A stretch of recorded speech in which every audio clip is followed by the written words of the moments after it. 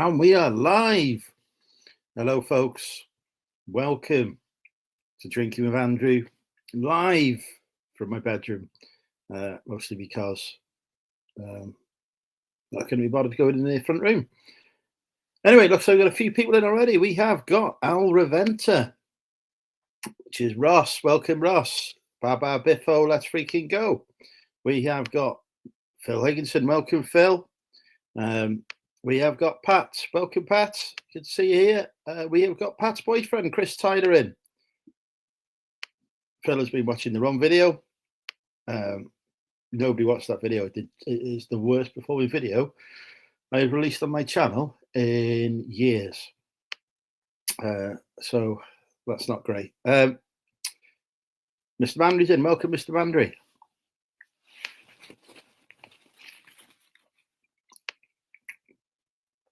Lynn was in. Lynn, I saw Lynn come in as well, but I can't scroll up. Hang on. All right. There we go. Welcome, Lynn.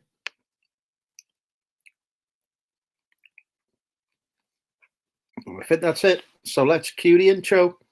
Or some more people come to say hello.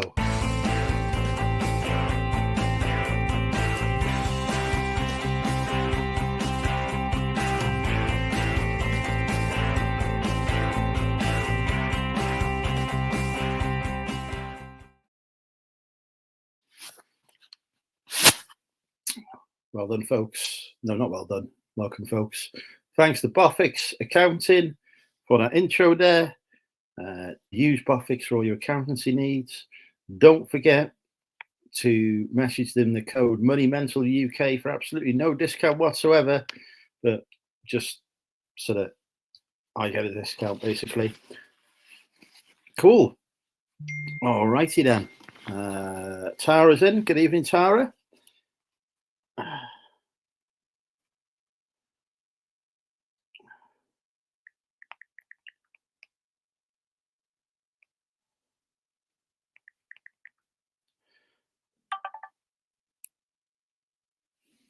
Ross was talking with Lucas this week. Excellent. I am meeting his wife next week. She will say she's the better half. Right. Let's put the link in the chat. See if anyone wants to come live. Not in a sexual way, because that would be wrong, and that's me demonetized already. Right. First cam. Just coming out. Good evening, Ewan. And here it is, the Stowford Press. Cider of choice tonight. I've only got 4 cans left, actually. I've got some Patches Gold that I found buried on the top floor, though, so not all is lost.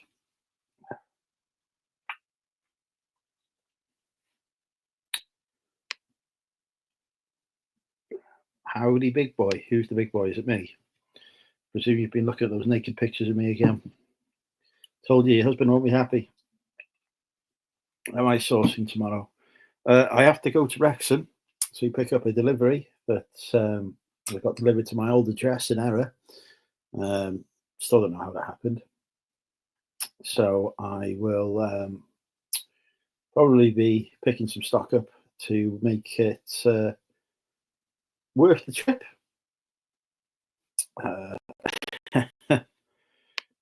Welcome, Ian. He's actually logged into his YouTube. Ross is going to pop on later. He got no boot sale tomorrow. There is a boot sale here tomorrow, but I won't be going because I don't need to go to no boot sales at no early time in the morning.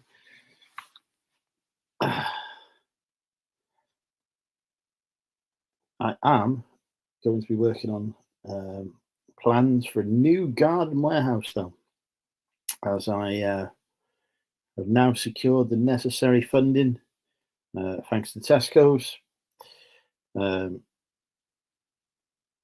get a structure built in the garden.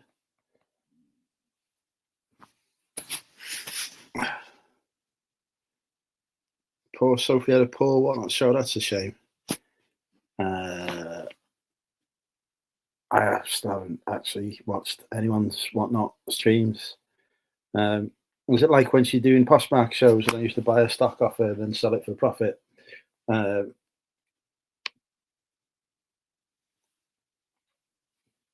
former hometown, Wrexham, before I moved.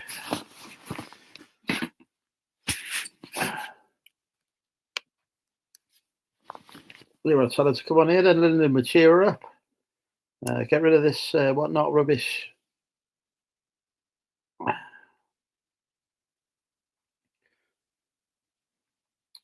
A fish pond. I don't need a fish pond now. No. I need a warehouse. So we're getting a warehouse at Botley Garden, which will take up quite a chunk of it. So I'm probably going to need some planning and permission. What do I love to sell? I love to sell anything that makes me money. More money, the better. Preferences for books, I would say, because I prefer to list books. Yeah, whatnot. It doesn't sound all that appealing to me either, I must admit.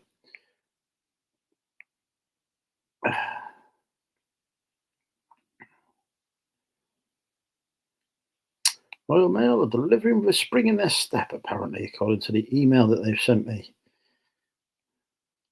Royal Mail have also given me a late delivery defect. They sent something out late. Oh, looks like we've got our first guest coming on. Welcome, Tara. Hello, everybody. How are you? Good. You? I'm all right. I'm assuming you've arrived here to flirt with me. Wouldn't you love that? Welcome to your first ever Drinking with Andrew live stream. Do you want to introduce yourself to the Drinking with Andrew community? Hello, Drinking with Andrew community. For those who don't know me, I am Tara, part of the Shop the Lions on Instagram. I'm a part-time reseller with my husband Ian, who is a Sparks for a job. And he went back to work in September, so we've basically kind of pared back what we resell, but I still like being part of this community with the lovely Andrew. Yes, community leader. Yes, yeah, self-appointed. I couldn't do it. I'm not even a reseller. I'm not sure. I think Lynn's talking to someone else. Oh, Ewan has got a question for you, Tara. Look, man, that's a hell of a gin, that. You know, size of your head. Starting well. Bloody hell. You'd be on the floor after that. No chance. That's a nice small one for me to start off. Christ. So Ewan had a question for you. Instagram. So my personal Instagram is Tara E24. And the resellers Instagram reselling one is shop what do you call the lower line? Underscore. Thank you very much. We're gonna have a nightmare tonight. You know, the menopause is kicking in strong already without the alcohol. It's not freaking gin. So it's shop _ lines. So my surname, my married surname is Lane. Hence my husband's nickname Lois Lane. So yeah, it's just a play on words with obviously a love for the Brighton's lines as well. So that's where that comes from. Very good. Chris don't know how to turn off notifications, Lynn, bloody hell. If Chris turned off his notification, your phone just farted. If Chris turned off his notifications, he wouldn't get the Drinking with Andrew one, Lyndon. He'd turn off everything.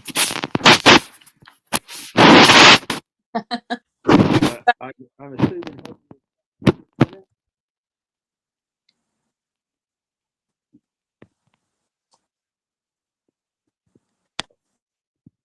Nope, we've lost Tara.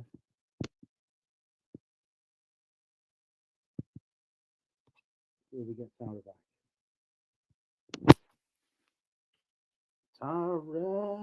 Tara, where are you, Tara?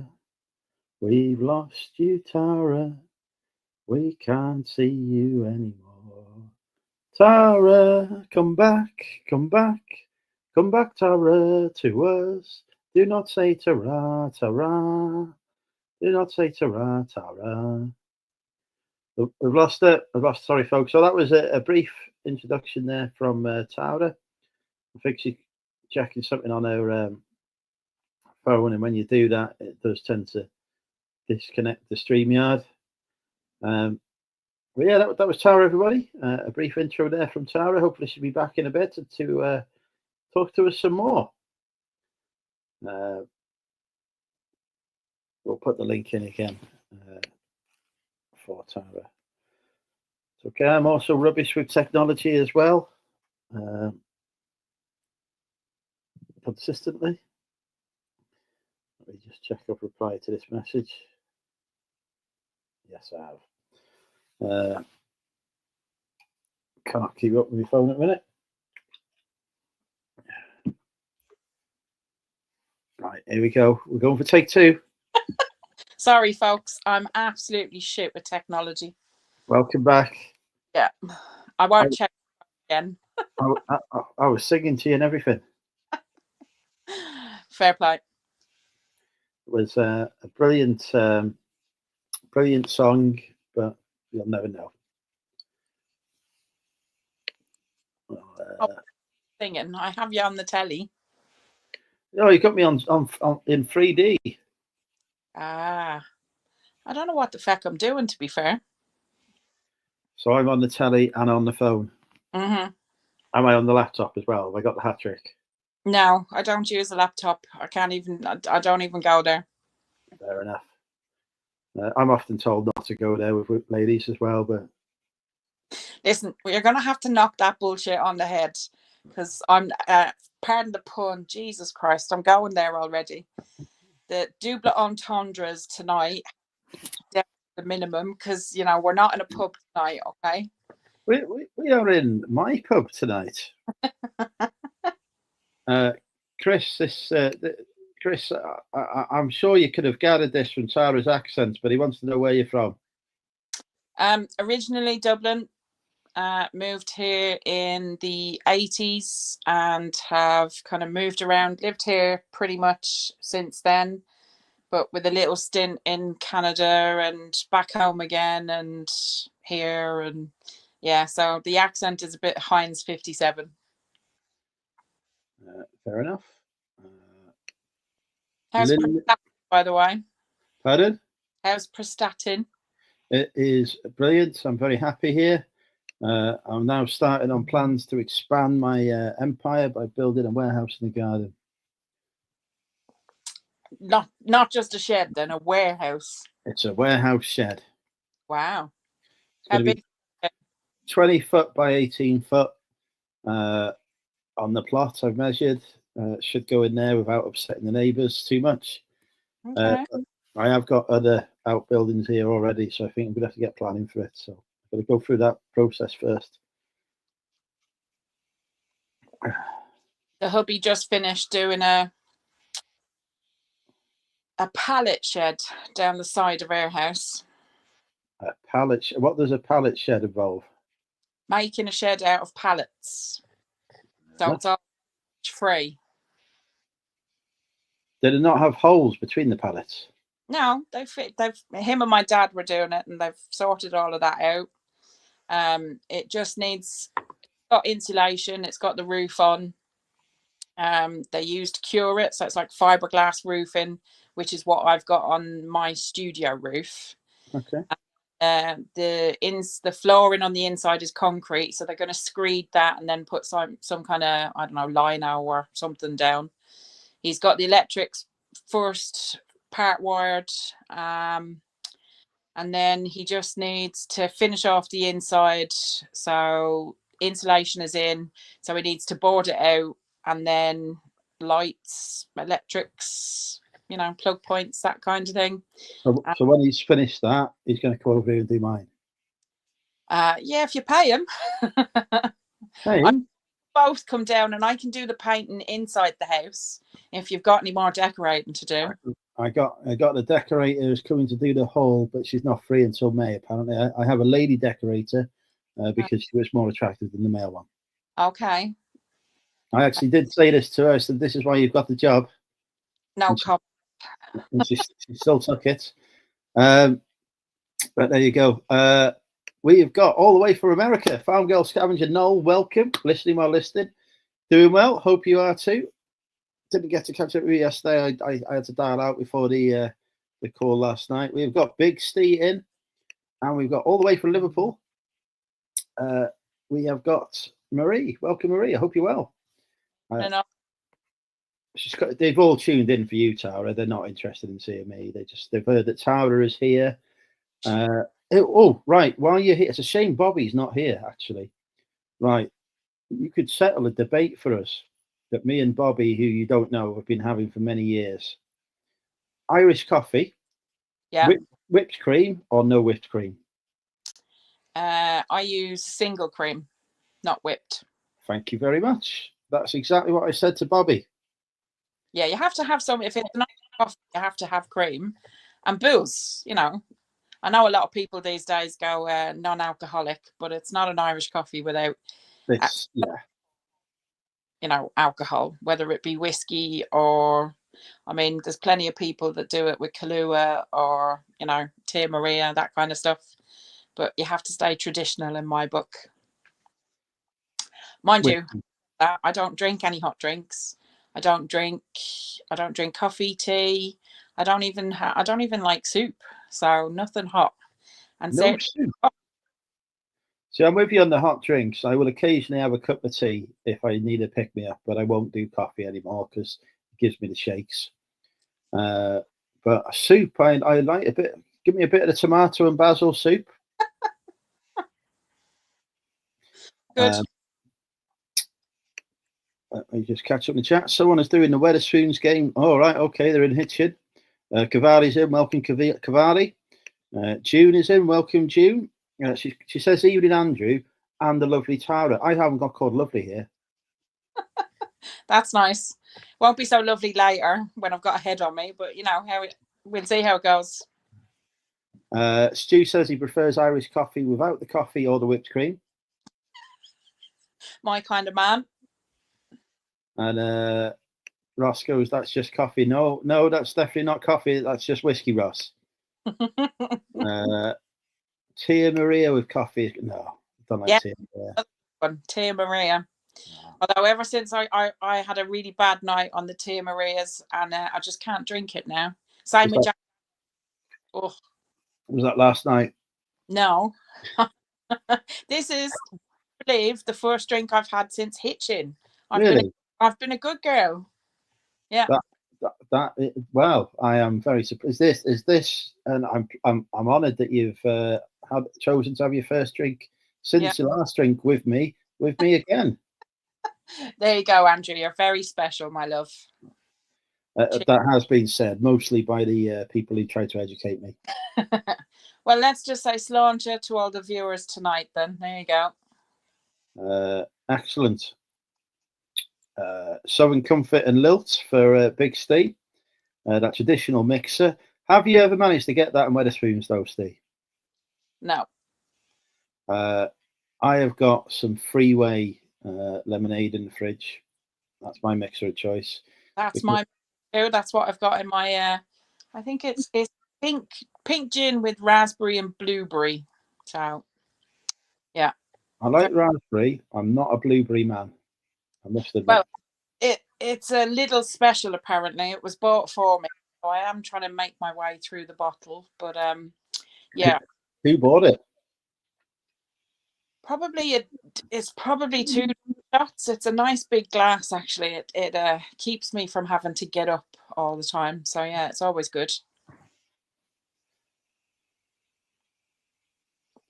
Very fruity, which is nice. I like to keep things fruity as well. Oh God, it's going to be one of them evenings, isn't it? You set me up. Yeah, in fairness, I am a glutton for punishment in that regard.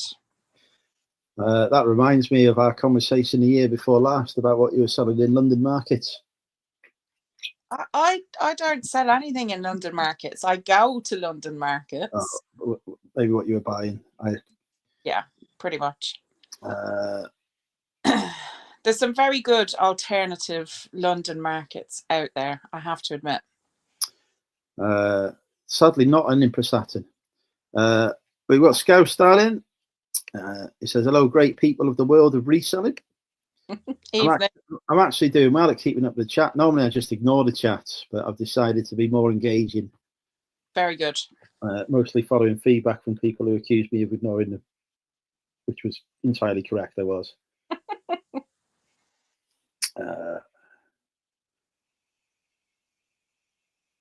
I was about to ask Andrew if his bedroom is finished yet.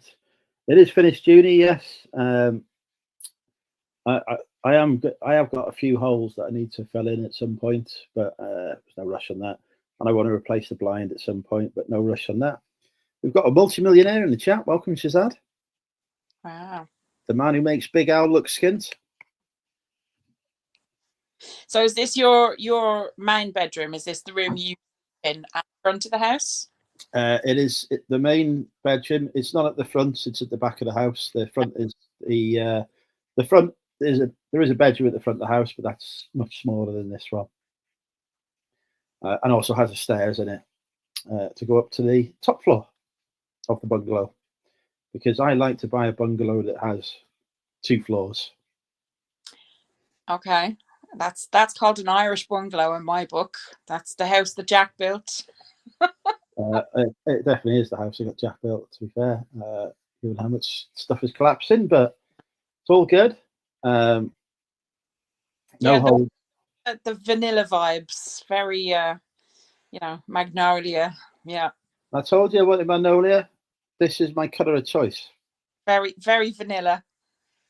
I like. I'm happily vanilla now. Well, then you won't like the alternative markets that I go to, Andrew. I'm well behaved these days. I turned over a new leaf. Well, you and I both know that is our tripe. I have been at least 24 hours without upsetting anyone. At least. Is that record? Well, we're approaching a personal best. I think my best was 3 days when I had COVID. I didn't speak to anyone. Why does that not surprise me? And then people got upset because I hadn't spoken to them for 3 days. So I kind of feel like I failed at life then. Can't win. No. Yeah, Shazad, how is the pharmaceutical empire going? I've sold some pharmaceuticals today, legal ones. Ibuprofen gel. Because I'm one of the biggest sellers of ibuprofen gel on eBay. Do you not have to have a license for that? Absolutely not. Oh, right. You have to have you can buy it in the supermarket off the shelf, so no license required.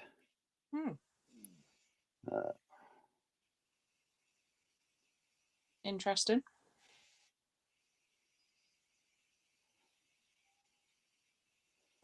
What sale this week, Andrew? Pardon?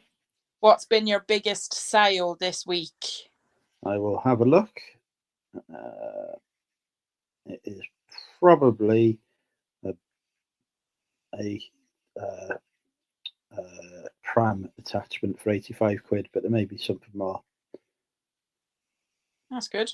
Yeah, no, pram attachment for 85 quid. Depends on the classification. I only sell the Class A classifications.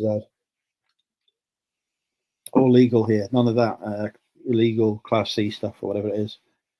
I think I've got that the wrong way round, haven't I? I wouldn't know. Whichever one the legal one is. Okay, I believe you. Thousands wouldn't. Yeah, eBay doesn't allow illegal stuff. They took off me cold sore treatments because they said it wasn't legal for me to sell it, which it is. I don't think it is actually. Is that not a POM? No, I don't think there's any drugs in it. I think it's just a cream. Or Avaclor? I forget what the active ingredient is. I thought it had to be over-the-counter medication. Yeah, no, it's not over the counter. No, you buy it in the supermarket, which is where I bought it from. Okay. There's a common theme. Resell Northeast thing has popped in. This basically is an opportunity for me and Tara to get drunk, and everyone else can join us either live or in the chat. I'm not sure much reseller content with me here. I don't really do. Is there content? What we should do though is we should ask the chat questions and get a conversation going with the chat. So, Tara, I will let you ask the chat the first question. Okay. What's everybody's biggest sale this week? What are they most happy about? Okay, so 2 questions there from Tara. What's everyone's biggest sale and what are you most happy about? Andrew Corby, ugly, I'm not his friend. I wouldn't worry about that.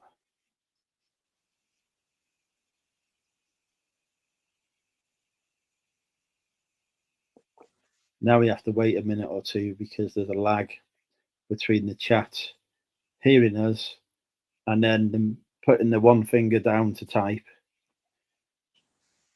and the response is coming in. In the meantime, no, Tara does not have an interest in coins or magnets.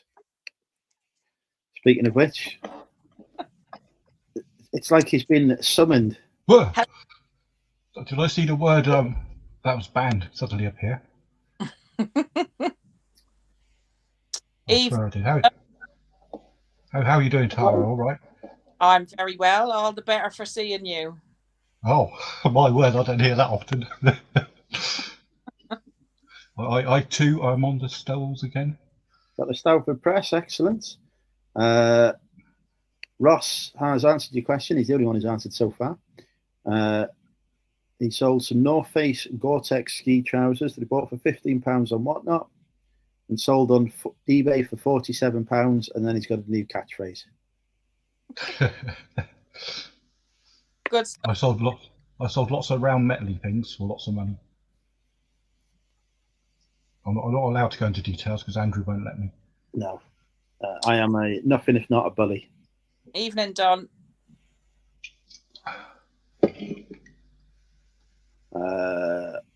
Porky says he's sold a rope car on Vinted for 20 quid and he's happy he made it another Friday to see me. Thank you, Porky. It's appreciated.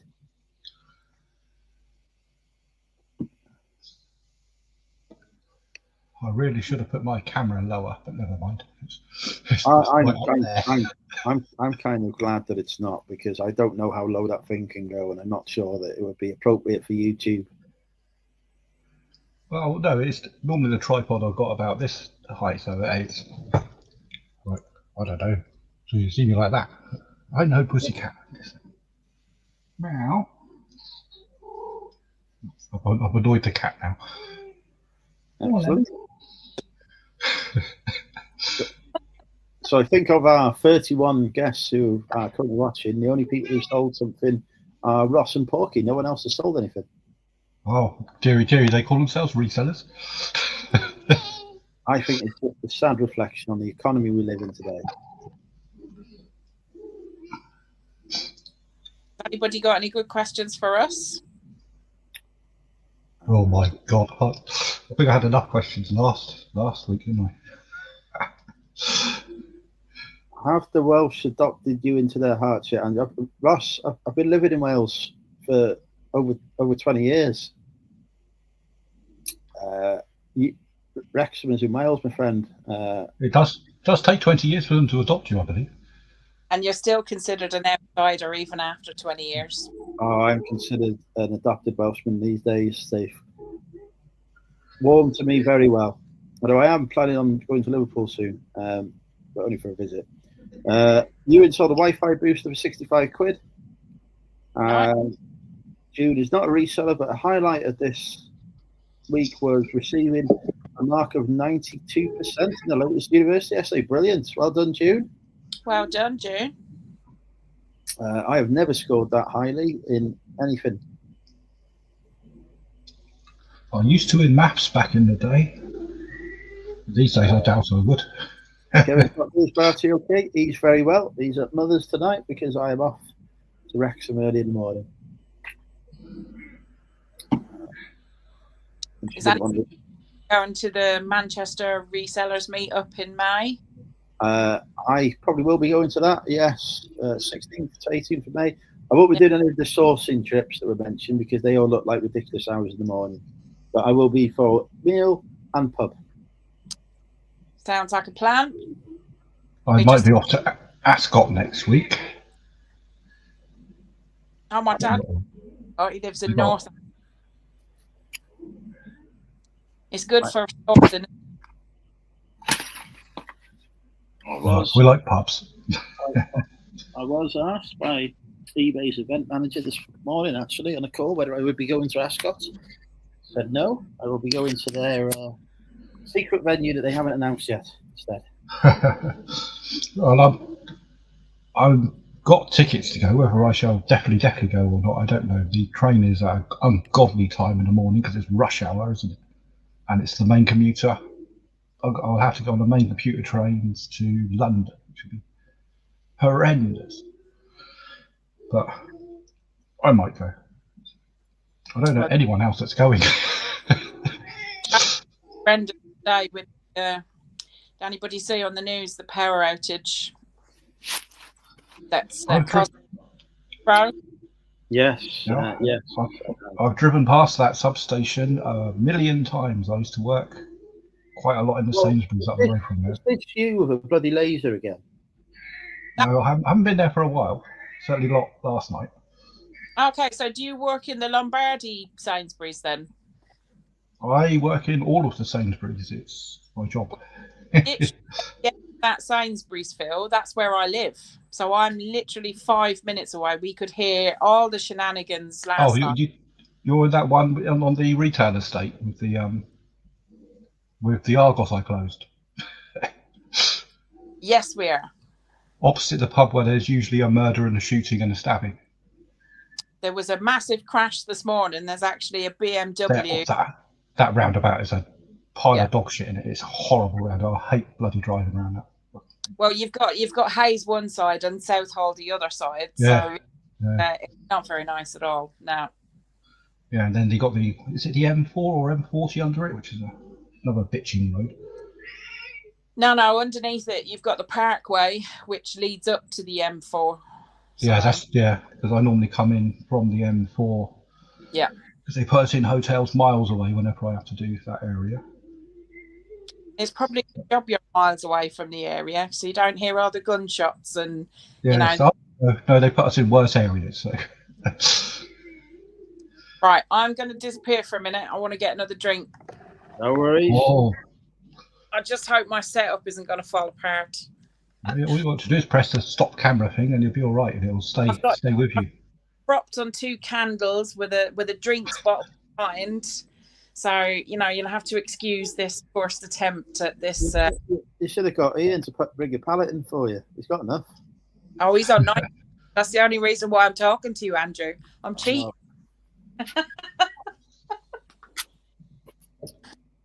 Lyndon says she bought a gold pin brooch with tiny trainers on chains for £4 in St Christopher's Hospice, and it's hallmarked. And Ross has been giving out freight credit card details again. Oh, again? God, dear. Pussycat, you are annoying, aren't you? God. Yeah, the cat won't leave you alone today. This is the most active I've seen your cat. I assumed it was just a rumour before. Well, when she was a kitten about 3-4 years ago, she used to tear about in the background a little bit. But when my partner goes to bed, she normally disappears into the bedroom with her and leaves me alone for a good few hours. But tonight she's decided she's having none of that and she's staying in here. Haven't you? Right? Being annoying. By the sounds they're about to kill you. Yes, that is usually the case. She does inflict a lot of near mortal wounds.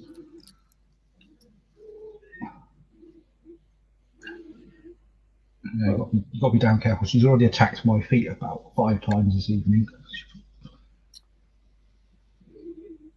Haven't you? I think we've described why I prefer dogs to cats. If the dog wants to attack me, he gets his tongue out and starts licking me. No, I prefer the direct approach. A cat that lets you know exactly what's thinking. Don't you? Yeah. Wow. And yes, I know. And she is named after a female on Star Wars. Aren't you? She is Asuka. I remember.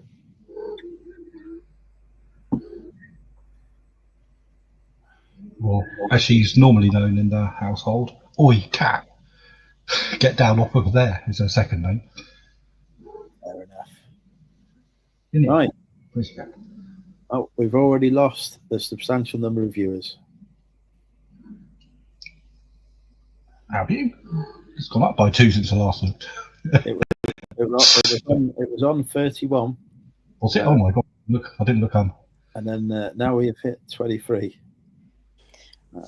Right, So, welcome back. We'll probably get some more viewers in now that Tara has returned. Oh, what's that? That looks good. I'm going to try another gin now. This is Blood Orange. One of the only spirits I don't really like too much is gin. Do you know what? I've only started drinking it since lockdown, so I do go back to it and try it every now and then just to see if I've changed my mind, and unfortunately, no. I've even spoken when I had a colleague who was obsessed with Hendrick's gin with cucumber in it. yeah, that's the old-fashioned way. Okay. I think I've got several bottles on the go. I have Bombay Sapphire. I've got Tanqueray.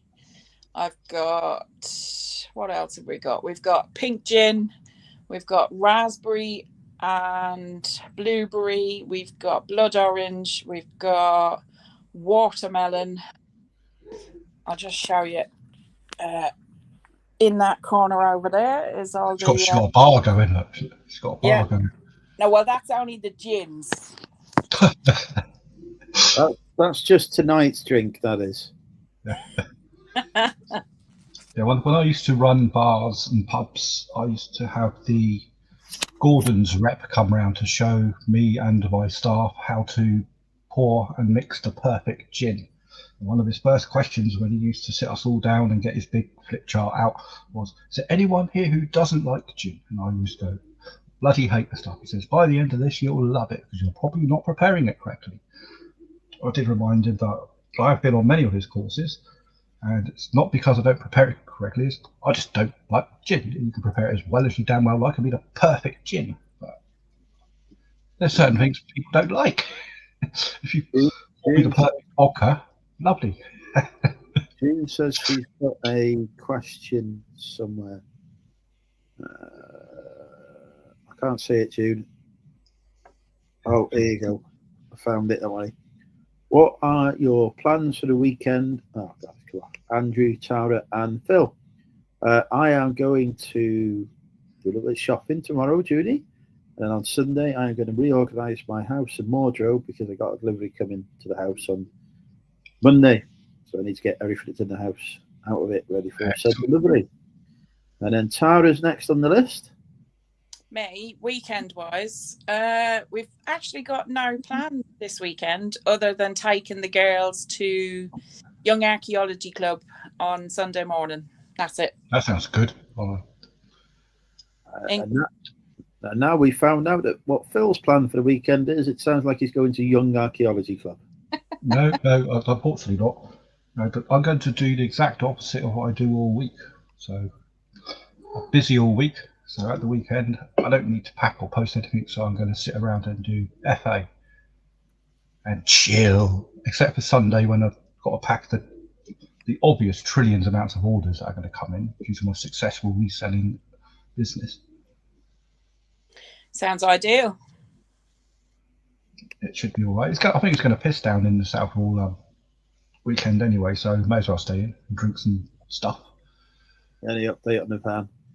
No, I went to look at a new van today, Chris, and I was ready to agree on it. And I decided I was going to part exchange the EV for it so I could afford it.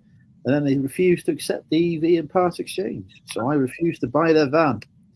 But my van is in with the auto electrician on Tuesday to see if they can find any way. Could you part exchange your old van? Would they have none of that?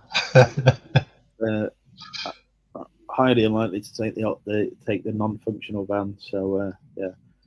I had in my head the idea of I would just go down to one vehicle and use this van for my daily driving. But now instead, I'm going to build a garden warehouse. Put the money towards that. So, are you going to do a documented series on your channel? Well, it gives me content, and if it can get me more than 100 views, then maybe. Who here has actually watched my latest video? I watched it all the way through. I forgot to mention the sellotape at the end, but you can tell from the fact that I know sellotape is at the end that I did. Or that you skipped to the end and seen what the word was, one of the two? No, I can't be asked to do that. If I wasn't going to watch it, I wouldn't watch it at all. I'm a bit behind at the moment and on my video viewing. Because of that power outage we have, I haven't watched anything. So Tara's missed it. Ross has watched it. Yeah, I was very surprised, Chris, that they wouldn't take it. But then on the way back, I actually did manage to scrape the car on the wall anyway, which I took as fate that I didn't apart exchange. Shouldn't have agreed the deal to get rid of it. So didn't. Do we think that Ross has been sniffing the sellotape? There's been some interesting comments coming out of him tonight. Yeah, Ross, what are you on? Is it some of this new brand sellotape that's been coming from dodgy Poundland stores or something? And what's this Bar Biffo about? That's what I want to know. The only biff I know is a big red bin.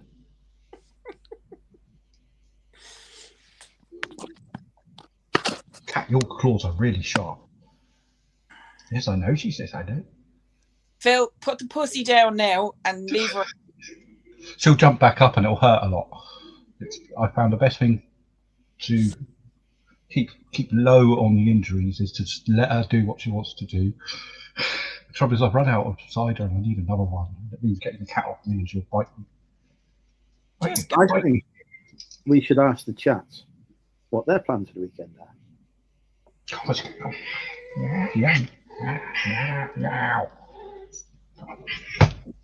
Oh, baby girl. Sit there. There you go. People in the chat, what are your plans for the weekend? Good girl.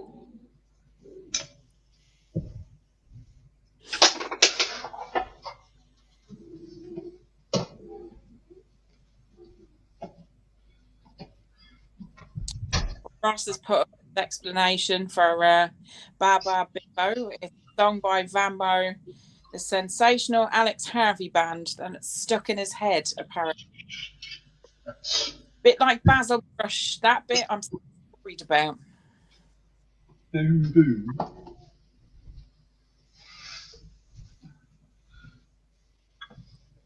I've gone on to the cheap Lidl's wine. Listen here, don't go slagging off Lidl's. I love a good Lidl's. No. Wine. How's that slagging it off? Cheap. That is a compliment. I don't buy wine I'm not going to drink. And if it's at a good price, then fair play. Well, considering you work for Sainsbury's, yeah. I don't work directly for Sainsbury's. I am a merchandiser that goes into all of the. He's like a contractor, but not one of the well-paid ones. No, I'm one of the very poorly paid people. I say I'm a merchandiser, but in reality, I just put beans on shelves because they can never find me any good work to do. Ewan is listening and stay out the pub.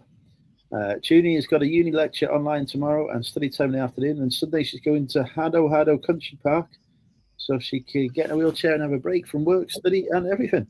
Sounds very nice. Sounds very good. Where have you gone, Kat? What are you doing? Is Haddo Country Park then quite accessible, June? I've just had to buy myself a new. It's called a rollator. It's one of those kind of walkie trolley things, and I got it in electric blue, so it's very nice. Not granny-ish at all. Has it got like that hologrammatic sheen to it? And yes, it does. Yeah. excellent. I need to tart it up a bit though. I still feel like I'm 90 using it, but I've got some Star Wars stickers you can put on it. Put some flames on the side of it so it looks like a hot rod. I need to go stripes for it. Or tassels from the handlebar type things.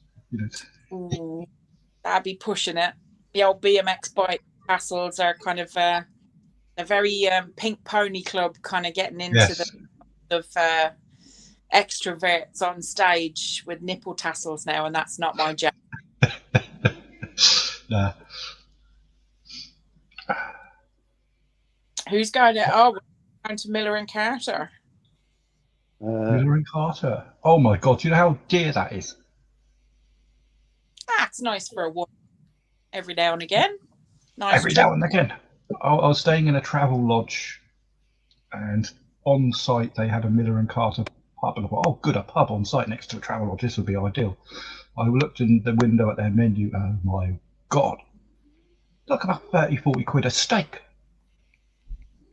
I think they charged me a £5 just to look in the window. It's unreal. It was I think when was that? That's around Valentine's Day as well, and I can't imagine how much it would have cost to take your date there on Valentine's Day. You're looking well into over 100 quid.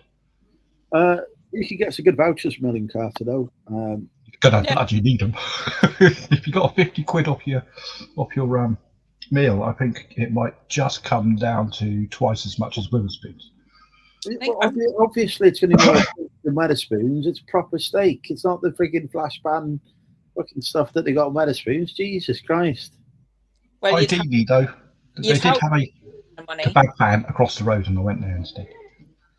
And plus, they do a really nice mojito. So, yeah, I like. Oh yeah, I love mojito. In the summer, I always buy all the bits and pieces to make a damn good one. Yeah. I mean, the proper good shit for it. It's sometimes who is it? Is it Marks and Spencers or Waitrose? One of them. They do it in a can, and it's actually pretty damn good. Most of the ones you get in a can are like 4% pieces of shit. But it's got to be made from scratch, but good sugar syrup, fresh mint. Got to be done. Yeah, I always used to get the fresh mint and crush that up and bang it in there, strain it out. Still got. You can't. Oh, I don't know. You might know. Can't. All my cocktail shenanigans is up there. Yeah. Well, as an ex-barmaid, ex-pub you would have been a damn good barmaid, I reckon. You would. Yeah, definitely, especially my younger days. I used to have some bar girls very similar to you, and yeah, you need that sort of strength behind the bar. Good personality, people that take no shit and serve a good drink. Well, I feel like this is the nicest Phil's ever been to another human being in his life. I've turned over a new leaf. What have you done to him? It's the cat. Sarah got some kind of Jedi mind powers here going on. Well, the cat does. She's called Asuka, so. Yeah.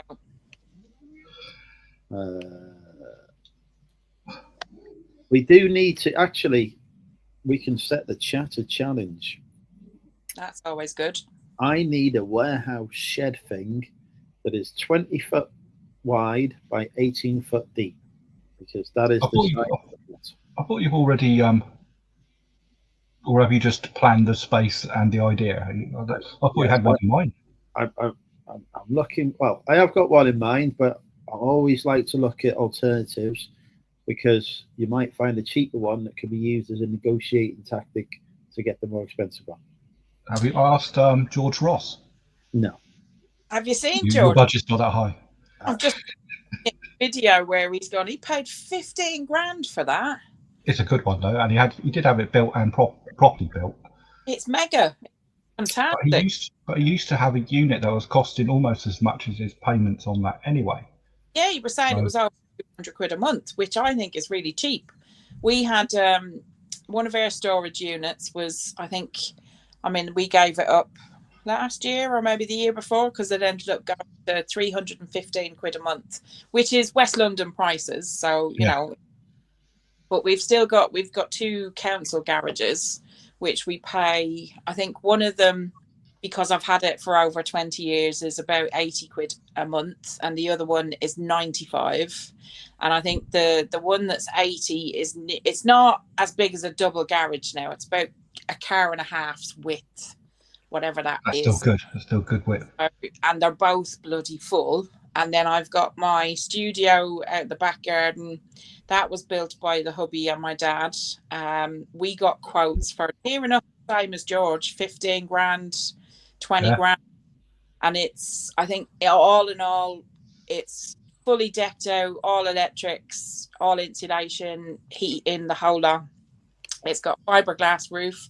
And I think we did it for less than 5 grand. Well, that's not too bad.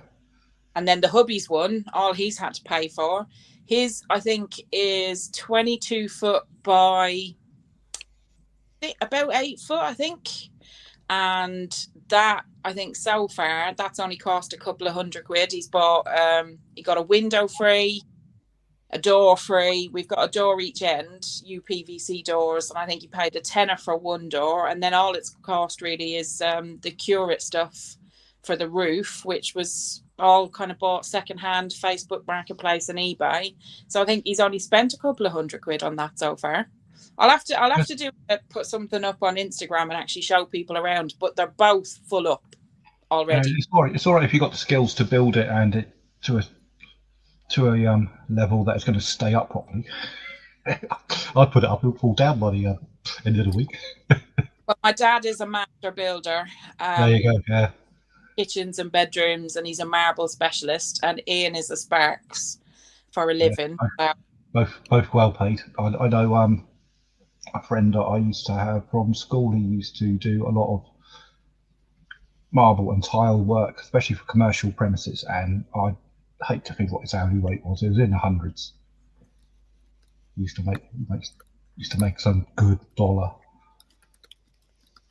All the Sainsbury's floors are done by him. Well, were done by him as well. All right. Can't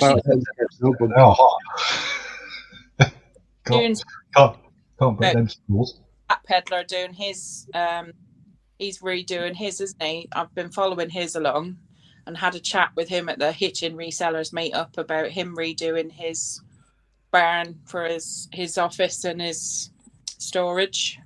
Yes, he's hoping to have it done by 2050. No, fusion power will be along before that's finished. He's doing a fantastic job, given he's been doing it all by himself.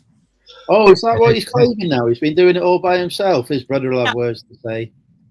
His son helped, and you know he's fantastic considering. Really, I think he's doing amazing. He's had more than a few people pitching with that one. But if you watch his YouTube or listen to it, it's all just him. Fair play to him. The more help, the merrier, as far as I'm concerned. Yes, which is exactly why Ian is going to build me a shed. Listen, I understand Carpet Chris is going to come around and help you because he loves his garden DIY. He can do the decking. Bonsai trees and maybe a bit of pruning, but that's about it for me. I have found the one I'm probably going to get, which is about £8,259, 30 pence. Is that with it being built though? Yeah, with it being built. That's actually not a bad price, really. But I'll see if there's any other options out there before I fully commit. Is there any room for negotiation? There's always room for negotiation when I come along and talk about how I'm going to do a wonderful job promoting them on YouTube. Yes. I assume you're going to put this through your business so you can get your VAT and tax back on the thingamajigger. Everything will, of course, go through the business once the accountant has signed off on it. Should cost you about £100 by the end of the year. Then. I like the idea about having a bunker. We've got the Battle of Britain bunker just up the road from us, and I have to admit, I like the idea of a bunker. I'm not sure that I would be allowed back out again. I think that's my problem. They're like, thank God he's gone underground. That's it. Don't let him back. Nail it shut. I'll come and rescue you.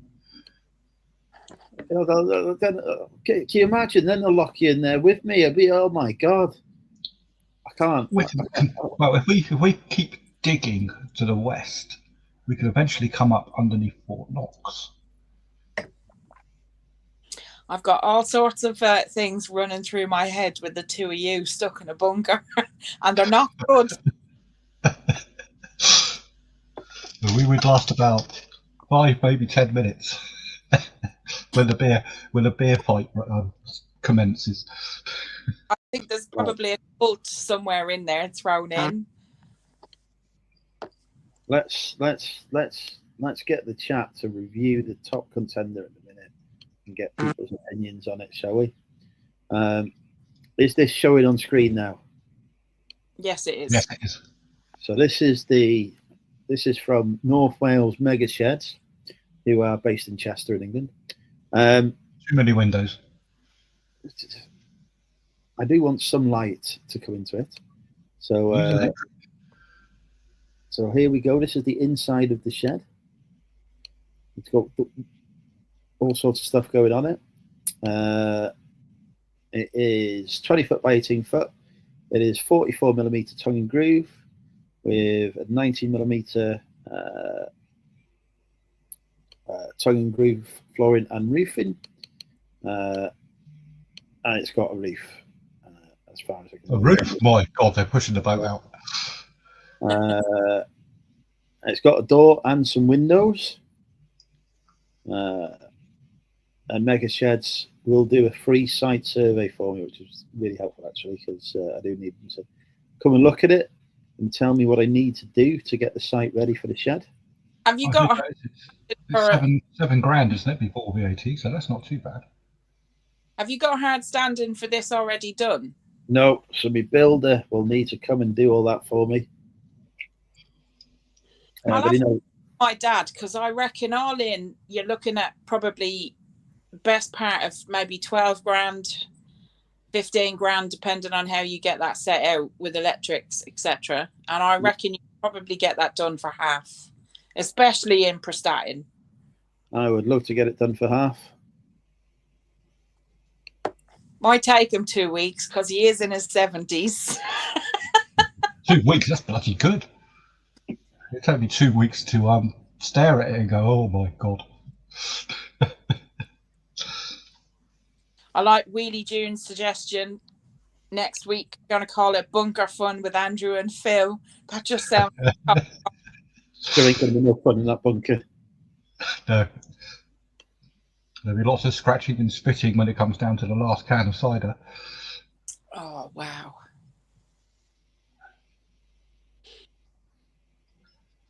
But anybody else going to join us tonight? Who's going to join us? I'm asking, I'm putting it out there. Is anybody else going to join in? Oh, Ross will be on. Promised. Once he gets Bar Biffa Bins out of his head.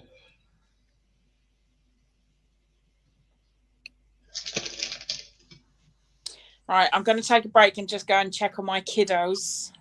Yes, make sure they're still alive. I'm back in a bit. Cat's gone. And get another drink. Cat, where have you gone? There you are. What are you doing by the door? Anyone else see the sea, or is that just me? That's just me. It's the computer. See?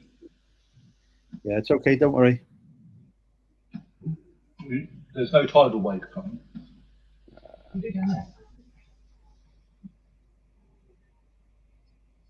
You see, cat.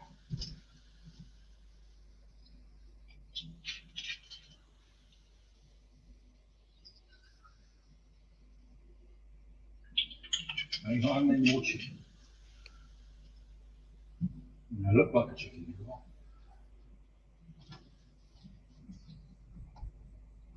I don't think they've got a stock one in that size in the. Is Krillin lurking? So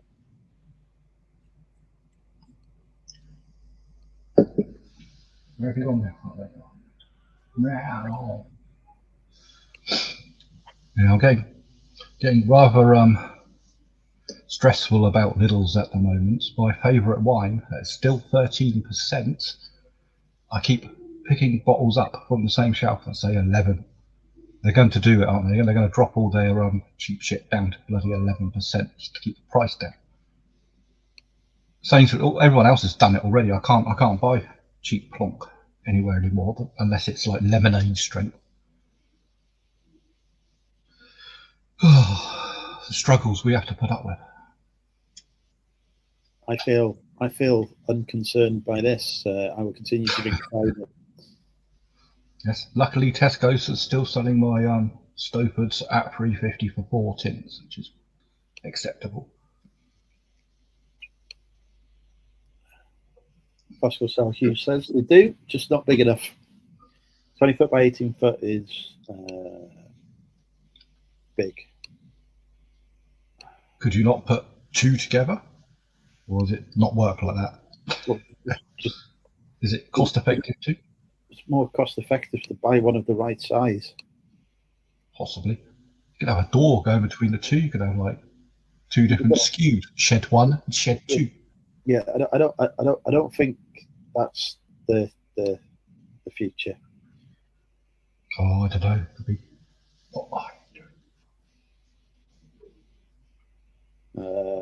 Yeah, I'm not seeing any of the contenders at the minute.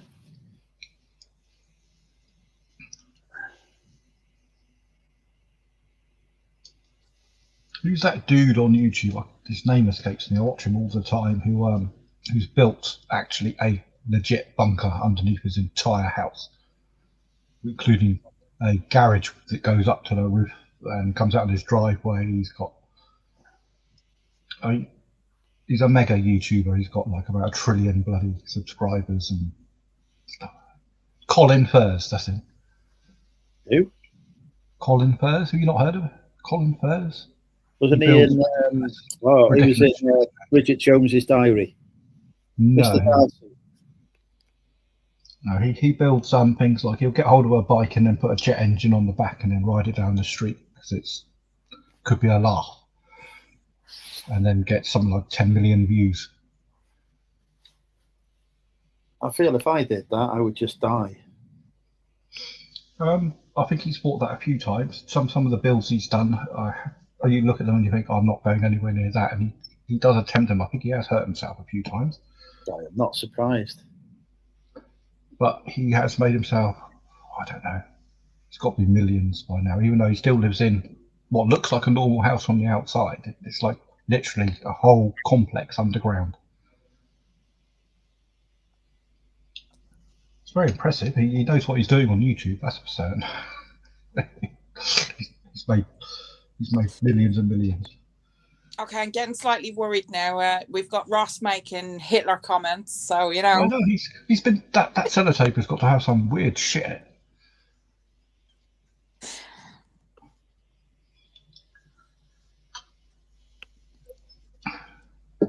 Kids are still alive, so I'm being a shabby parent this evening, but however.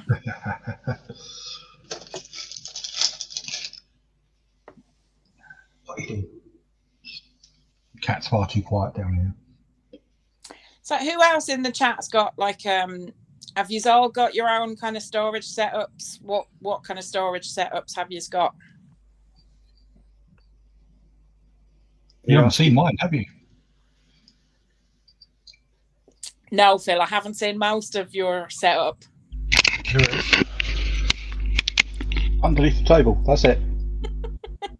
Literally that's about 50 grand's worth of stock right there.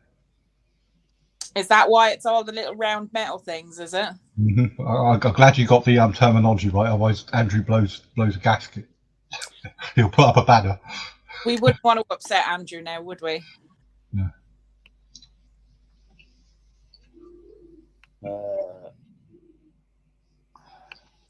I'm only allowed 3 strikes a stream, and then he bans me.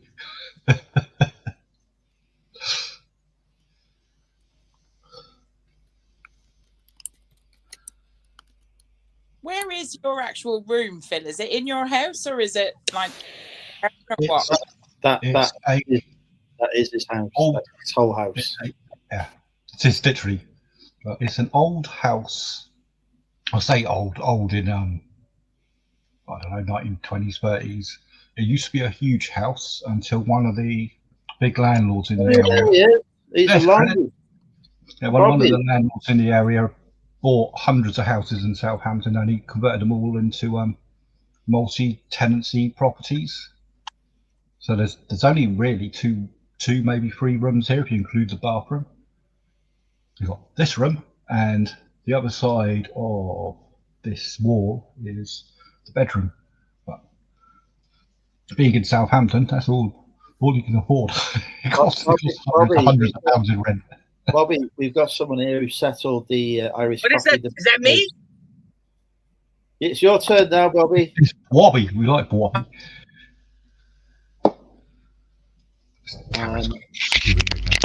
Bobby's either had a stroke or his signal's gone. Hang on. Let's just get him in there.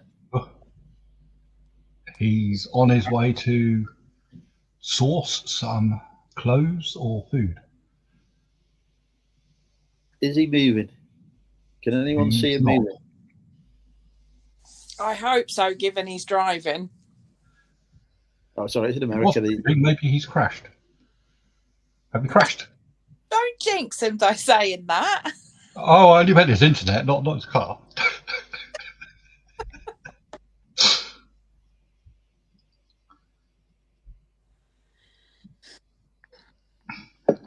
Oh, it's all gone quiet. Oh. We've lost him. I've turned into a dog. June's suggestion of a dungeon might be erring on the kind of the wrong side of this friendly evening conversation.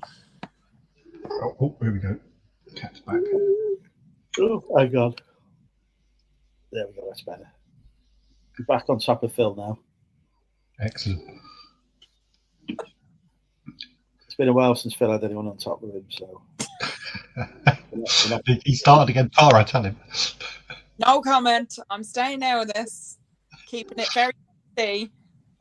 Can you see all my mini mouse over there, Tara? Well, not all. If he starts getting no percentage. The girl going to be added. Red Nose Day T-shirts today. Yeah, I've lost love with all these televised charity things. If I'm going to give to charity, I don't think. You just do it yourself, don't you? You don't go on it. Oh, look at me! I'll give you £10 and it all goes up on the screen or whatever. I don't know. Well, hence we're on here, Phil, chatting with Andrew. Yes. Well, I normally am anyway. I don't need an excuse. England versus Albania. My life is really exciting. England versus Albania. There's comic relief, and then there's all of us lot chatting with Andrew. Yeah. So we're poor as well. Our charity stays at home. First world problems we've got. What is your charity of choice, Phil? It does change. I like animal charities. I like dementia and mental health charities mainly. Right. Those are the ones I would prefer to support. With obviously cat charities, you can tell. Bobby, are you alive? Bobby. He's quiet. There must be something wrong. I can't hear it? Oh, that's better. Oh, I thought there was background noise. No, what's going on? It's just Phil's cat. To Bobby. Got a lot of echoes. Yeah, I guess that's me. Phil has got tribbles. Yes. Tribble troubles. He's breeding tribbles. Yeah, I got something wrong with my. I gotta fix it. I don't know how to do that. So, Tara, in case you didn't realise, Bobby is from America. I kind of gathered that, Andrew, but thank you for that. It's from New York State. From Long Island, the home of the iced tea. Have you ever had a Long Island iced tea, Bobby? You guys have that over there, Long Island iced tea? We do. Hi, Kathy. We've only just got it because we're so backward.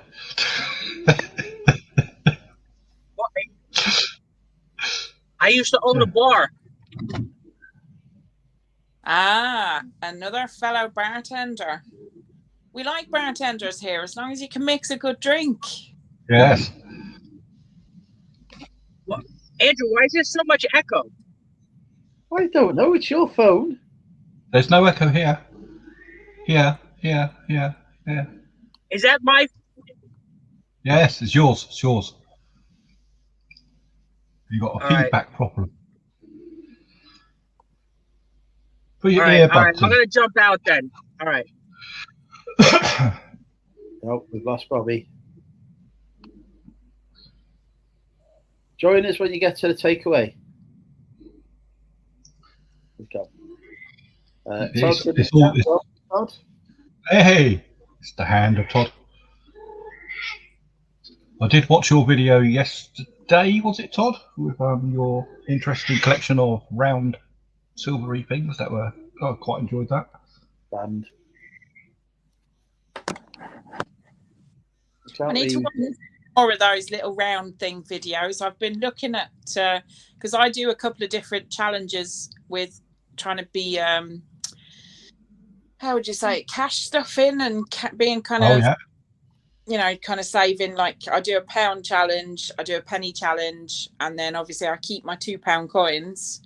So talking of which. At, look, £2 coins. Sarah, you learn with Phil, you never get to finish a sentence. you don't either with me, so you're inviting the wrong people, Andrew. We've got the hand of Todd coming. Oh, where's my camera pointed? I don't know. It's pointing at your Here, let me dig it out. Oh, I've got a little. Currently pointing at a pair of boobs. Pair of boobs. That's not boobs. That's. What are they then? That's a nutcracker. A nutcracker with very big pointy boobs. Yeah, I saw this on your video. It's definitely doing something to my nuts. You put a little nut in here, and then you put a nut between its. Jesus Christ, it gets worse. Say hi. I've never been so attracted to an inanimate object. I was going to say something there, but I better not, because we'll just end up getting into the gutter far too quick. Yeah, that's like the original ball buster out there. Hey, Todd, you've not seen my cat, have you? You got a cat. Oh, I've had a cat a while, but she's normally not online. Speaking of beautiful ladies, Rachel Fantastic is in the chat. Welcome, Rachel. Hi, Rachel. Okay, yeah, Phil, you like silver? Yeah, I saw those. That's a Whitman album, isn't it?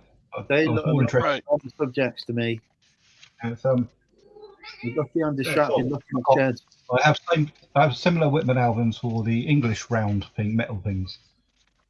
Whitman makes these books for English. They make it for the world, I think. So these are pre-1964. Here's a hot tip for you. So that book alone, take all your silver out and stack it. The book alone sells for reasonably good money because people like a Whitman album. Yeah, you can probably get about $10-15 easy, probably $20 just for the album. Really? Yeah, Whitman albums go for good money. I try to buy them cheap. Unfortunately, everyone over here, all the resellers over here that are in my niche also know the same as I do, and they try to bid against me, so I don't get very many. Whitman albums are only good for one use. Selling to other people. No, I mean, when you place a coin, this is like a cardboard paper. Yeah, you can pop it from the back, can't you? You press the coin in, and it's good. But once you take a coin out and then try to replace a coin in the same spot, it no longer holds the coin. Hang on now. I know a video that'll actually sort your album out to do that properly. Hang on. I've just seen band subjects being presented now. Oh, we're talking about the album, not the actual metal thing. No. Band subjects. Reselling cardware. The chat is already rioting because we've got a band subject on. Right? Todd, seriously, if you want the album to hold your metal thing, I know of a man who will give you advice. I'm on a live chat. Oh, stop biting me. Yeah, my cat doesn't like me talking about Mount Retley things either. Right. Some things are completely banned, are they, Andrew? Everything's banned that I talk about. If I start talking about a random subject, it'll be banned. We only have 4 things that are banned on this channel. 4 now. 40's gone up by 1 already. Coins, magnets, lasers, and fishing. And boobs. They're not banned. No, Andrew will never ban boobs. Favorite topic. Actually, that's a bit of teak wood, but shaped well. I saw you picked up some wooden tiki mugs as well or something, did you not? Yeah. So they go for good money. I'd love to have a tiki party. That's a I've been to a tiki party or two.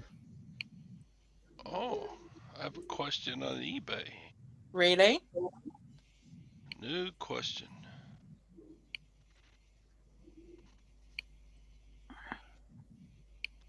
Right, nobody on the chat has found me a warehouse. I think Ross is too busy talking about ice fishing, apparently. The hell is ice fishing? What about magnet fishing? Is that doubly banned? Especially if you find coins with magnet fishing, is that a triple banned? I'm just getting the chat about fishing in general is, yeah. Rachel has seen the pair of boobs that are not in the thumbnail. It's causing a shock. Oh, Rachel, your boobs are much nicer than Todd's. Oh my God. If I was sitting beside you, I'd slap you now, you know that? You are sitting beside you. Give him a virtual slap. That was charming. So, what could be better than tiki and boobs?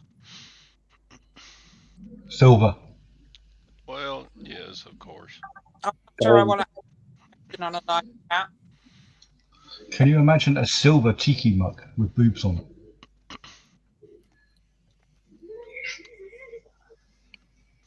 We need to get Rachel live as well. You would like Rachel to have it. I like most people, Andrew. There's very few people that I detest in this world. Oh, there's loads I detest. You would not like me in person, Tara. I'm awful. Where are you from, Todd? I'm from New South Wales. You are not, you liar. You definitely don't sound like you're from New South Wales. Okay. No, I live in Texas. Okay. Have you ever heard of Texas? I have, yeah. Okay, it's that little place out west, isn't it? Yeah, it's kind of southwest, yeah. Southwest of It's Us. just it's just near it's just off the M25 near Slough. Yeah. Yeah. It's pretty close to Birmingham. It's close to Fort Knox. I want to know. No, it's not close to Fort Knox. Oh, see, there you go, Rachel. Right, let's put the link in the chat. We see Rachel with makeup on. You can tell us all about the naked ladies you support. Ooh. I need to try Whatnot. In America, you probably get a larger audience. Over here, we try Whatnot, and all we get is an audience of resellers buying your stuff for £1. You must be on a bit of a high, Rachel, if you've just finished a Whatnot show. A high Whatnot. I understand Sophie's show didn't go particularly well. I was watching it on YouTube, and there weren't many buyers, I'm afraid. Do you know what? I'm a bit behind in the times with Whatnot. The only Whatnot show that I've actually watched, participated in, and bought from was Lex's. Bad Biscuit selling. I know Lex. I often go and watch it if I see one coming up. But she's savvy. She won't sell me anything cheap. How many is She's it? not. How many what? Sorry, Tara. How many cans is that for Andrew? I'm wondering. No, he second. That's not his second. Third. Oh my God, he's going quite well tonight. Well, all right. I was just popping on to say hi and wish everyone well. I have monkeys to pod. Monkey pod wood. Yeah, I've got monkeys to pod. So. Sorry, you're taking our boobs away from us, and Tara's told me I'm not allowed to look at hers. That's right. Y'all do well. Thank you for having me on, Andrew. Pleasure to see you, Todd. Lovely to see you, Todd. Welcome Adios. back anytime. Tara, I've got one mission for you in life. Just one. Just the one currently. It may change in the future. You need to persuade Rachel to come live while I am attempting to find a garden room. I definitely think we need to even the balance with another female presence on tonight. Even the balance. Yeah. We need 2-1 is pretty good for Andrew. I told you, you cannot finish a sentence with him.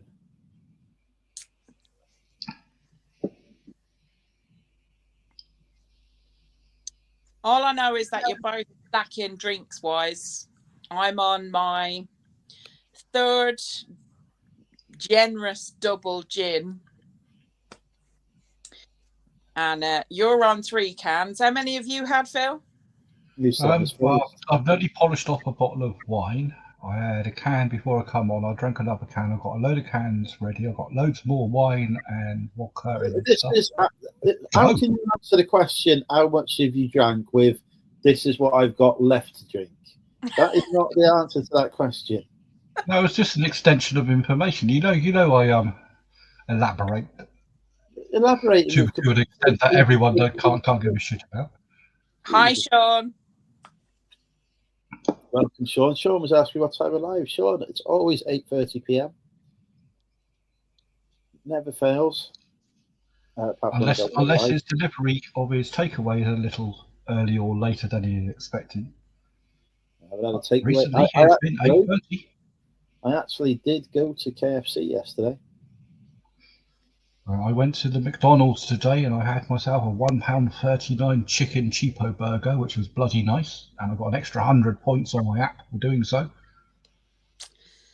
Yeah, I'm presuming politics. Ooh, hang on. It's worked. Oh, there we go. I've lost her. Rachel, I had your head and she's gone. Rachel was there lurking. I went to put her on and I lost her. Hang on. Here we go. She's back. Yay! Did it? Hello. That was a little better. You're back. Welcome. I like the fantastic top as well. Of course, branded. Very good. Evening. How did the Whatnot show go? Oh, exhausted. I can barely talk. I feel like my voice is going. Yeah, You need some more drink. I do actually. I'm going to go get myself something out the fridge. What are Excellent. we all drinking? We are on the Salford Press tonight. Hold on, going a bit dark. I'm on the Chardonnay and the Stowford Press.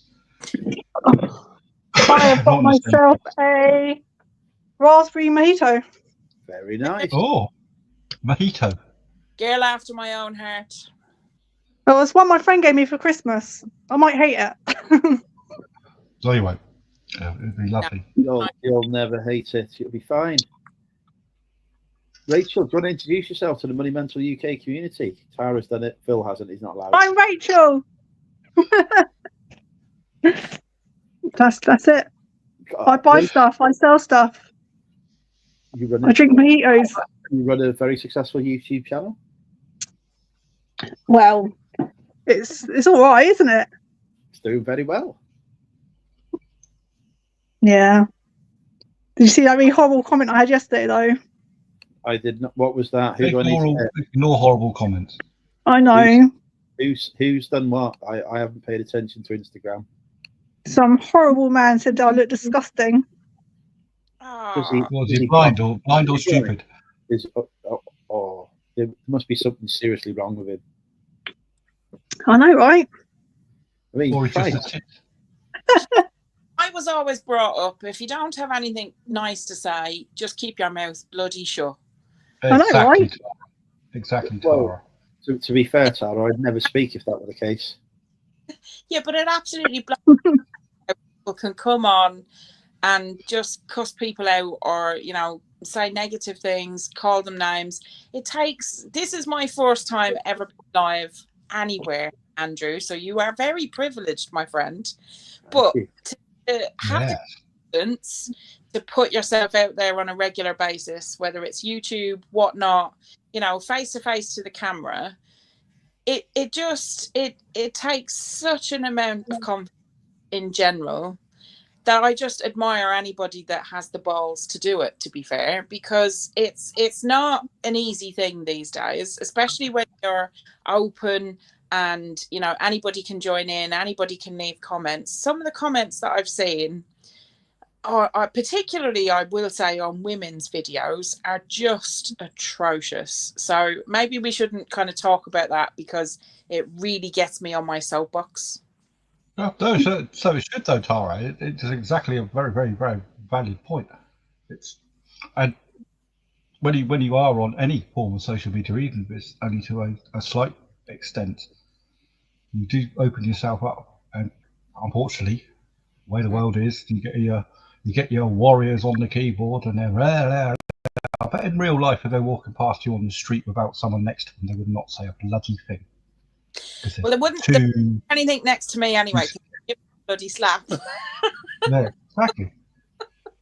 There are people like I who pay for that kind of thing though and enjoy that. So I just think that whoever typed it out hasn't changed their underpants for about a week. That's all I'm going to say. Or they have, but put them inside out. Do you get a lot of negative comments, Rachel, or just the odd one every now and again?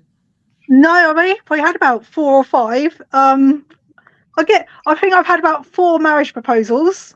Wow. Yeah. But to be fair, they were all from me. I just want to keep knocking them back. I'm like, sorry, dude, no. I'm still waiting for yes. I'm open on attempt number 63. I'll have worn you down. I will never get married. Sorry, Andrew. Never going to happen. I used to say that until I met my husband. We'd be 20 years married this Christmas Eve, actually, which is a hell of a surprise to me, let alone to probably him. So you got married around about the Christmas time? We got married Christmas Eve. Jesus Christ. I bet that was a party. I was 1 when you got married. What? You're in your He arse. was. Thank you, boy. It's all about 21.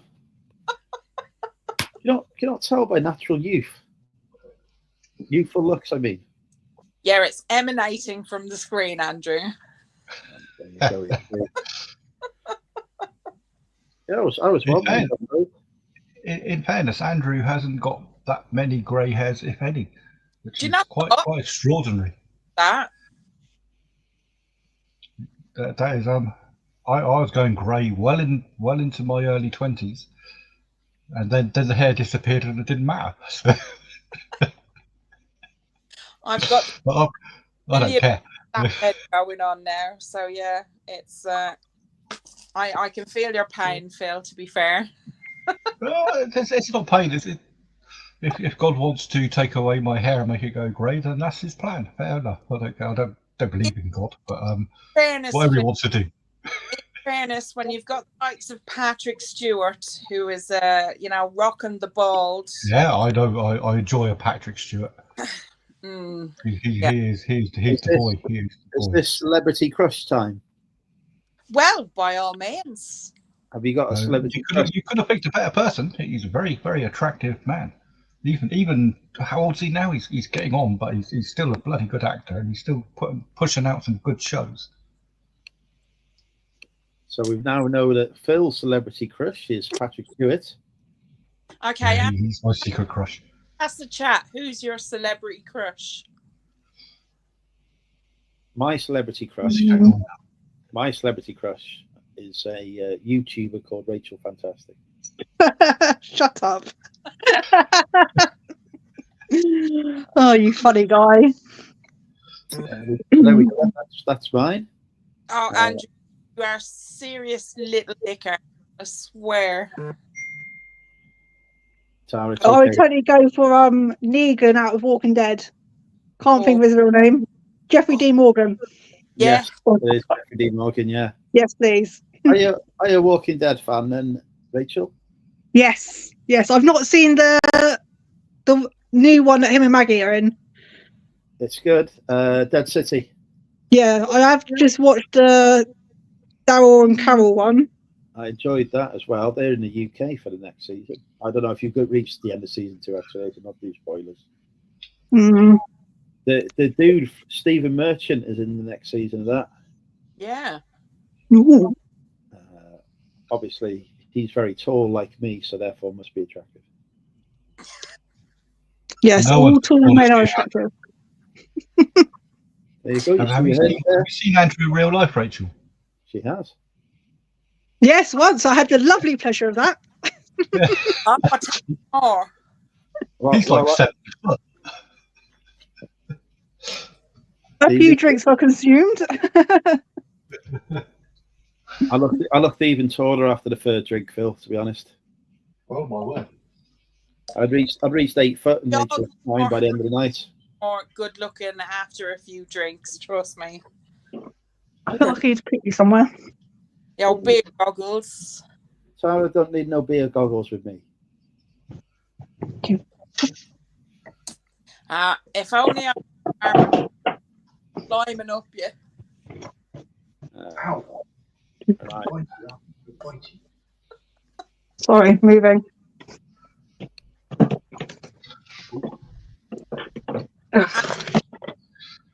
No comments after that. That's just getting the chat. I stroked the cat. It bit me. I'm just He loves me. I'm just taking in the ambience. I'm being under the blanket is what I'm doing. Oh Jesus! Is it cold there? Oh, a little bit chilly. Where are Jesus Christ.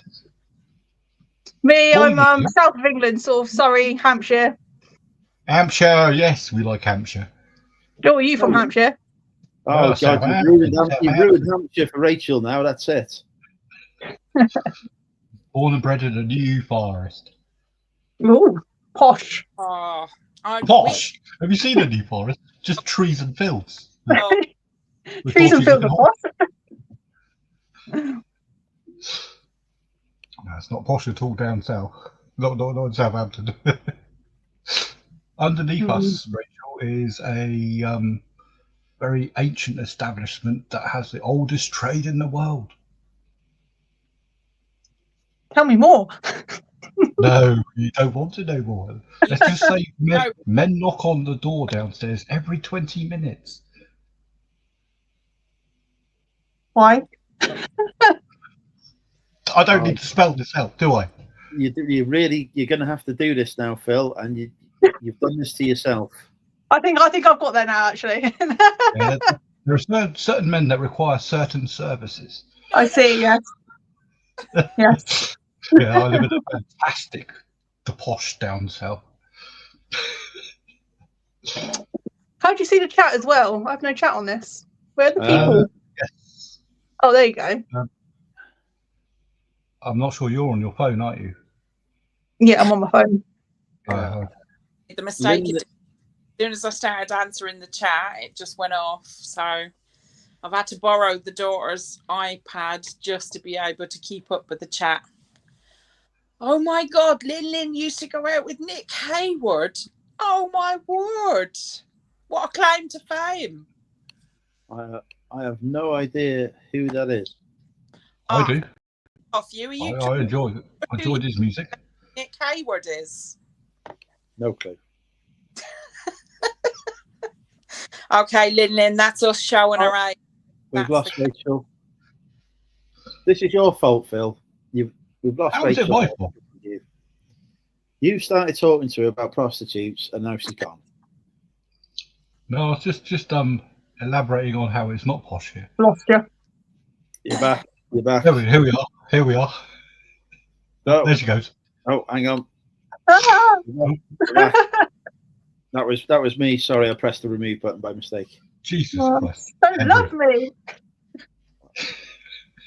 You know who your friends are, Rachel, do you? All right, jeez. I've got to use this stupid MacBook for YouTube because the laptop I bought to replace it has a worse camera.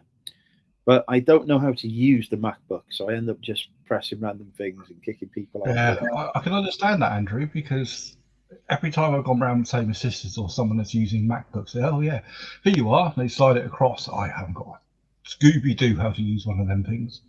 The buttons are not the same. They do different things. Oh, and they're in the wrong places. Is anyone going out to car boots tomorrow? No.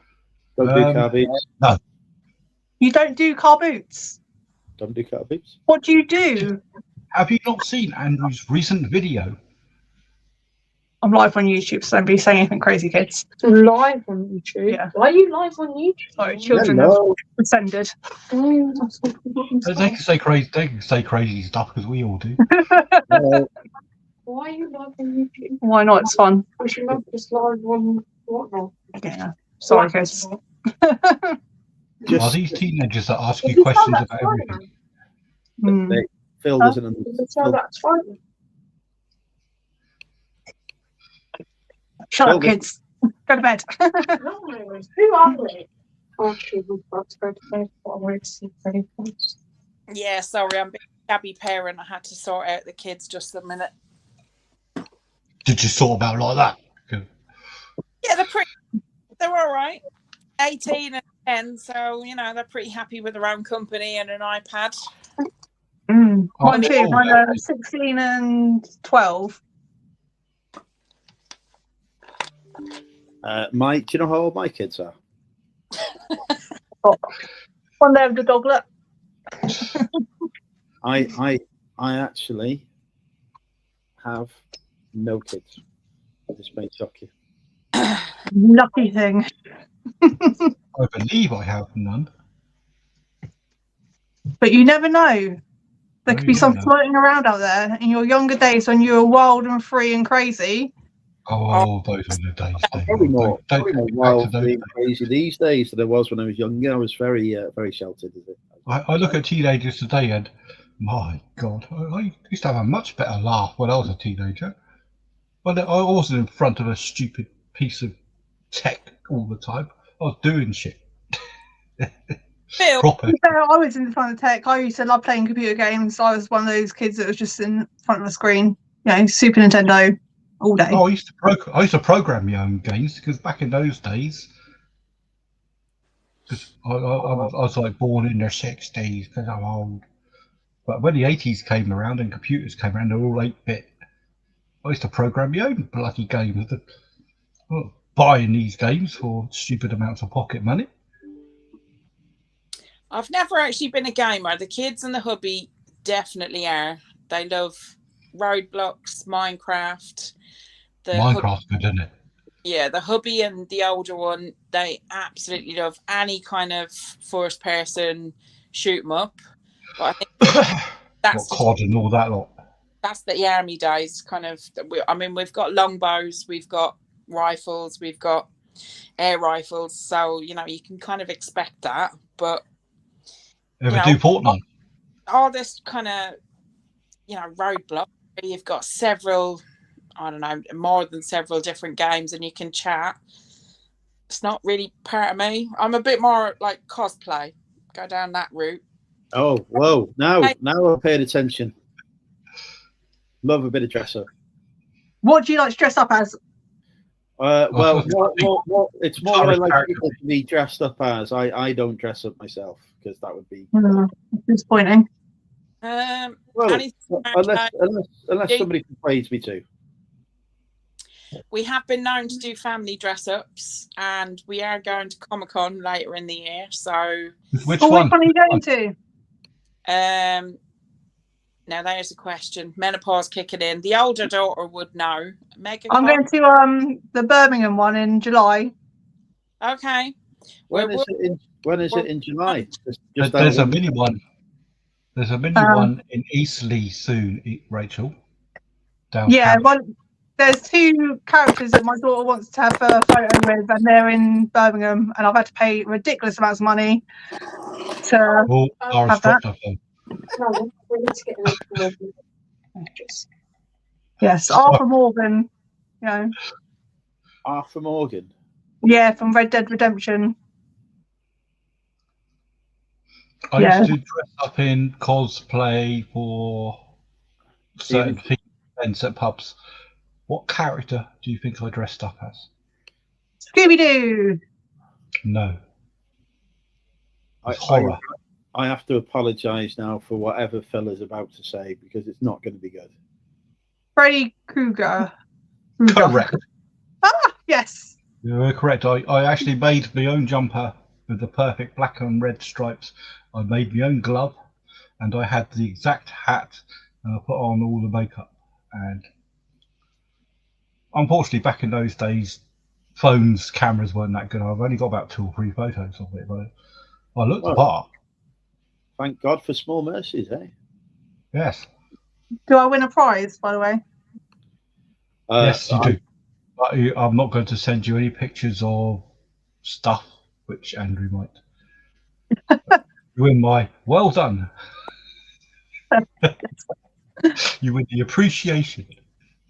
Oh, I have never sent any dodgy pictures to Rachel. Yeah, I can't believe I just did that. Excuse my lack of technological skills. But I think that was motor skills, wasn't it? You pushed your phone on the floor. Yeah, executive functioning. When you're in menopause and you have fibro and you've got epilepsy and all sorts of medication and all that kind of shit, you add in alcohol, it's just fucked. Well, that's what I've got to look forward to. Tara, if you can't enjoy life, you can't enjoy life, can you? Well, fuck what comes along, isn't it? Listen, I'm not giving up the alcohol no matter what anybody says. So, what's the point of living? Slanche. Oh, I've run out again. Tara, it's your fault. It is. It's all my fault. I take the blame 100%. But I'm not going to drink all your shots, unlike some people. I don't know what I've been accused of here. I didn't take anyone's shots. I was plied with alcohol, and I accepted the alcohol I was plied with. I didn't ply you with anything. No such thing.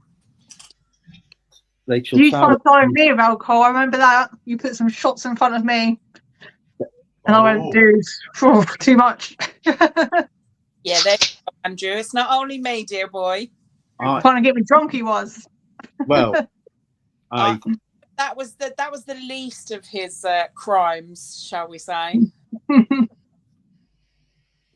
I'm just here, innocently, out of the kindness of my pocket, buying people drinks and being accused of all sorts. Andrew, you were never.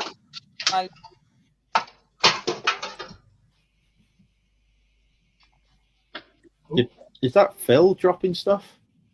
So I just threw an empty Stowell's can into the I thought as we have ladies on the stream, I bring the decorum up and actually bring on Stowell glasses. You know what I mean? You know, rather than licking it from a can. This is my youngest. This is Elsie. Hello, Elsie. Elsie, you are currently live on the UK's biggest TV show. I'm famous. You are famous. Yeah. Can I have your autograph? Yeah. Yeah, it's let's just say she's pushing her luck. It's gone bedtime and she's come down for a little chat. Oh, let me show you something. Oh, show and tell. I got neon knitted leg warmers. Oh, I used to love neon. They will be brilliant for the summer. Yeah. Guess how much I got them for? I got this 2-pack. There were about 4 in the pack, and I got the full thing for only £3. That's good money. And whose money did you use? No, leave it on. We're having a chat. Come here. Andrew wants to say hello. Hello. Hello. Whose money did you use for those? Auntie Shani's. Auntie Shani's? Yeah, it wasn't hers. Trust me, it's never hers. Excellent. What are you using your money for? You're saving up, aren't you? Yeah. What are you saving up for? I don't know. I'm just... That's all right. Your own house. Your own shed built out of pallets that your dad's going to build for you to move into. She wishes she'd move out in a heartbeat. Bye. Good night. You gonna come back tonight? There you go. We bonded then. So good with children. She's off. She wants to get sweets just before bedtime. Yeah, because she knows that'll be all right. So she's pushing her luck, just like kids, to actually push it that little bit further. I keep sweets in my bedside table. I've got some Skittles up there tonight. So do I. Except not Skittles. I got Lidl's jelly bean sours. Well, I've just been asked, are you getting drunky? Why is there fruit in your drink? Why? Because it's one of the 5 a day. Healthy. This is what Mummy does because she's an alcoholic.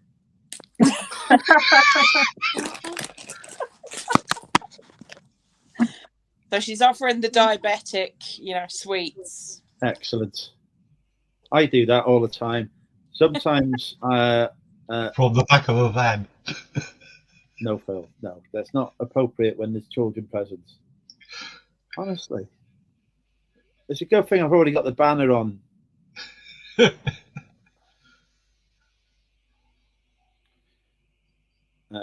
No, that wasn't. No, I haven't. I'm not the father of Tara's children. No, Sean.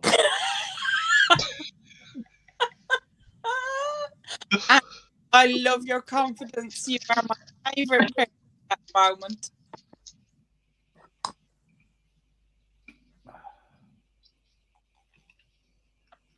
Well, I'm all out of drink. Was it good? Rachel. You know how to remedy that, don't you?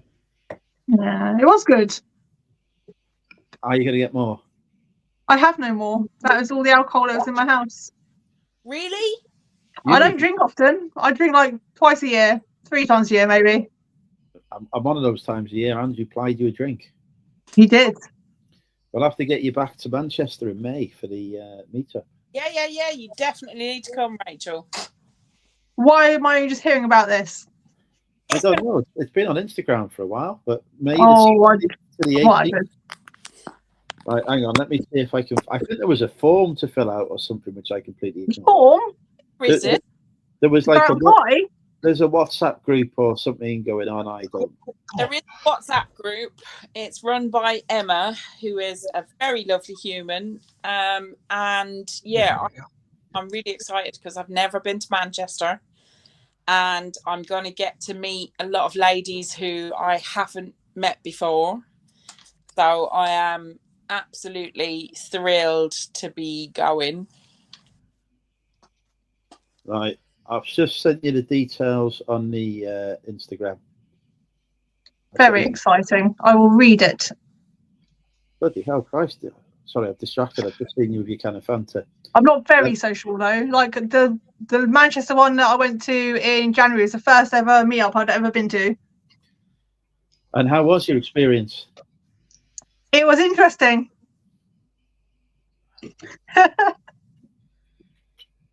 You get used to them in the end.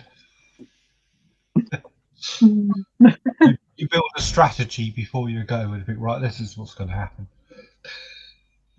Well, listen, if kitchen meetup was anything to go by, you'll have a lot of fun and you get to meet like-minded people. There are some real characters, and I don't care what's going on. I'm not oblivious to drama because I'm just so interested in meeting other people and chatting. There is no drama eventually, is there? No, I wasn't aware of any drama that went on at Hitchin. I just had a bloody good time. And yeah, I was nicknamed the Shot Girl, and I've no idea why. I was nicknamed the Shot Thief, and I've no idea why as well. I think we're both innocent. I think all I did was dance at Manchester. I just stayed on the dance floor, and that was it. Good. I like a bit of dancing. I also visited the dance floor. I did see you on the dance floor, yes. Did you really go dancing this time around, or was it last year? Yes, you did. I got video evidence. Last year. I was dancing. Yes. I had video evidence. I didn't ask for permission, and Andrew scolded me for it, but I haven't published it.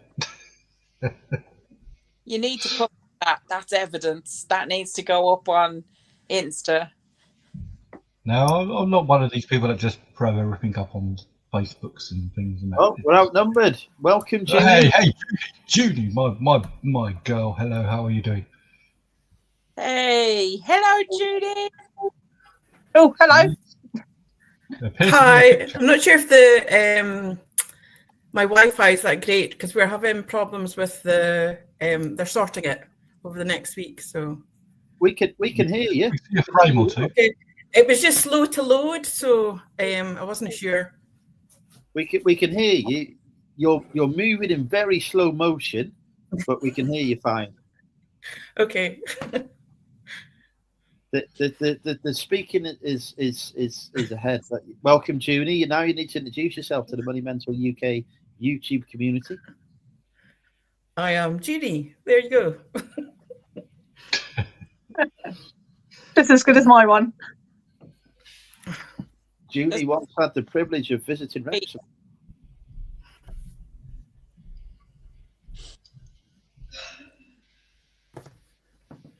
What was that?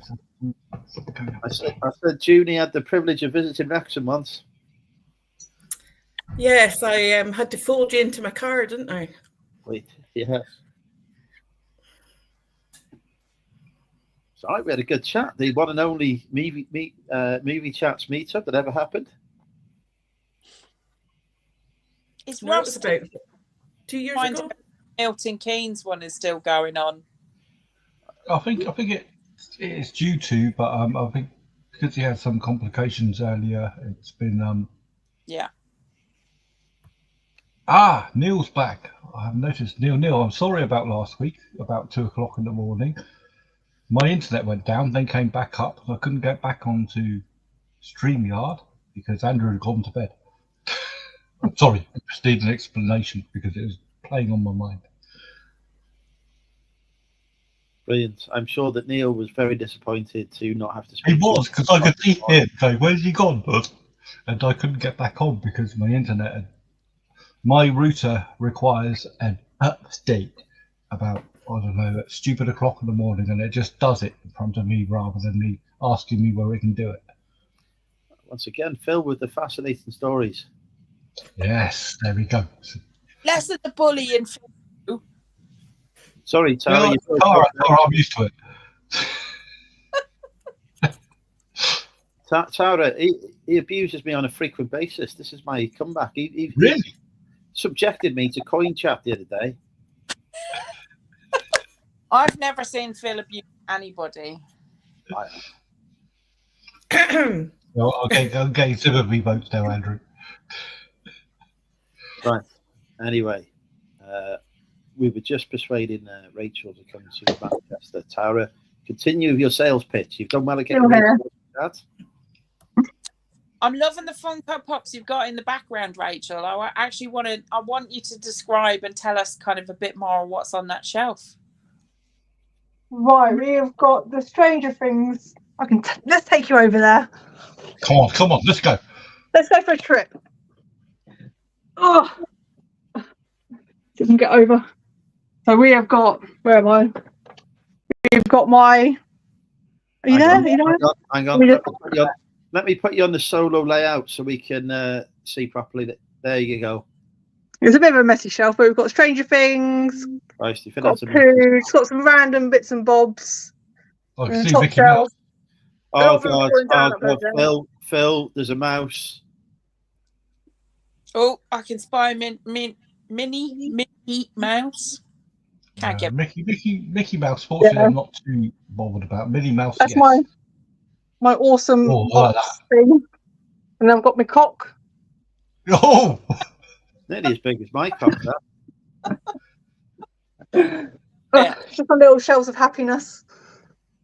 Very cool. Nice. Junie, you're gonna have to get a shelf out now. This is the only way. We can see Junie's shelf. It's got nearly nothing on it. We found this in the marsh, and this in the canal. Phil's just jealous because we don't want to see his shelf full of Minnie Mouse. You can see it anyway. Okay, here's a question for the chat. What do you collect? Broken hearts. Andrew is going for the world record. I collect Disney pins. Oh, do you ever buy them from Carbon Chris? No. Okay. He's got thousands on sale, really cheap. Yeah, I've got thousands, really. I just need to sell some of mine. I've got so many. You'll be careful because some of them are, what do they call them? Scrappers? Scrappers, yeah. Yeah, you've got to be careful with a couple of them, but I don't generally collect them anymore. I take a few Minnie Mouse ones from people that I think, yeah, I'll have some. No, it's got to be plushes. Plushes, Minnie Mouse is my collection. Not coins. I don't actually collect coins. And collect anything. You don't collect anything, Junie? I didn't speak. Oh, No, you do not. Bloody hell, Phil. I'm getting ghost messages. Someone told me.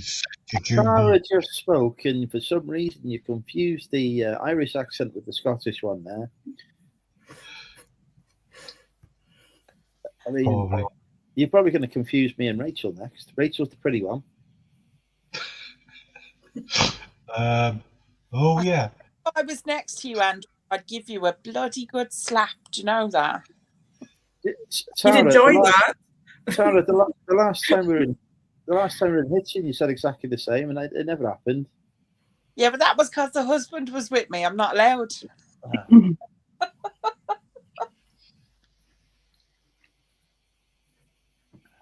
Do any of you collect on a major scale like Phil and his Minnie Mouse collection? Nobody collects like Phil.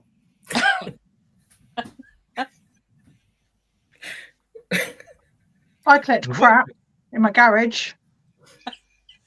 I think we've all got a crap or tap or death pile. Yeah, I don't have nothing.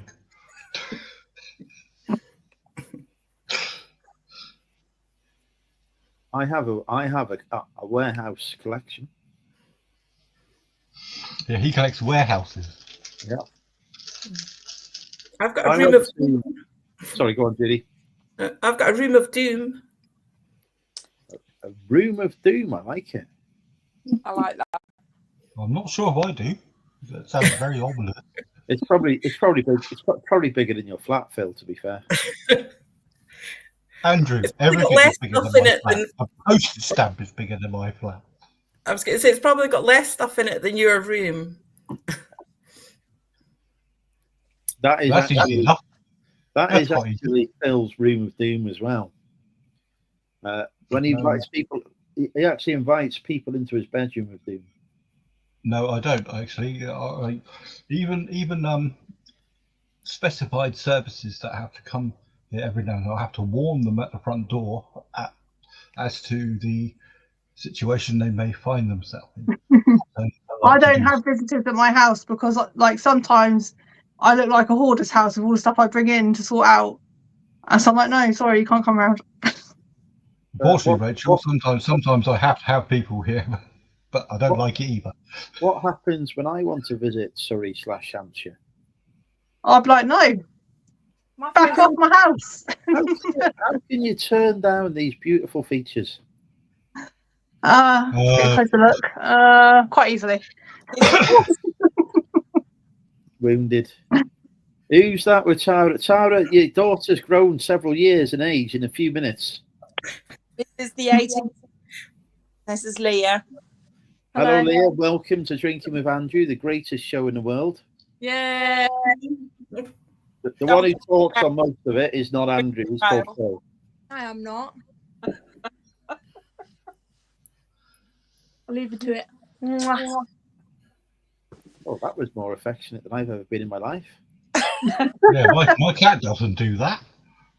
My cat just slaps me around the face and leaves me a big scar. I've returned to my old habits of completely ignoring the chat.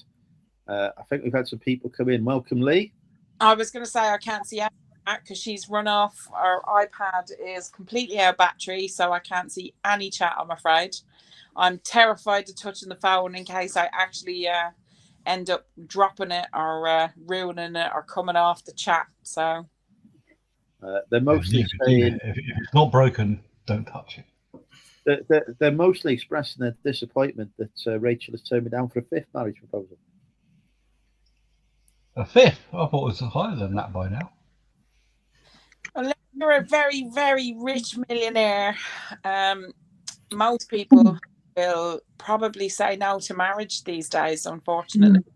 I've been married and divorced a few months ago, so I'm quite happily now say I will never get married ever again. Well, there you go. If I will quite happily say I will never get divorced again. Married, that's it. I've ticked the marriage off the bucket list, done that, over, done. Junie, I'm afraid it's going to have to be me and you. Hey, don't you steal my future wife. I'm married, Andrew. My partner's married. All the good ones are taken. I've been with my partner. Hang on. Years, and she's married to somebody else. Hang on, because we have had a sale, which means it's time for guess the price to win a picture of my chopper. God. It is a number ending in a 45 because it's gone to 10% off. I still have that mental image. 14.45. Marrying Andrew. 4.45. No, it's not out. 10.45. 1,045,000. If it was 1,045,000, would you marry me? Fuck yeah. It's 1,045,000. Well done, Rachel. 16.45.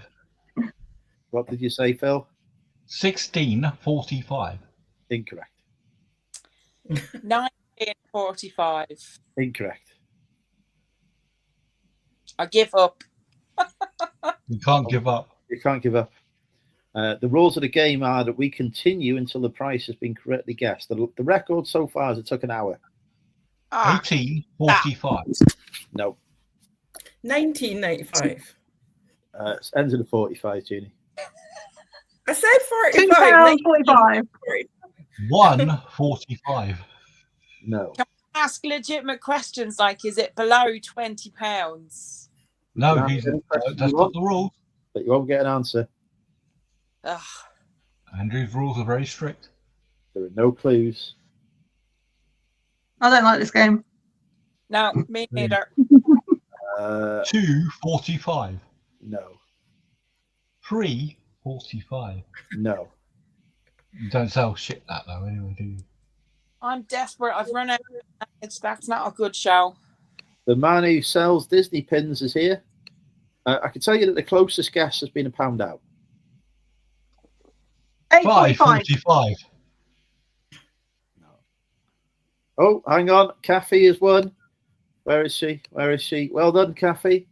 I have sold a vinyl record D37779 Glen Colt. I will be reporting you to Brum Reseller. We've got another guest in. Welcome, Neil. Christ. Hello. Hey, Neil. Neil, Hello. you're going to have to introduce yourself to the Money Mental UK community, even though everyone here knows who you are. I'm Neil. I'm an alcoholic.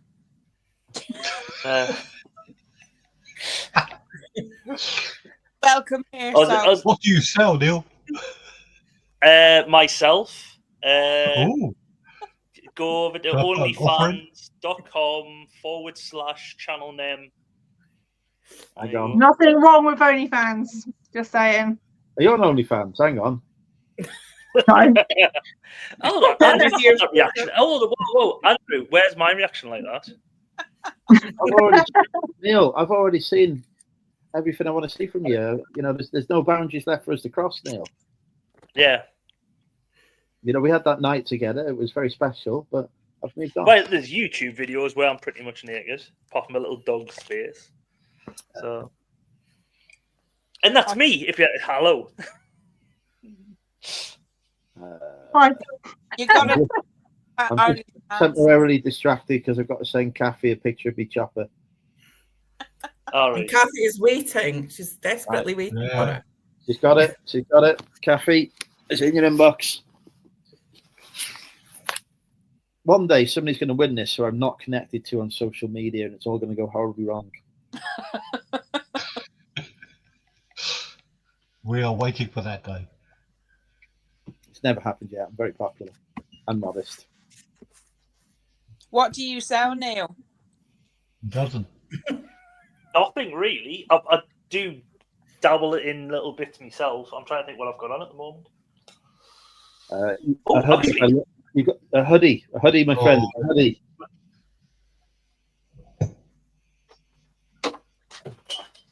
This will probably interest Phil, to be honest. Oh God! Wait till I'm. It's a mini mouse dress. It's a what? It's on Vinted at the moment, Phil. Wow. Size a dress. 6 to 7 year old mini mouse dress. I know you're fetish. That's an issue with that. One, I don't have a 6 to 7 year old. I was about to make a my comment. collection is plushies. I was about to make a comment then, and then you told me what age group it was for, and now I've restrained myself from making any further comments. I hope you sell it soon. If you have a look over my shoulder, I think you'll find it's plushies. I don't dress children.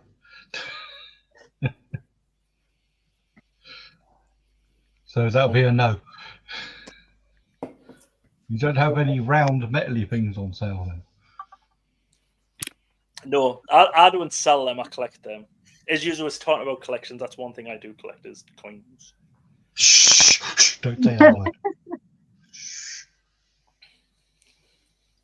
Junie, did you answer whether you collected anything? Sorry, I missed it. Yes. That's it. You did something dodgy. Oh, Dead YouTube. If it's vintage porn on VHS, I can sell you some because I can't really list it anywhere. It's men who are locked in our basement. Shh. We're not supposed to talk about that. Maybe not.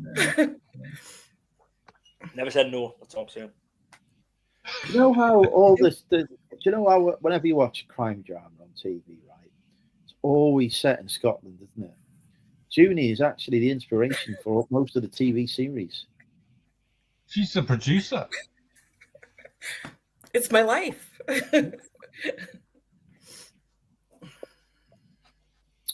Neil is going to be the next victim. I've always thought I would make a fantastic detective. Taggart. Fantastic what? Detective. I'm like the Poirot of my generation. I can't say anyone agree with me here. Silence. Do you not think I would be, DCI Nolan? Totally. Thank you. Isn't there someone called DCI Nolan? Well, I imagine so. It's quite a common surname in Ireland. Yeah, no, but off a TV program, DCI Nolan. Let's have a look. If it comes up with a picture of me, I'm going to be freaked out. Right, I'm loving you leaving you because I've got car boot in the morning. You got a car boot. Now you've upset Rachel. It's got a piss down. Oh no, Saturday we're all right, aren't we? Yeah, I've had enough of you lot. I'm going. Rachel, thank you. That's DCI Nolan. Yeah. But you can't wait. Goodbye. We will come back to her momentarily. We say good night to Rachel. Thank you for joining us. Welcome back anytime. Night, Rachel. Bye, all. Bye-bye. Take care. Good night, Rachel. There you go, Chris. That's how to get Rachel on your podcast.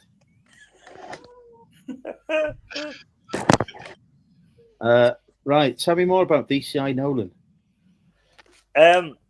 It's Curry Goodman. Goodman. Kerry Godleman. What? That's the one. Kerry Ketterman. Are you sure you're not looking I think what else has been in? Kerry Godleman has been on Taskmaster. She's in West London. Afterlife. Yeah. I've watched Afterlife. That's the Ricky Gervais series. Yeah. It's his dead wife. Yeah. All right. Oh, she's not that hot. But Tara seems to be a biggest fan. She's very hot and she's very funny. She is a very good stand-up comedian, by the way. Very good. Yeah. I would rather marry Rachel, but she's already turned me down 7 times tonight. And how many women have actually turned you down with your offer of marriage? Hang on, let's test it out. Tara, do you want to get married? Unfortunately, I'd love to, but I can't commit adultery or bigamy, so no. Right. Well, we're on at least 1 million now. You're ever the optimistic, Andrew. I love that about you.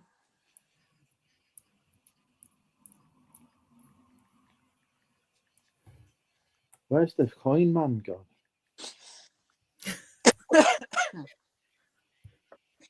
June, how long have you been married? Too long. I met my husband late in life, so it'll be 15 years in July. That is nearly as long as I've been alive too. As the husband would like to have been out for murder quicker. Did I hear Coin Man? Coin Man is here. It's like the world's shittest superhero just turned up, isn't it? Yeah, that is what I was aiming for. That is exactly what I was aiming for. I fulfilled my destination. Oh, look. Oh, look, there he is. Yay, okay. Coin Man, yay! What's your superpower? I sell coins. Or a visual for Coin Man. I can see that.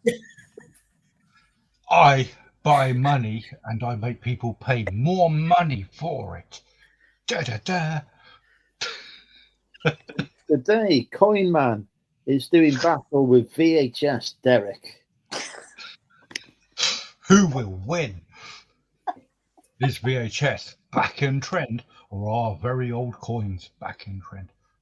Tune in tomorrow. I lost connection and I've come back into this now. I don't know what's happening. You didn't miss fuck all, Neil. We lost Rachel. Which was... No, I was here when Rachel went. I said goodbye to her. I went off because my connection was dipping in and out, so I've just plugged it in. And now we have returned to Phil's future career as a superhero. Yes. Oh, my days. I will turn your 5p into 20 pence. Come with me on my next adventure. It's playing in the background. Phil, that was more like you were trying to I'll turn your 5p into 20 pence. Like it was more sex line than superhero. Oh, that is what I was aiming for. All right, well there you go. Is anyone else feeling incredibly turned off right now? If you have a 50p, I need to go a minute. Oh, you can come to my place. Well, your superhero powers have worked well. You've already got turned off to Kathy is just there you go. That is Coin Man. There's your outfit. Wow. Phil, you need to get a t-shirt. Andrew, trademark it, get it on a t-shirt, give Phil like 1% or something, and then... No, I've already got my own merch. Don't worry. I'm not... I have my own merch. Or we do have an alternative option. Coinhead. No, that looks shit. Oh, Phil, you've got to make yourself one of them. No, but it's got a dollar on it, hasn't it? It's got a dollar. I've had a pound sign, or at least a 1D shilling and pence or something like that. Something British rather than this American bloody AI crap. Phil, I've just got this image in my head of Coin Man, and it's not a good image. And I can't get it away. Come, you're going to have to elaborate. No. It's bad. It's bad. It's not me putting coins into a slot or anything silly, is it? Oh, God. No. Phil, man. No. I'll shut that What is conversation. wrong with you? Why have you just done that to us? Stop mentioning putting stuff into slots, Phil. Guessing. Oh my God. Oh. I was only guessing. I don't know how people's minds work. La. What's wrong with you, man? Anyway, moving on.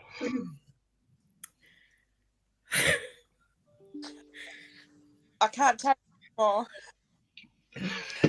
So, how's the weather been? It's been quite cold in Scotland. I'm going to the toilet. I'm not listening to this. Oh, you've really turned Andrew on, Phil. I expect I have. I'll put a coin in the slot. So anyway,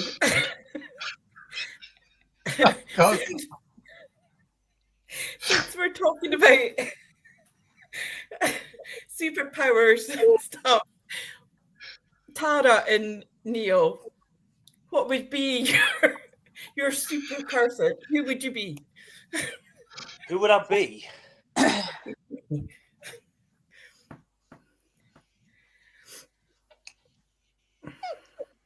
don't know.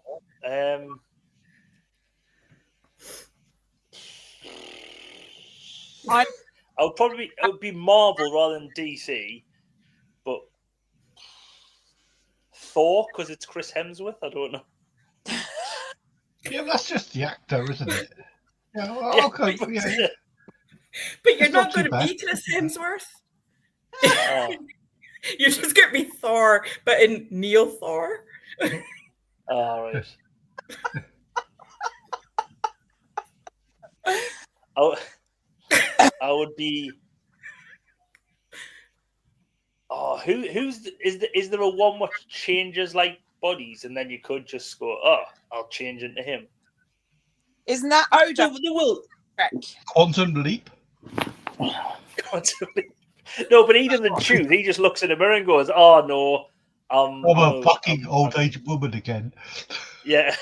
I'll tell you. Tell you what about Quantum Leap. Why do they always go back to the past and not the future? Because that was the whole thing. You need to watch episode 1, Phil. Yeah. No, I don't. No, I don't. I didn't like the show, and unfortunately, because of the actor in there, I didn't like Enterprise either. Oh, I love Star Trek. Yeah, I like Quantum Leap. No, I don't. Who's that? Percy Pig? It's Phil as a pig. There's Andrew. All right. There's actually a YouTube called bullying, Coin isn't it? Pig, Bullying. so I think that's taken. Coin Pig is actually a YouTube name, isn't it? Yeah. Well, actually, he reminds me of Judge Rinder. Does it? Yeah. Not the pig, the guy who is Coin Pig. Oh, does it? You put me in a different perspective now. Tara, who would you be? Who would you dress up as? What do you call a coin that doubles as a spy? A penetrator. Oh.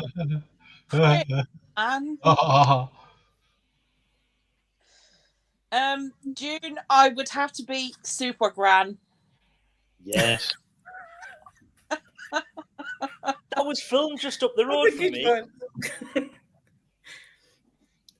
And Neil's going to be Chris Hemsworth. That was a thing, wasn't it? And I go. Oh.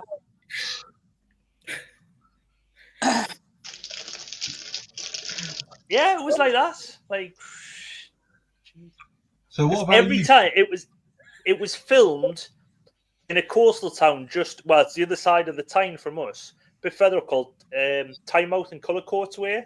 And every time you used to go there as a kid, they used to always say, "Oh," because you could see like the little hut, what was in it. It was like halfway up the cliff, and they used to go, "Oh, there's Super Grand," and it used to always be pointed out, no matter how many times you went there. Yeah. Uninteresting fact for you. What would Junie's superhero be? Sorry, can I just go back to Neil? Okay. I've been to Tynemouth. I assume it doesn't happen anymore. No. Well, no, it's not like a tour guide's there just going, "Look, everyone," as they're walking past going, "Look, Super Grand's thing." It was my parents pointing. It was the same when I used to drive to university and my mum was in the car and I was at university in Leeds, and just outside Leeds there's Follyfoot, right? No matter how many, even probably if I was in the car today with my mother driving past me, I would go, "Oh, look, Follyfoot. Oh, can you remember Follyfoot Farm when you were younger? It was always on the telly." And it's one of them things where she doesn't remember seeing it, but she says it every time you pass. I hate to say, but that's dementia. Probably. No, but she's done that since I've been like little. Basically, I think what Neil has just said is that his mum has been demented for his entire life. Yeah. Yeah, my mum included. Apparently, I now since 1981. Oh shit! Whoa, that was dangerous. We nearly lost the can to the floor then. My God, Andrew, the dyslexia kicked in. So, Andrew, going back to the title of this, have you started your project in the garden? Well, we have identified a warehouse shed for purchase. Nobody's come up with a reliable alternative, so it's the one we're going for. The funding is in place. I need to get my builder to come and... No. It'll pay for itself. Get a load of pallets, build it. Tara said that. I am not building nothing out of no pallets. Yes, build it yourself out of pallets, Andrew. Think of it, right? It works, right? To try and put a freaking table together, let alone a freaking shed. The hubby is out there now. We've got a 22 foot by 8 foot down the side of the house, completely built out of pallets. Even better though when Andrew does it, right? If he films it, I'll die. Even if it fails, he'll have twice as much money at the end of it because whatever finance he's got in place, it'll be double because them videos will be like you being framed on a weekly basis. I'm going to die building a shed. That's what's going to happen. No, my builder is coming. He's going to sort out some groundwork. I need to actually understand what I need, whether I just need like all the grass and stuff taken out and some concrete putting down, or what happens. We are need concrete down here, Andrew, right? Pardon? We are talking about Welsh builders. It's all right. He knows what he's doing. He's done it before, apparently. So he's gonna put that in. I don't know if it needs drainage or what. But a survey. I still think you should have went with my idea. If when your van's knackered, just pull it on there and just there's your warehouse. I couldn't fit it. That van would not even fit 5% of me stock in it. It looks like a well, then you get another van and do the next lot. I'll just end up with a graveyard of vans. Or a bunch of warehouses. Yes, Chris, I will have the biggest erection in Wales. I nearly did when I was speaking to Rachel. Actually, we'll stop there. Cara, him.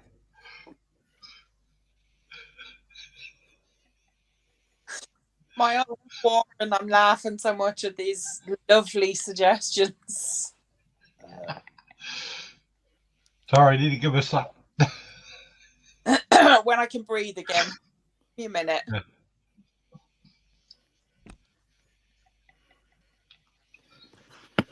So is it going to be like George Ross's, where you're going to have like lighting and everything in there, so you can start filming from in there? No, it will be like George Ross's. There'll be lighting and heating, but I ain't going to film in there because I'm filming the house. We're going to send him loads of tins of foam that I can spray all over the place. No, I think we should get Nick Hills to rock up and interview everybody who has their own, like, you know, kind of tat shed. It's quite a long Nick Hill's shed review. Yeah. He has done a couple, but I think the shed tour of Andrew the UK. is a significant distance. I'm worth the trip. I don't doubt you're worth the trip, Andrew, but it's a case of what you'd have to hide before we actually got there. I don't think Nick gives a shit. Yeah, but the what I need to do is I'm going to get the concrete base done. I'm going to book in the shed company to come and do a site survey because I am slightly concerned that I might need planning. And then yourself on that. I'm going to get that sorted if I need that sorted. I can't see there being any objections because next door's got one similar to what I want to put in. So there's a precedent. So you're not blocking any light or anything, are you? So no. There's no issues there. So I'm sure it'll be fine. But it's take a while. And then do you know a YouTuber called Colin Furs? Well, we had this earlier, yes. Somebody was banging on about Mr. Darcy earlier. Yes, we know about Colin Furs. Mr. Darcy? Yeah, Colin Firth. Not Colin Firth, Colin Furs, F-U-R-Z-E. Yeah, his underground. You should do what he does. He got Shed of the Year. This is the bloke who built his underground garage. Yes. He's built a whole underground lair under his house. I think that my house is built on dirt. I think if I started digging, my house would collapse into a massive sinkhole.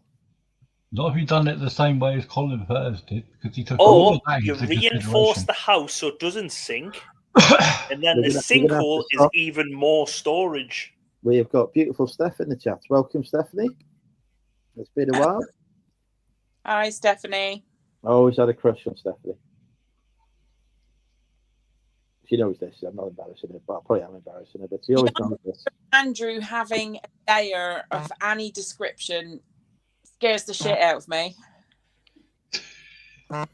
Get used to it, Tara. He's like this all the time. A secret layer.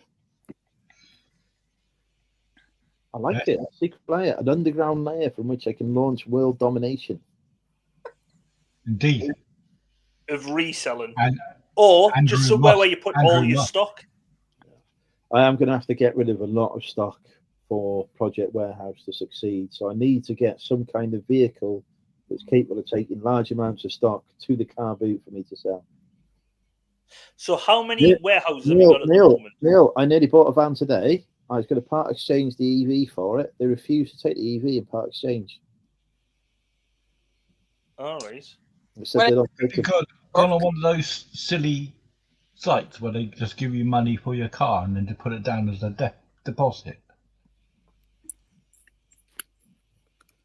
Yeah, I was just going to say, look, yeah, I could do that, but I'm not buying that van anyway. I'm spending the money on a sex dungeon now. It's not sex dungeon, sorry, a shed. Because Rachel's put bloody sex dungeon in the chat, isn't it? And I've read it out instead of saying what I meant to say. You mean yeah. I'll just type it out. There'll be room for you, Rachel. And I got distracted. Right, we're back to it. Talk of sex dungeons. Got me all hot under the collar now. I can't see any chat, so I'm not ignoring people. I just haven't got anything hands-free to chat on. Tara, are you on a laptop or a phone or something at the moment? I'm on my iPhone because the kids have all got the iPads. Right, all right. So I don't know how it looks on there because I was going to say there's usually a tab where you can click comments and you can see the comments on StreamYard. I did that earlier and it completely lost the chat. So, all right. Let's try again. Well, you can turn the phone that way, and it makes the screen larger sometimes. I don't know if it works on. Yeah, there we go. Look at that. Yeah, still no chat coming up though. No, I wasn't advocating chat would come up. I'm just saying you get a nice full screen rather than black bars. Oh, well, there you go. I know a little bit about tech. Oh, look, you can just see the hubby up there in the corner in his nice uniform with the babby in the red. What uniform is the uniform? It is 47 Signal Squadron. Oh, is in the RAF? RAF? He's wearing number 2s in green. Come on, Neil. Jesus. No. We don't do RAF in this house. We're army all the way. He was my sergeant. All right. Just when you said squadron. Yeah.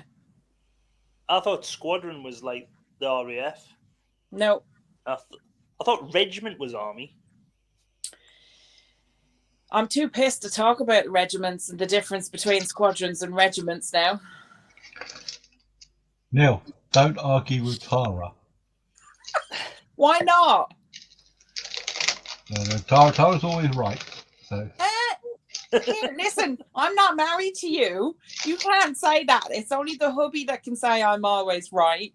Happy wife, happy life, and all that kind of shit. I have learned over the years.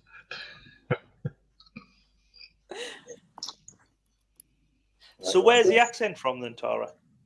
I'm originally... Where do you think it's from? It sounds... Well, it's Irish. Yeah. But it sounds more... Well, is it Dublin? Very but good. Give that man a tenner.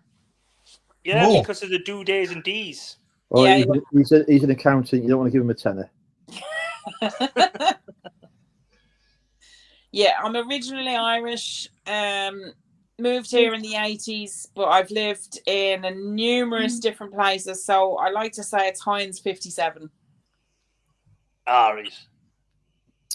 I do like yours, though. You do like mine? No, he's never heard that before. It's put on. It's put on. He's watched too many northern shows. I actually speak the Queen's English. Neil is actually from Hampshire originally. Yeah, he comes from down south like I do. Yeah, we speak the Queen's English with a Scottish farmer in there, a bit of a Scottish farmer. There is nothing like speaking English when you don't have a choice in the matter.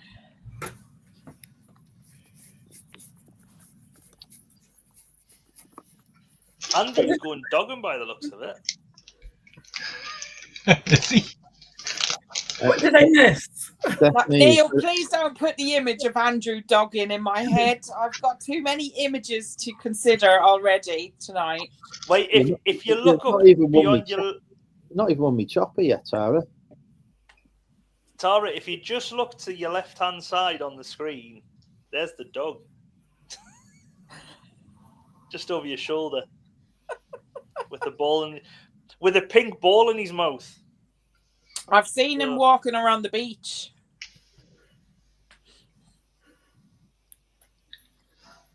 Right. Stephanie, I found your Instagram. I've sent you a message. There we go.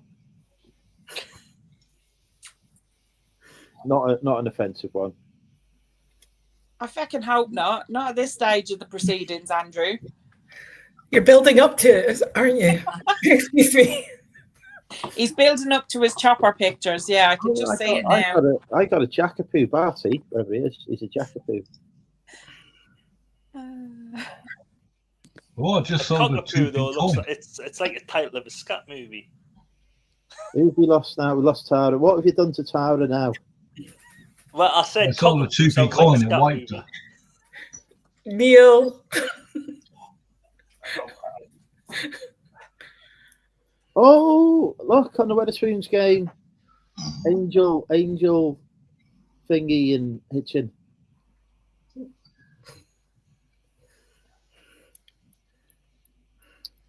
Struggling year 13s just trying to survive A levels. Doesn't that mean that they're like 12? No, A levels you need to be still underage, 16, 17. No, 17, 18 in the year 13. Is A levels the same as depending on your age? Is A levels the same as sixth year in Scotland? Scottish Right, Highers, nice. isn't it? What was that? Highers. Highers is Highers fifth. you do. All right. Highers is fourth and fifth year, and then sixth year is like advanced sixth form. Highers. So there's two. Yeah, they've always called it sixth form, yet there's 2 years. Because there's like in the UK, it's in England, it's you go to year 12 and year 13. No, please. I went to private school. It was lower 6 and upper 6. Oh, I went to sixth form college, and I just studied A levels. The only way you could get from lower 6 to upper 6 was by becoming older.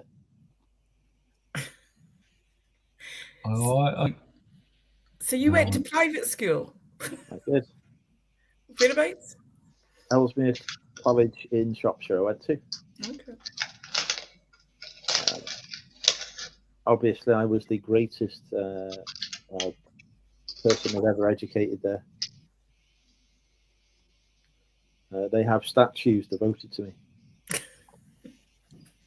But no coins. Andrew, your speech patterns are quite Donald Trump-esque.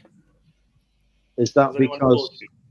no. You're always the greatest. Well, that is because Donald Trump has clearly watched Drinking with Andrew and used that as the inspiration for his political campaign.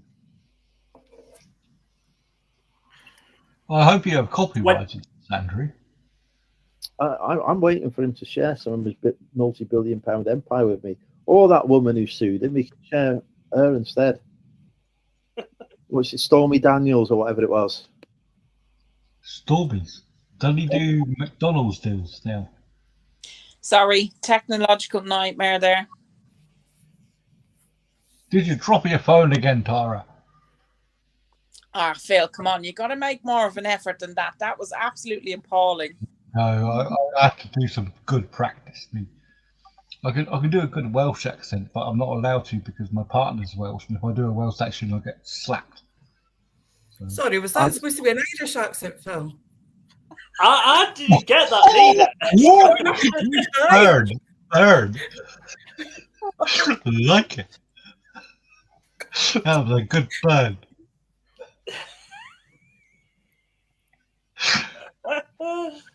Top of the morning there to you, Phil. Top of the morning. You've done a terrible accent there, my friend. Absolutely terrible. Okay, Tara. Is this a curry house, Andrew? You're doing an impression of or something? That was fantastic. How dare you? That was better than bloody Shakespeare. I'll wait for Tara's points for this. Points. That was one. Any? None. Shocking.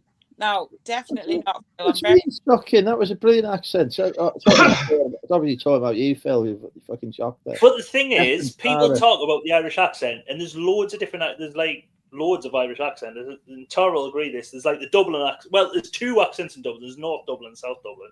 Yeah. You go down. You've got Cork where they sing to you when they bloody talk to you, and then you go across to the West Coast, like Galway and that way, and that's different. And then you go to Northern Ireland, which is all just is Northern Irish. They don't really talk. And that's how the Northern Irish talk. Do you know what? Andy accent better than I bloody do. That's for sure. I'm very confused because I was born in the north, but lived majority of my life in the south. So, and even here, it's very confused. So I just give up on accents. I don't even attempt them. In England, they all sound the same. Oh, lovely Irish. You have no idea. Yeah. Well, it's like I was talking to Americans when we were in Vegas, and we're talking to someone. And they were talking and they says, "Oh, we spoke to someone who were English. They probably live near you, Birmingham." And I was like, "We don't know John Birmingham." And I was like, "No." And I was like, "Even our accents, I can tell the difference between." Well, my accent's gone more South Shields now since I've lived here than where I did in Horton. But even from Horton to Sunderland City Centre, like Laney's got more of a towny accent. Yeah. And then you get South Shields, and then you go across the river to Newcastle, and that's different altogether. And then you go further up the coast with Asherton, where it's like you've got a couch in your outhouse, which is you've got a couch, so a settee in your outhouse, a couch in your outhouse. Why have you got a couch in your toilet? An outhouse is just like a shed. That's what they would call a shed. You've got a couch in your outhouse. No, we know they are. We just want to understand the concept. No, we want to understand the concept. Why would you have somewhere to sit in your outhouse that's not the toilet? Because you don't go up here, Phil. We've got inside plumbing now. Yeah, but why would you want to sit in the toilet room? When you're not an outhouse is not a toilet. An outhouse would be a shed. No, a shed. No, it's not. That is not. An outhouse is a toilet. Correct. No, that you love. What are you talking about, Phil? In my book. Oh, you netty. A kind of covered shed. It's like an outside room. Yeah. That's a shed. Yeah. Me and Andrew are jointly confused. The pair of you are permanently confused. So let's just leave that bit there. An outhouse to us from a dividing line at some point means to us a toilet. If it's an outhouse, it's where you go out to do your stuff. Do you think there is you're just proving the point that there is a massive divide between Northerners and Southerners, whether you're in England or Ireland, doesn't matter where you are. There's divides everywhere. There's divides at this angle, that angle. That everyone's different. That's why we're so That's why we're so fucking great, because we're all different. Yes, Phil. What's he doing now? If I've lost track of what I lost him when he started speaking. I've tried to recover myself, Andrew. I think He probably managed to upset everyone again. So anyway, an outhouse up here is an outside shed or an outside building which is not a toilet. Yes. Yeah. So what do you I call can go out, Judy, and say. So I have a question. The facilities. I don't go to your shed. No, I have a question for those who live in the north. You're not getting it. I have a question for those who live in the north, but not north of Wales, because that would be me. So not me, but for everyone else, right? What do you call an outhouse? Attached. An outhouse. Yeah. What do you mean? What do you call an outhouse where you? It's outside. Where you go. What do you call an outhouse where you go for a shit in? A netty. A what? The outside netty. What the fuck? Well, after a streaming service. A netty. Netty is a netty. There's a famous painting. There's a famous painting from up here, and it's called the Westo Netty, and you can look it up online. And it used to be in an outside men's toilets in Westo, and then that painting was then. I think it's a Beamish. Well, why would we Southerners do that? So I don't think you Southerners would travel all the way from Southampton all the way to South Shields just to have a wee. If we did, we said, "Come and can I use your outhouse like?" or some version. Was that an attempt at a Geordie accent then? No, it was just a version of a generic accent. It just sounded like Phil was really pissed. Can I use it, sir? Please, just your house, because I want to wee all over your chairs.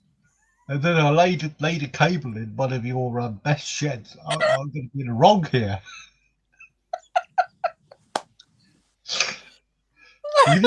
We're going to need a guidebook, aren't we? Yeah. Kathy and when you come down south, we just talk normal English. I'm not sure what you're spouting as normal English, to be fair. If I said to you, "Would you like to come to my living room?" you'd know what I meant, wouldn't you? Yeah, but that's the West End. What most people meant by saying, "Would like to that's the famous the outhouse." That. And I wouldn't think. It looks like they're pissing on a small child. That is normal. No, the small child's pissing on their shoes, isn't he? Oh yeah. Oh fucking hell, Christ. Yeah. Okay. I mean, is that not normal? So basically, the famous painting of the Northeast is somebody as a small child giving an adult a golden shower.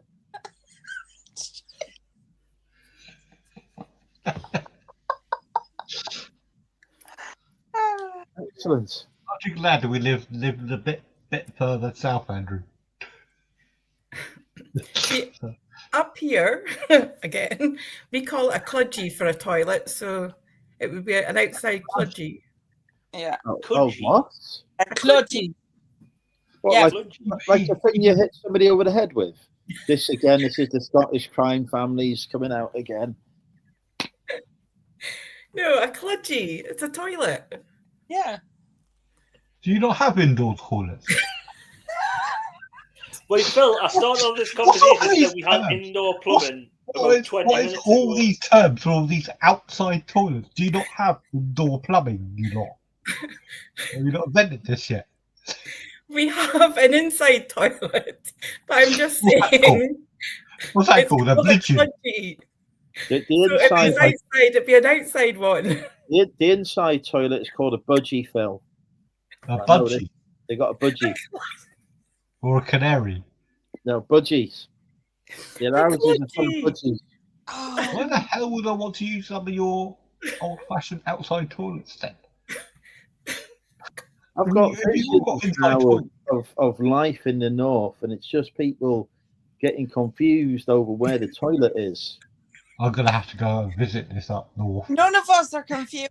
The only person that's confused is Phil. Yeah, Right. I agree. I've been up north I've heard that. a lot of times, though. I've done lots of work in Scotland and up north. I'm just taking. I was going to say, far- Phil, where's the furthest you've been? How Yeah. far up? The Watford. furthest I've been. Watford. Oh God, I'd have to go on the map to work out what the place name was. Watford. I've been to Scotland. Yeah. Inverness? Bear in mind. No, no. Bear in mind. This is a man who thinks actually- Peterborough is in Scotland. Peterborough. Of course, this is Scotland. Exactly. I rest my case. Are you getting your map right then? Hang on, let me just. He'd end up on the Jesus island Christ, how many notifications? of Oz. I tell you, Paulette hasn't Isle of been Wight, back. Jesus Christ. Paulette has not been back in the. Not been seen Yeah, on Big of Andrews since I sent him my chopper. You know, like completely opposite Right, I'm end. just having a look. Well, a bit further than Edinburgh. Stephanie has not read my right, Instagram message yet. Kirkcaldy's north of Edinburgh. I've been to Black Dock Beach, where they've got all the seals. Been to Black Dock. He's been to Just north of Aberdeen. He's been to Cludgy Beach to cludge some seals. Did you say black dog? He did. Black Dog? Yes. Okay, it sounded like something else. The colour black, the animal dog in a name. While I was in Aberdeen, when I had a day off, we went up to the beaches up there and looked at all the seals and stuff. Did you go cludgy there? No, I just looked at. No, hang on, no, it wasn't there. Actually, I found further place north. How do you pronounce Fort that? William. Forveran. Fovren. Yeah. Yeah, that's up. That's the towards northern your head. I've been. I must admit, that's where all the seals are, isn't it? There's a village. Newborough, Cruden Bay, Fovren. Actually, I've got enjoy. Hey Siri, what is the Welsh for toilet? I can't translate into Welsh. What the fuck? What is it? I don't care if you don't know how to fucking respond to it. I want to know what the Welsh word for toilet is. She's gone away now. Hey Siri, come back. Hey Siri, what is the Welsh word for toilet? I can't translate into Welsh. I'm not asking you to translate. I'm asking you to know what the word for toilet is. I've got it here, Andrew. Is it cludgy? There he is. It's toilet, but in a Welsh. It's spelled toilet. Toilet. Toiled, but it sounds just like going toilet. And then you got to say "C" after it. Toilet. What? What's Welsh for toilet? Toilet. I go to the toilet. C. Please, quick, save us. Do you know what a cludgy is? Yes. Is it something that you kill people with? No. Right. Okay. Depends how bad the smell is. Welcome, Ross. You need to introduce yourself to the Money Mental UK community. Don't they already all know me, unfortunately? No, I've never heard of you. We could have some new viewers that are watching now. We had little Marie popped in briefly, just as I was in the middle of being offensive. So basically, I'm the meaning of Armageddon for scammers. I like hunting them down and annoying them. Somebody's going to come on this channel and just give a normal fucking introduction. One day. Excuse me. What more do you want? Fucking hell. I told you my name. I thought it was Neil meeting it first. Well, considering I've never met you, Neil, a name was all I needed. But, you know, I'm going to have you remembered in my head as Mustache Man. Mustache? Well, Tara, you got to go and see some of his older videos. To be honest, the light doesn't make it look like on me. It's Chris Hemsworth. Oh, sorry, I forgot. He needs to dye that lovely dark jet black hair to, like, you know, ashen blonde. I can think of him. Ginger. Speaking of which, I need to send Neil some more just from him. Au naturel. Oh God. That, to be honest, it is probably me Irish roots which are all this too. Yeah, all us Irish people have lovely dark hair. All look good. My sister was doing the family tree, and she went back. She went, "Oh, I found some Spanish," and I was like, "Oh, have you?" And she was like, "Yeah." She goes, and it was Juan Fitzpatrick. It's John Fitz, some Irish guy born like great grandfather, born in Ireland called John Fitzpatrick. So she was like, "Yeah." So in Spain it'll be Juan Fitzpatrick. This is exactly why sisters should not be allowed to do family trees. Especially when Patrick fits Swan. That's brilliant. That's classic. That is. Because it's just for men, Kathy. It's like it's the Yorkie equivalent of hair dye. I want to know more about Stephanie's cockapoo. I want Stephanie to have my cock as well, but Jesus Christ, Andrew, do you have to go? Slap it. For fuck's sake. You started I'm it. just glad he stopped the cock though. I'm talking about our dog. Yes, that's what I'm saying. I'm just glad he stopped the cock. Andrew, have they designed inclusion courses just solely for your benefit? I have been on many inclusion courses. I'm very inclusive. I have been threatened with many more courses as well, but so far the threats have not materialised. They may well do. It's taken it to get to 11:30 for this conversation to absolutely send to utter chaos. It was the same time last night that a bloody power station blew up. Yeah. Oh, are you near Heathrow? I'm literally 5 minutes down the road. And did you hear like an explosion and everything? Yeah, we heard a weird kind of funny, and it was all helicopter and sirens. And literally, we're sitting in the dark from 11:30 last night, like we were in the budgie business with fecking candles all around us. I shit you not, it was unreal.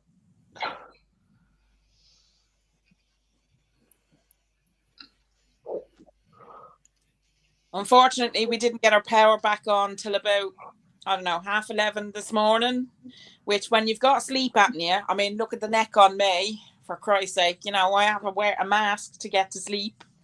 So I had two very scared autistic children in my bed that were like fecking octopus, kicking the shit out of me until the hubby walked in from his night shift at 7:00 in the morning.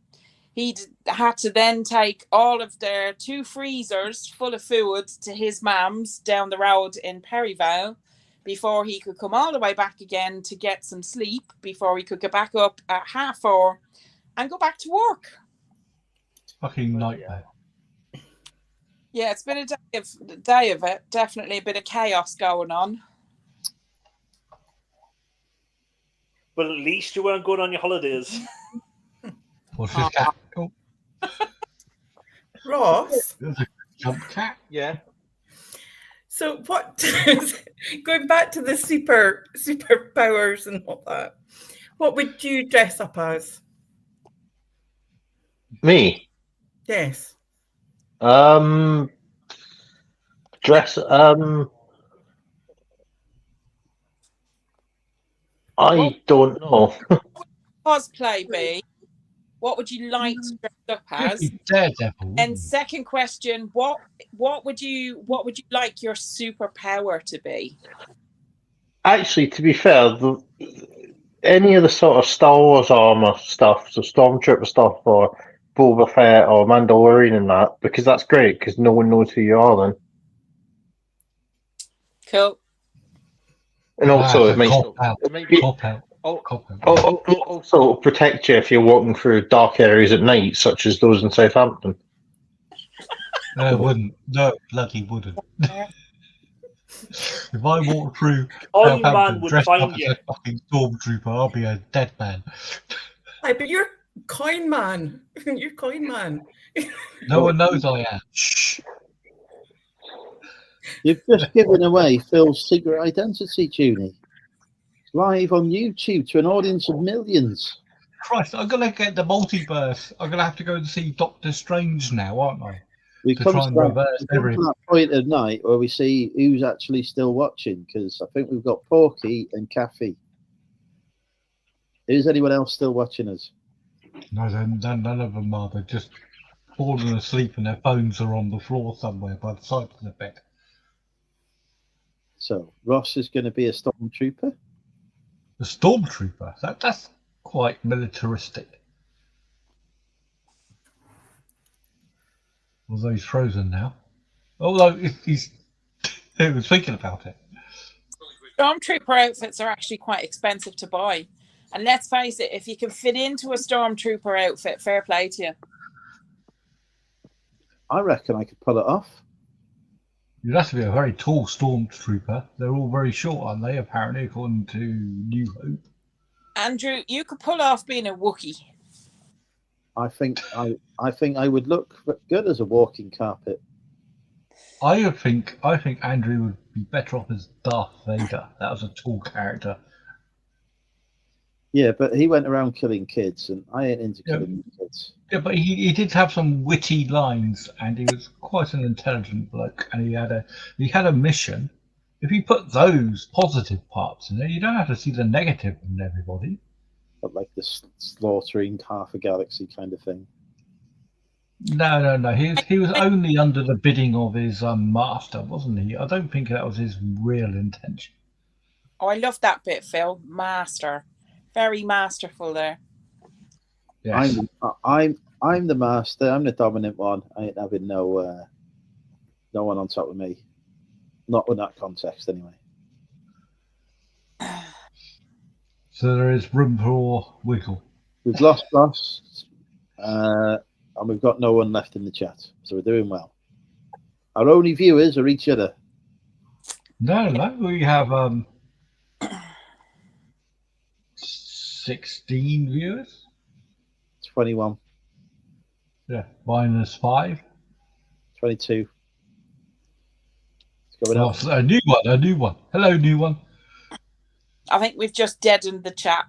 It is Lainey. So we've got Lainey and we've got Porky watching. Welcome, Lainey. Hi, Lainey. Jump Hi, on. Lainey. Hello, Lenny. Where's Ross gone? You've already just noticed. You upset him. Yeah. He's been sniffing too much of that sellotape tonight. You see some of his comments. Who, me? Ross. He's back. Ross, He's back. His name is Ross. He's back. He's back. Here he is. I was going to say, Yeah, reanimated. I'd make a good jab of the hook, but really in my head, I look like Princess Leia in the gold bikini. Oh, yeah. Oh, yeah. Yes. Phil's Yeah. reaction. Now, who would you all be in the Star Wars universe then? Realistic. Obi-Wan Kenobi. The wise one that went into the desert. And then Yoda. came back later. Levitate. No, but Andrew, I'd probably have a better stab at that because I'm Scottish and have a beard. Because Ewan McGregor. Oh, you'd make Alex Guinness. Yeah. Obi-Wan Kenobi. Yeah, Alec Guinness from Okay, Scotland. then let's do a place off here then. Go on, then, Ross. Give me your best impression. These are not the droids you're looking for. These are not the droids you're looking for. No. That's about 4 out of 10. What about you, Andrew? Luke, I am your father. Wrong character. That's not said in the film. That's Darth Vader. So I win. That's not even said in the film. Wrong. I've won. No, I'm your father is the line, Andrew, I think you're looking for. Well, actually, the thing is, there was actually a huge clue in that because Vader is actually Dutch for father. Not a lot of people know that, apart from the Dutch. So there's Sorry. not much of a clue. Yeah. Apart from the Dutch. So Neil, So what Neil, who city would is be your the- best character? Could you do a character? Oh, Jar Jar Binks, the best character ever. Go on then. go on No, then. no, you wash your mouth out. Yeah. Yeah, with no Jar Jar Binks here. He banned. So no, He's but the best if character. Neil can do a very good impression of it, we'll let it pass. Well, if we're doing impressions, and you just go bloody Chewbacca. There you go. No, all you no, you already said Jar Jar Binks. I want your Jar Jar Binks impression. I'll go Chewbacca then. I'll change it to Chewbacca just because. You've got that down, Neil. That's very good. Yeah, thank you. Junie, have you ever heard of Star Wars? Yeah, funnily enough, I have. Do you have a character you can do an impersonation of? Well, see, I'm Scottish and I've got a beard as well, so I don't know. You're very good at impersonation. I'm not a Star Wars fan. I'm sorry, but I'm not. What? What? I tell you who you could be from Star Wars. You could be Scotty, you know, beam me up, Scotty. He's not in Star Wars. It's a freaking Star Trek. Same thing, Star Wars. Oh, get out. What is this nonsense? E.T. Be E.T. He's not in Star Wars either. Go and watch the second movie, which is really the fifth movie, and you'll see. I'm watching no fake trilogy. Go and watch episode 2, No. whatever it's called, and you'll see little E.T. people. The Attack of the Clones. Ross will back us up. He's a massive Star Wars nerd, aren't you, Ross? Yeah. Yeah, no, that is in there, Andrew. That very much is in there. There's only a screenshot for one frame. Yeah, but still an Easter egg within that. Yeah. What the fuck? There's Puma It's like bloody Jessica Rabbit having no sneakers in knickers the on back in of, Roger Rabbit. It's like saying James Bond is in Star Wars because Daniel Craig played a stormtrooper. Well, no, that's just an actor in a film. The actual character of E.T. Aliens was actually on a frame for frame shot. Did it have Yeah. any script? Because in your context, Andrew, it's like saying Train Spotting and Star Wars are in the same universe. They are. They are. This is a well-known fact. When Vader came back. Obi-Wan Kenobi was originally a heroin addict from Edinburgh. Yeah. Did you not miss that episode? Did you not know this? It's R2D2 in Star Wars.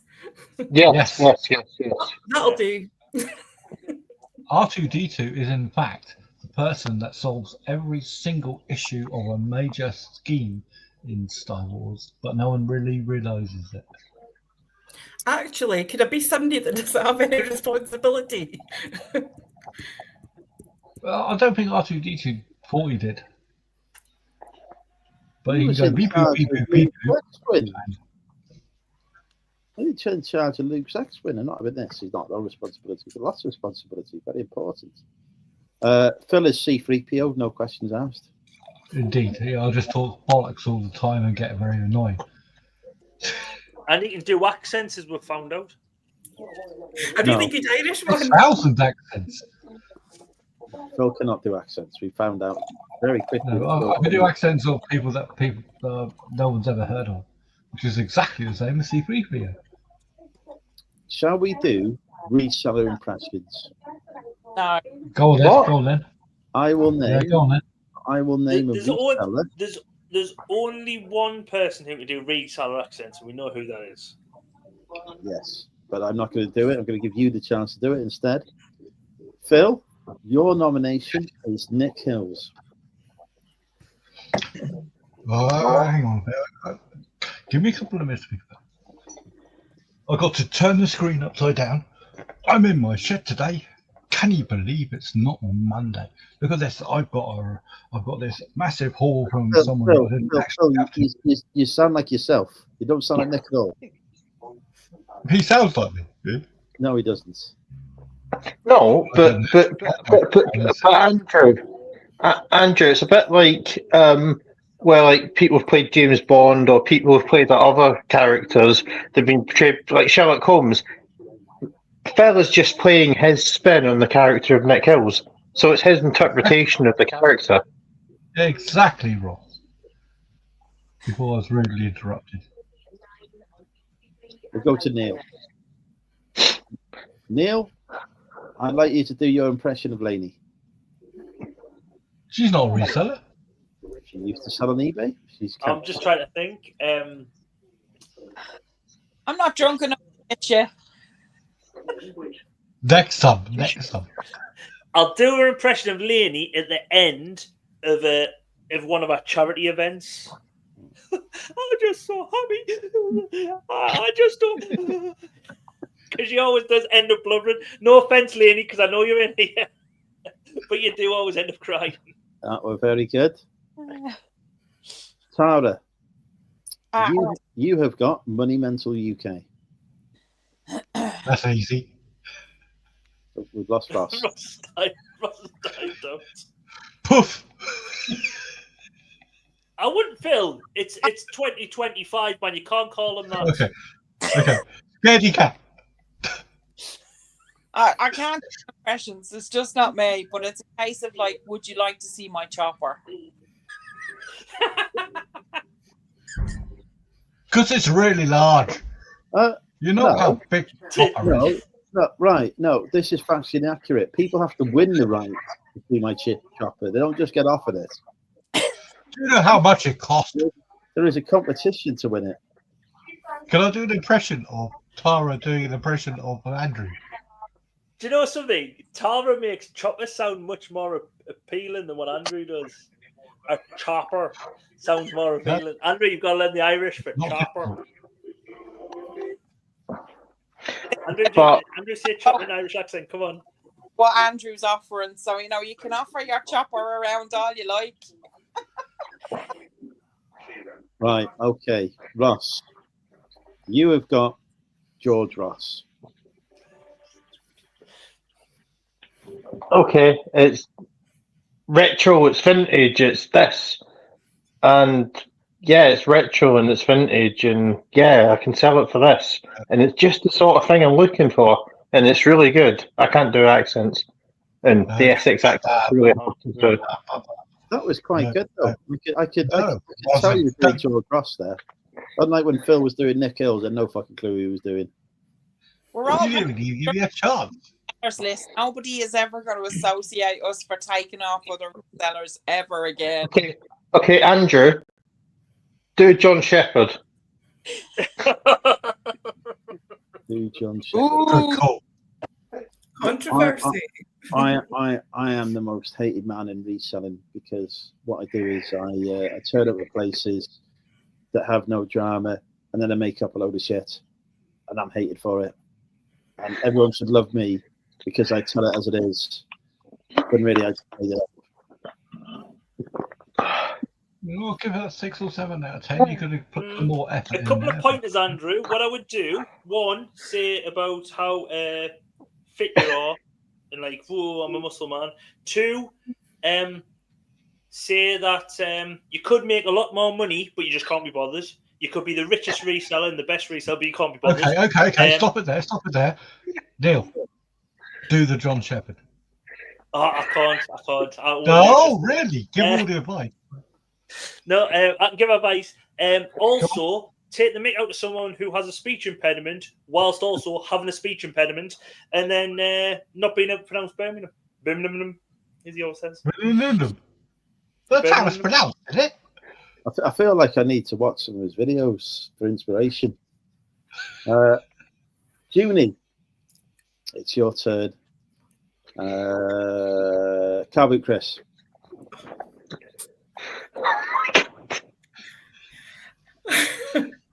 Why? Car boot Chris, the easiest way to do it is like his bony fingers. Chris has really, like, Chris, if you're in, I love you, mate, but you do really have ET fingers. And you always see the ring in the videos.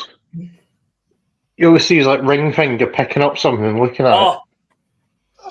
When you said the ring in the video, I didn't know where you were going there, Ross. Sorry. All you've got to do is pick up something and look at it for 10 minutes before deciding not to buy it. I'm not doing it. Go on, Julie. Could you not got a female rather than a male? The female, Lex. Oh, no. I've already done Lex. I wasn't good at it. Mel from Australia. Can't believe Chris is looking better and better by the second. No, Mel from Australia. Oh, I can just remember when she was on your live and I was in the chat, she goes, "Get Neil to come live. Neil's in the chat. Neil's in the chat. Get Neil to come live." And Andrew was going, "You what? What do you want Neil to do?" Get Neil to come live, isn't it? Can you put another what? Shrimp on Barbie? I'll tell you what, I've just got a warehouse of books now. Long-time viewers will remember I had to introduce Minnie and Mel when Mel was late for a live with me, and so was temporarily replaced by an actual Minnie and Plus. Woo! Oh, what was that? What was that? Sorry, we've got down to the stage now where that looks like. Is that Fixie? Is that Fixie, Tara? No, so that's Tara doing an impression of a millionaire reseller. Yeah. It's the nearest I'm going to ever get. You never know. Look at that. Perfect pour. Woo Woo says how big I look. Thank you, Woo Woo. Woo woo. True, that's how Tribute said, Andrew.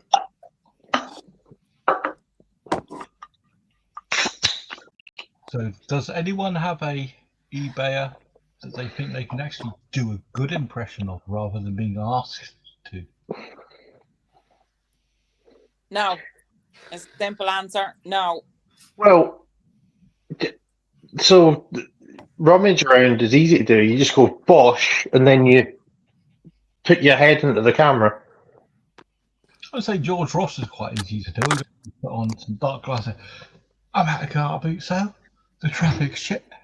I'm going to make a lot of money today. As long as it doesn't take too long to get into sale. I'm going to have to wait 30 minutes maybe. Oh look, they've let me in early.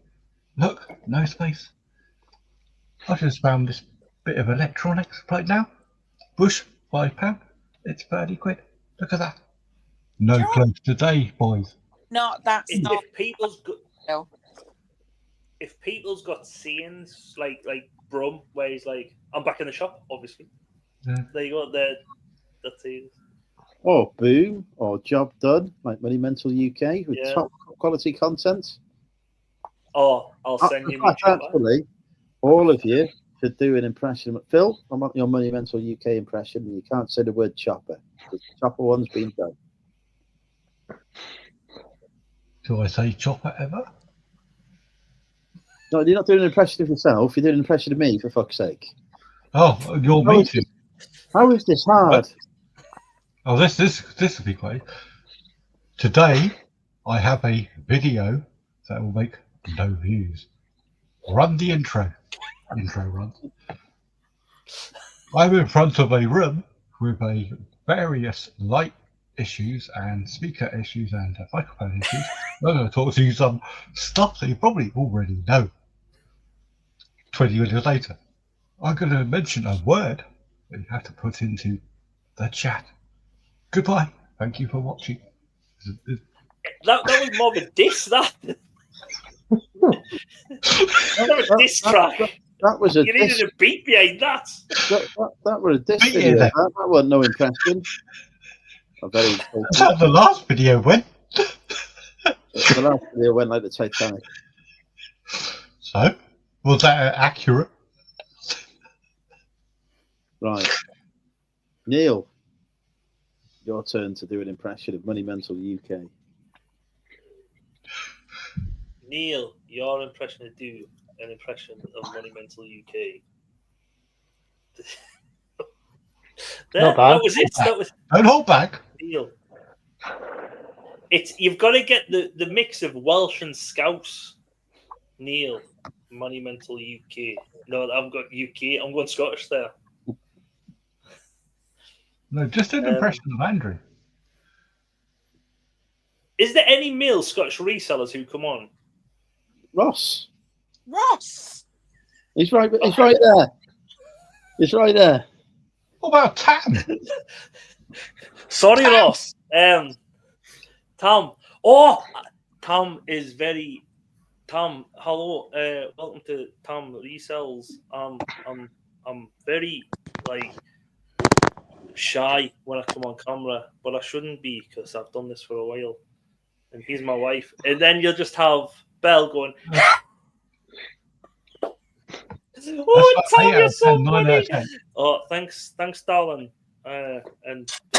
So I'll go through my car boot the resells this week. Sorry. There you go. That's Tom. That was the best. That is brilliant. That is brilliant. Tom is Scottish, but he's very slow and methodical of what he says. I bought some stuff. Here's my stuff. I've sold some stuff. This is what it's sold for. Tom, if you ever watch this, please don't be offended. I love your accent. Don't worry, he's not subscribed. We'll just take it. Oh, good. That good wasn't well. That's Scottish. That didn't sound Scottish. That sounded like Indian, though. What? That's good. I'm going to give Neil 9 out of 10 for that one. But what you've got to watch is Welsh and Indian, because you're only a boyo from keeping the right side of being a racist. Yeah, boyo. It can go one or two ways. One's all right, one's not. Julie, we've got your challenge. Monumental UK. Boom, get in. It's gone better than the Carving Chris impression, I must admit. Don't can't beat Chris. He's just released a new video. I'm on the Chambord now. What is this? I had to Chambord. Chambord. Yeah. You've got to say it like Michael Jackson. Chambord, mother. No, not going there. I can barely pronounce the word Chambord. The way my kids roast me for the way I say things is bad enough as it is. I reckon Tara could do a good impersonation of Al. No. Not Big Al. No. Go on. 10 out of 10. Tara, that's 10 out of 10. All you have to do is just moan about eBay and GPSR, and you're there. Yeah, it's quite. I've been on the YouTube now, and I've just started to do the YouTube, and I've been doing. I'm a £1 million seller. I tell you what, eBay are screwing me over because I'm Northern Irish. That is what's happening now. That's probably entirely racist, and I entirely. Phil, I think you need to apologise because there was like Chinese in there. There was Indian. I did apologise. South African. It's just a template. It's just a template. There were every accent apart from the one you were trying to do in there. Exactly. That's what I'm asking Tara for, because I think she could probably improve and upscale that. Actually, I'm more interested in hearing Tara's impersonation of Andrew now.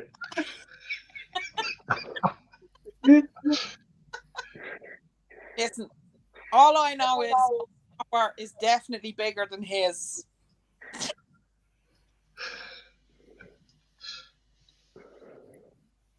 Now, I'm not going there with accents. I have trouble enough with my own accent most of the time, so I daren't do anybody else's. You wouldn't need to for else, because none of us would be able to know the difference. Well, for one, no, actually, no, Phil. No, I'm not Tara's going. accent changes between Cockney and Irish. Yes, that's the other thing, because it goes from normally it swings from English to Irish. So I don't know who I am half the time, let alone trying to cop off and kind of do somebody else's. You're trying to cop off with who now?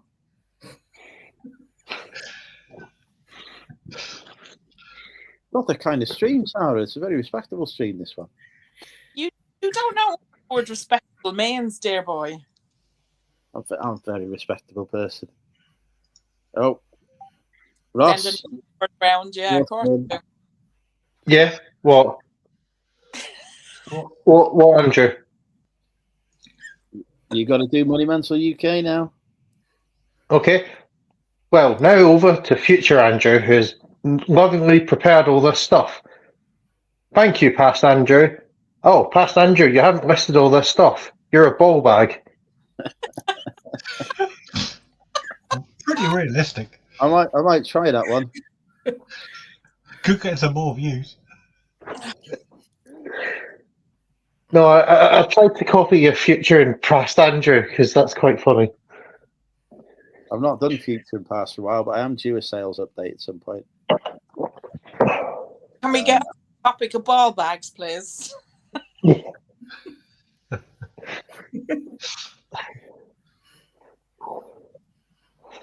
Okay, are you still here? I'm pretty sure you can't be demonetized for saying that, so you'll be fine, Andrew. Yeah. It's been demonetized before from shit I said. It still has cost me more money than anyone else I've ever met. Yeah, 26p on one video and about 13p on another. The C word and the F word usually get put into like the orange dollar sign. Really? No, it's normally when I share other videos that got copyright material that does it.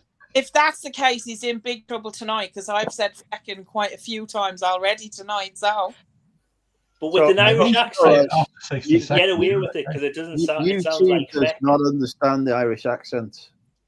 Well, in that case, you're looking. I'll throw in a few more. Yeah, whack 'em in. It doesn't understand the Northeast accent because on Laney's it calls her loony, and if she says quote, it puts quote like QUOTE. Didn't understand the word of that. And film. Film. FILUM. Film. Yeah. Have you seen any good films recently? Has anyone seen the new Captain America film? Yes. No. Which one? I've not seen it. The Yes. one that's just come out. Phil has seen it. Phil has seen it not legally. Has anyone seen it legally? Which film's this? Sorry. Captain America: The New World. No. I don't watch any films legally. Oh, I got bollocks last week. It's all right. It's all right, Tara. We'll just keep between the six of us. It's not like there's anyone else here. Now, I saw it on YouTube. I take kids to the movies with the old +1 companion ticket. I don't really watch much, to be fair. That is because MMUK produces all the content you ever need to watch. There's a fantastic. To be honest, the only thing I'm watching at the moment is Married at First Sight Australia. Oh, it's brilliant. Oh, it's so bad, it's good. I love it. I was in love a Married at First Sight fest last night when the power went off. I was disgusted. So, what I did watch this week, which is very good, is Toxic Towns on Netflix. Yeah, that's very good. Yeah. Have you seen that? Yeah. I ain't got no Netflix. Sorry, you were saying, Tara? Has anybody seen Adolescence? Yeah. Yeah, usually usually hanging around outside the spa shop.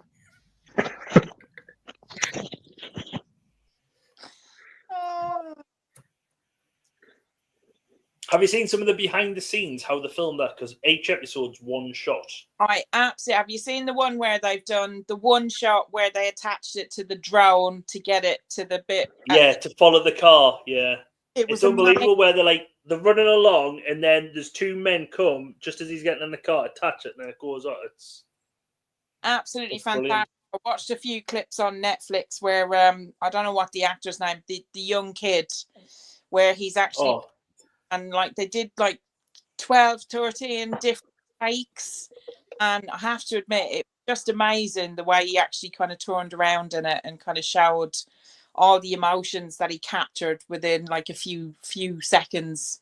Absolutely brilliant television. I've never seen it yet. My wife watched the first episode. I highly recommend.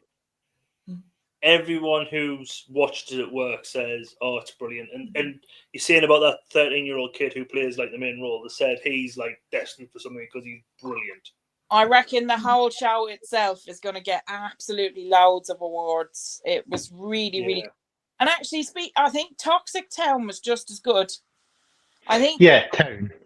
I think the fact that adolescents is addressing kind of like the manosphere and kind of the subject matter that it has, I think that's probably going to get more awards. But I think Toxic Town was actually terrific. Really, really good. What is Toxic Town about? So it's about how in the 1980s, 1990s, so after Corby, which basically half of Scotland moved down England to work in the steelworks, after the steelworks there shut, they were demolishing it and stuff got contaminated into the town, and the council knew about it. They knew they were being unsafe, and unfortunately a lot of children had birth defects because of it. So it's about how basically they bring the council to task for it. So it's all a true story. Yeah. Oh, that is a council I have no wish to be involved with. That sounds awful. There's moment within the UK. There's several in Wales. There's a number within Northern Ireland, and I think there's a couple within Scotland that actually all need addressing. To be fair, I don't know many English ones. But anywhere where there's been like mining, there's usually toxic water type. There's usually toxic kind of soil. There's lots of different kind of illegal emissions. There's loads of stuff going on that we just don't know about. Yeah. Yeah, no, there is. But Andrew, if you watch the Post Office, Mr. Bates versus the Post Office and like that, you'd like this because it's very similar sort of premise. Yeah. I think there is a thing now where I think there is going to be a lot of dramas which are going to be like the justice dramas, like we're seeing with Mr. Bates versus the Post Office and this. And if you go further back, like the Hillsborough, if you ever seen the Hillsborough one, they're like sort of dramas this which is still like, pushing for justice. This feels like one day they're going to do one about me. They always made it nervous, like that. Like, you know, it's going to be versus Money Mental UK after I've done something terrible to somebody on YouTube again.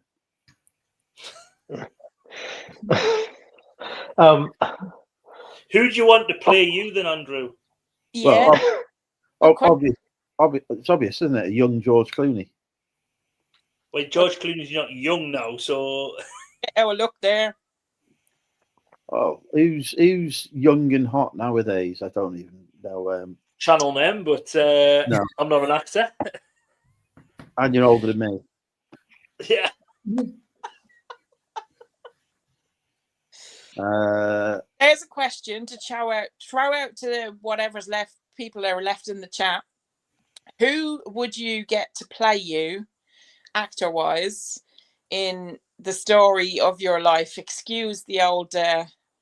I'm already too drunk to. I'm slurring my words, so there you go. But who would be your love interest? Well, that's obvious. I would be everyone's love interest in the chat. They're all going to say me, aren't they? No, what actor? I am a professional actor. I've started a play. I was part of the Cleveland's Amateur Dramatic Society, I'll have you know.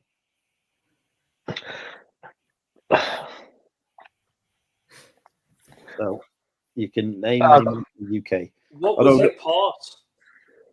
I don't know. I can't remember. I was pissed. I know that I got my lines wrong because I was pissed, and they weren't very happy with me, and I didn't get invited back again. There's a shocker. Well, yeah, I was shocked. I thought actors were supposed to ad lib. So, Neil, well, and who are you, Neil? Me? Chris Ramsey. yes, No. See that? Chris Ramsey only sounds like he doesn't look like is totally different. Yeah, he'd have to dye his hair and grow a beard. He'd need a full, rather than a little bit of bum fluff, he'd need a proper full face of beard. Right, Tell you who, Milo Ventimiglia. There you go. Ooh, now there's sex on a stick. Wow. That's also been someone I've said I look like me.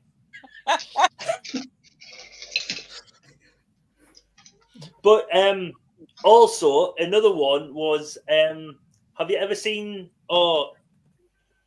he was in Miranda? Oh, I know the guy you mean. Tom Ellis. That's it. Yes. I was once on a live stream and someone says, "Oh, you look like the guy off Luther." No, Lucifer. Not Luther. I don't look like Idris Elba.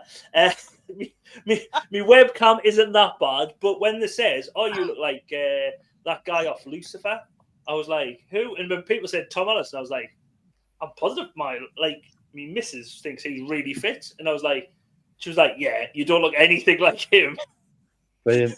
Thanks, but that's the reason I don't get a decent webcam. You do not get a good webcam.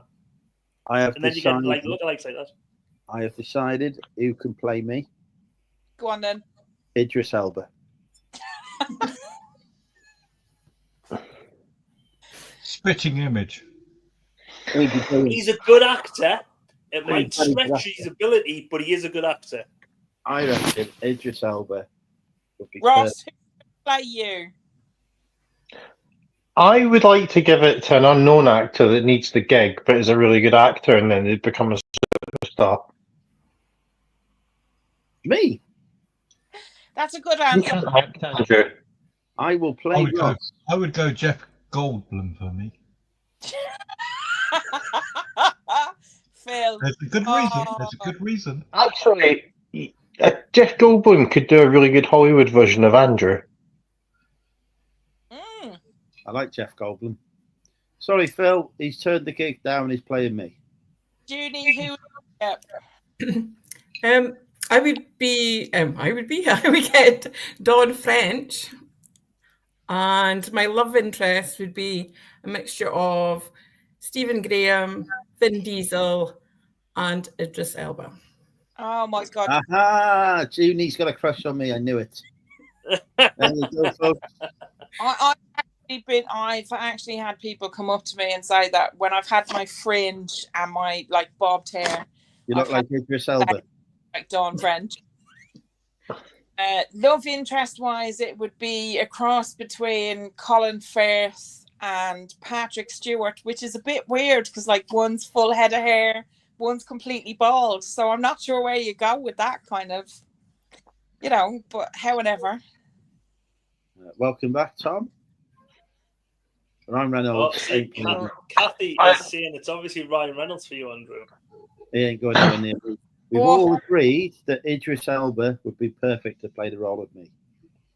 Let's just say Idris Elba is he's sex on a stick. Exactly. Yeah. So, well, Phil, if he was 15 years younger, we could get Gary Oldman to play you, but when he was 15 years younger. Yeah. So that would be Gary Youngman. Got the toilet. Could do. Actually, Lainey did say that she enjoyed Slow Horses on my recommendation. If anyone hasn't seen Slow Horses, watch it. It's fantastic. It is one of the best series on Apple TV. I don't have. You can get a free. You can get a 3 weeks trial for 7 days. A free trial for 7 days on it. Although quite a lot of things. I think if you've got an iPhone, you can get a free trial on it as well, or get a membership on it. And Tara, you can watch it illegally as well. Not that I knew. I can't just watch it on the dodgy. I don't want no trial that lasts 7 days. Thank you very much. I've had enough trials in my time. It never ends well. I'm trying to think. She play me. What's the American actress who's like she's really really funny? Oh Jesus, I can't think of her name. Melissa McCarthy. No, not Melissa McCarthy. She's older than that. Rosie O'Donnell. No, not Rosie O'Donnell. That feckin' old.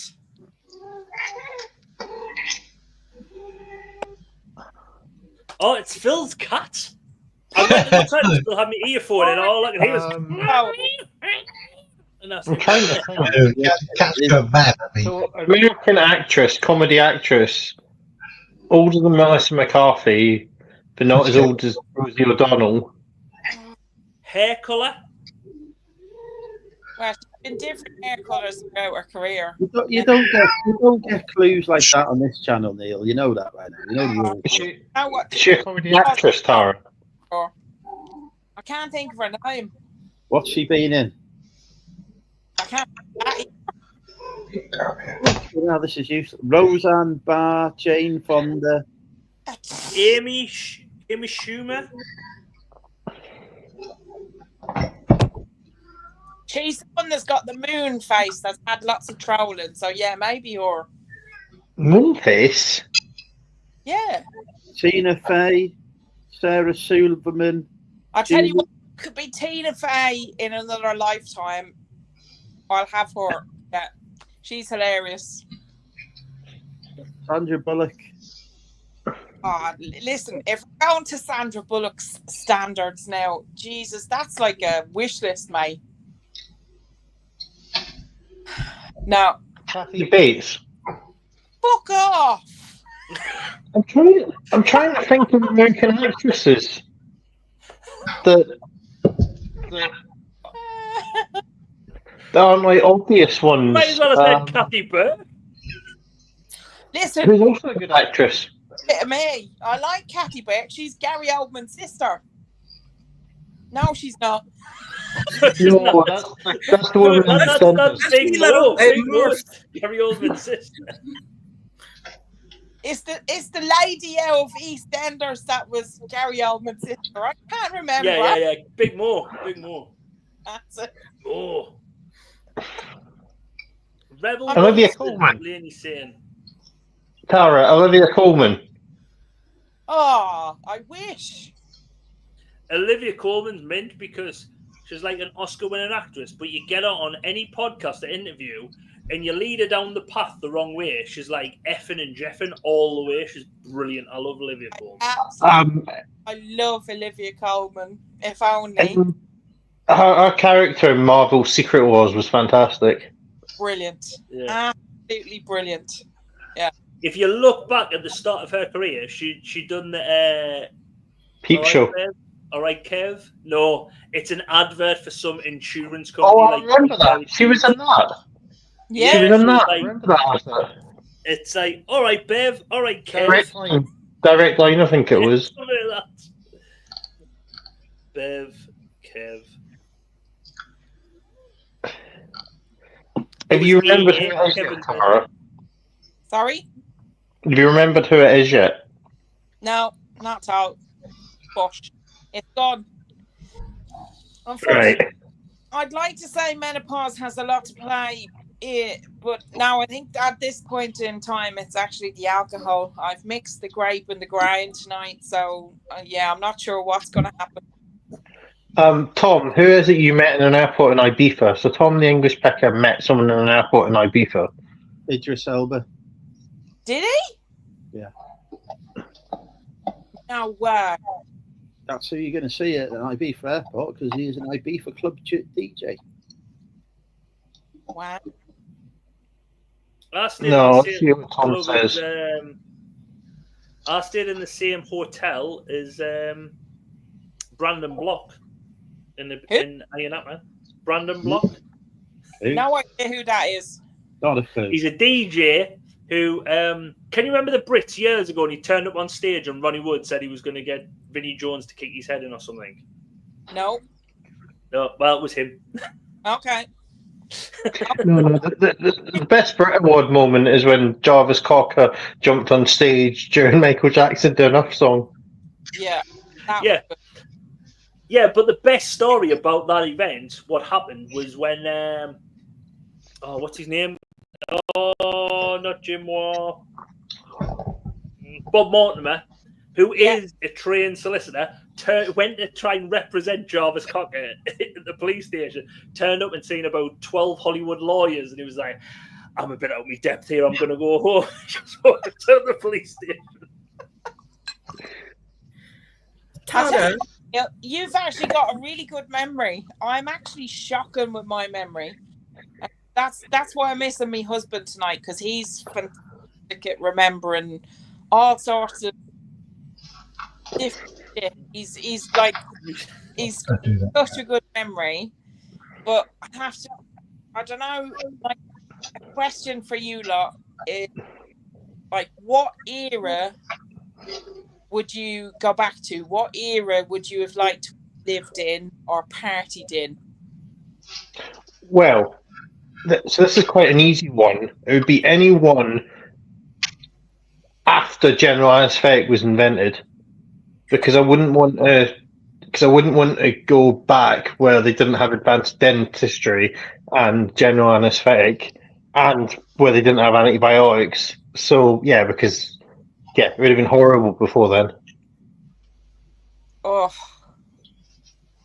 I'm feeling on a similar note to that, the 1970s, around the time of Studio 54, just because of the rampant sex.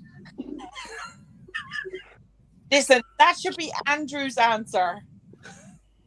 It was going to be. He said he wasn't alive back then. I very rarely think about sex. It's not a Andrew, thing. your motto is Adidas. But then, Andrew, if you don't think about that, are you like quite a lot of men in the survey that think about the Roman Empire once a day? Apparently, a lot of men think about the Roman Empire every day. I'm not even joking. It's actually like a scientific study. That's the first time I've thought about it today. I can't remember the last time. It could be quite a few weeks ago. Probably when you looked at your coin collection film. What? No, I don't collect any Roman coins. I'm not interested in that because I don't make any fucking money. Tara, was the actress Christina Applegate? Oh, that's the one. Spot on, but dark hair. Who the fuck is Christina Applegate? An American actress and comedian. Yeah, she's very good. She's in one of my favourite Christmas films, Surviving Christmas. And I agree with Lainey, although I think she meant boobs, but I want to go back to when my boobs were under my chin. Listen, I'm in a group of my 18-year-old daughter's friends on Snapchat, and apparently I get in trouble all the time for boobs and boob jokes, so I'm staying well clear of this subject. I just tucked mine into Andrew's got enough lewdness to go around. Is that the 10-year-old daughter or the 18-year-old daughter? I would hope it's the 18-year-old, because if the 10-year-old's talking about boobs on Snapchat, I'd be seriously considered a very shabby parent.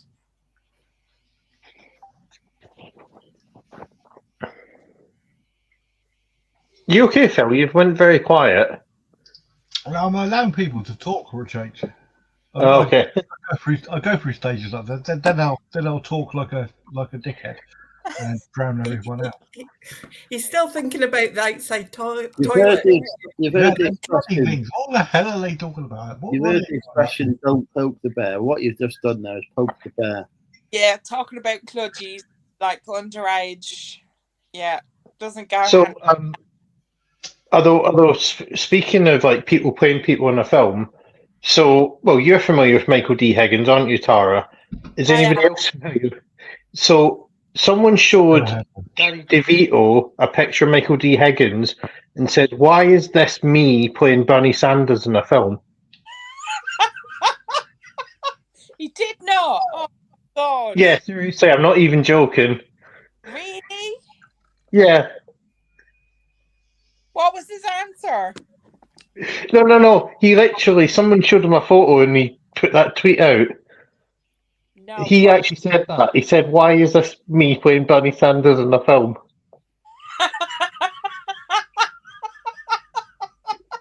I can't even answer that. That's just like, oh.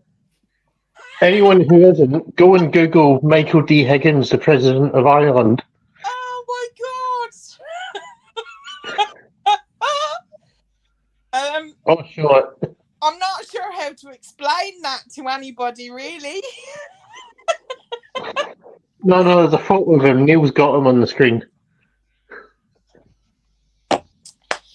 Okay, for a start, the man looks like half Hobbit and half. Yeah, I mean, look at that picture. That's just. He does look a bit like one of the goblins from Harry Potter that run the bank. Apparently, he's a lovely man now, so I wouldn't like. No. But he actually comes across as a very nice guy. Yeah.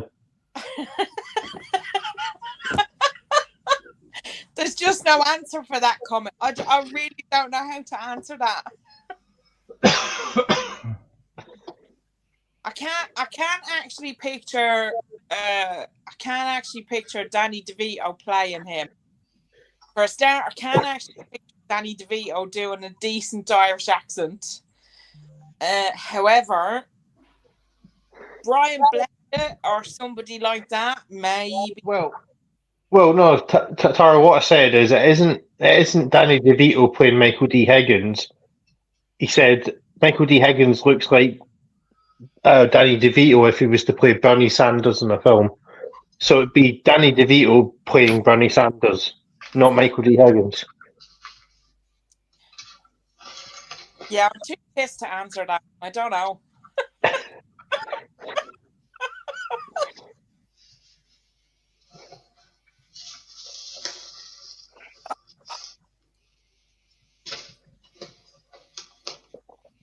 Where'd you go, Andrew? I went to the toilet, or as some people would call it, kludgy. Was that an outside toilet?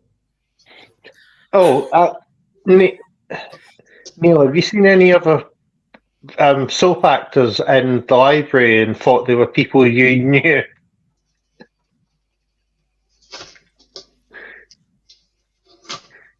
You're on mute, Neil.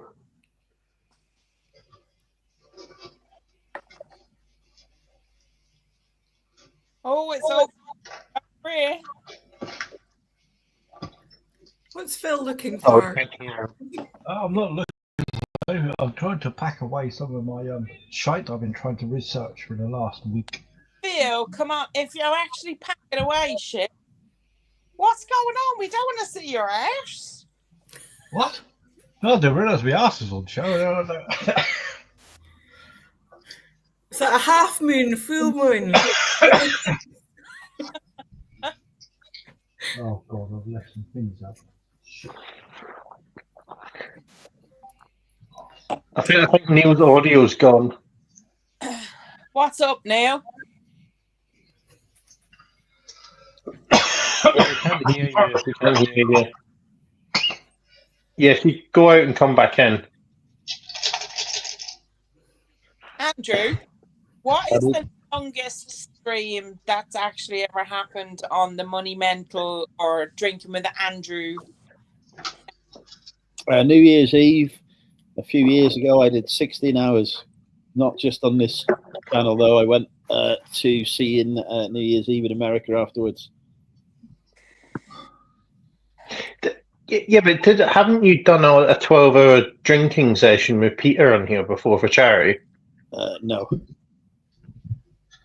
Are you sure? Yes. So you haven't done like a sponsored drinking thing for charity before? Because I'm sure you were talking about doing it once. I was going to do one, but I never did because I decided that was suicide. Actually, I'd love to know why Pete doesn't do it on. He'd be great on. He has done in the past, more than once. And he does do streams on his channel. I like watching Pete's channel, actually. What's Peter Ray? Yes, Peter Ray. Yeah. Is it Wednesday every is it 8 o'clock, something like that? Yeah, on a Wednesday. Yeah, something like that. Yeah. Yeah, he's got regular life. I have to actually say I hope his mum is doing well after her surgery and he's okay. Yeah, 'cause I was hoping to see him at Ascot, but he did say that his mother is going through this procedure at the moment, so he probably won't be able to make it there. Hip surgery, yeah. So I'm not sure. I think he'd probably like to be there, but I think he's our carer, so depends on doing. Yeah, I know that's good. Yeah, he's a carer for his dad as well, I think. Yeah. Which, fair play to him. So I'm a carer for my partner, so even going to Ascot next week is not an issue, but it's something I would need to plan to do. Like every time I go to work away, I've got ultra plan for it. As somebody with chronic illness, I have to admit my two daughters and my husband are all carers for me.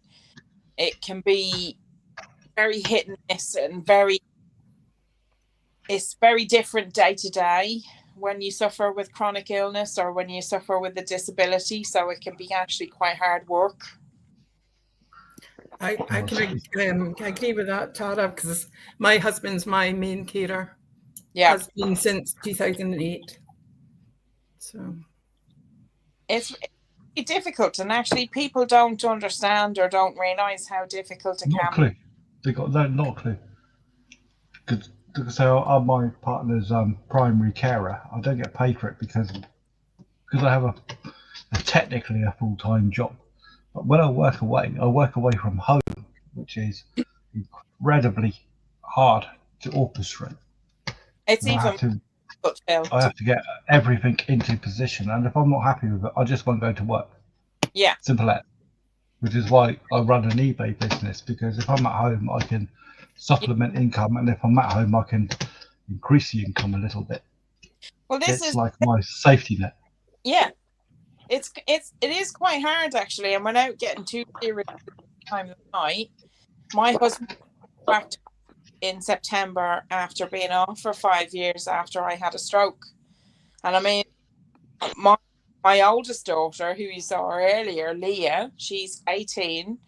And unfortunately, she had to ring an ambulance for me at the age of 5 after a very serious seizure. So it can actually be quite difficult. And it's actually one of the unsung heroes of kind of reselling, if you like.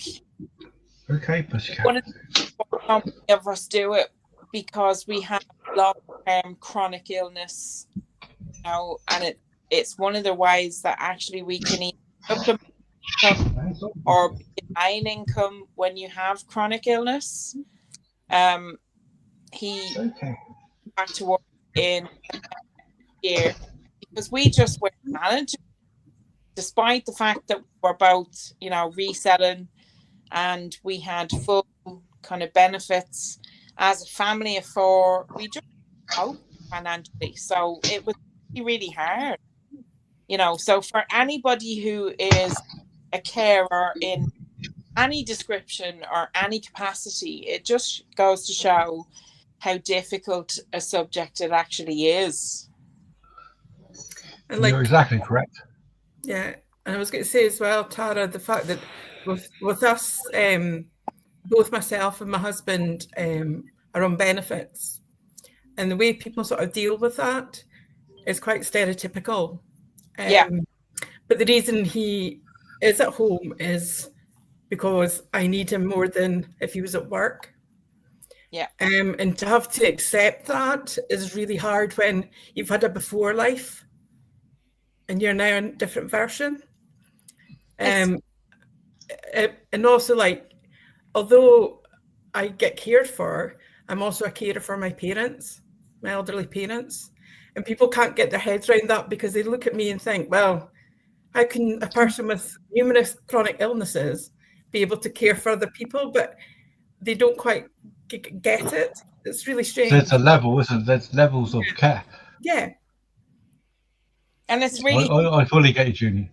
Yeah. It's hard in the sense that the fact that you're being cared for, there's so many aspects of it and so many, I like to say, tendrils where you're caring for somebody else. Like, obviously both of my kids have autism, and obviously Ian is actually in the process of getting his adult diagnosis. And on top of that, I'm neurodivergent, or neurospicy, as I like to call it. That on top of having to care for chronically ill elderly parents, people, and this is from a very female perspective, I think, if you are overweight, female, and you have any kind of disability aid, people really, really like to look at you and judge. Oh, yeah. Yeah. I get like called out near enough every day when I'm out in my wheelchair or using my crutches. I get called the fat disabled lass. Yeah. And it's horrible because they say the fat bit before they say the disabled bit. Do you know what I mean? I know I'm fat, I know I'm big, but the issues that I have wasn't caused because I'm a different size. You know what I mean? Yeah. But yeah, it does, it plays with your head, and you need to sort of like realize that everyone comes in different shapes and sizes. It doesn't matter, but it's more the sort of society. It's not just the disabled aspect, because it's an ableist society. It was built as an ableist society.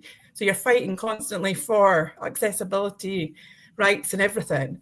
But also when you go to the GPs, you go to medical staff, they see a fat person and they go, well, that's why.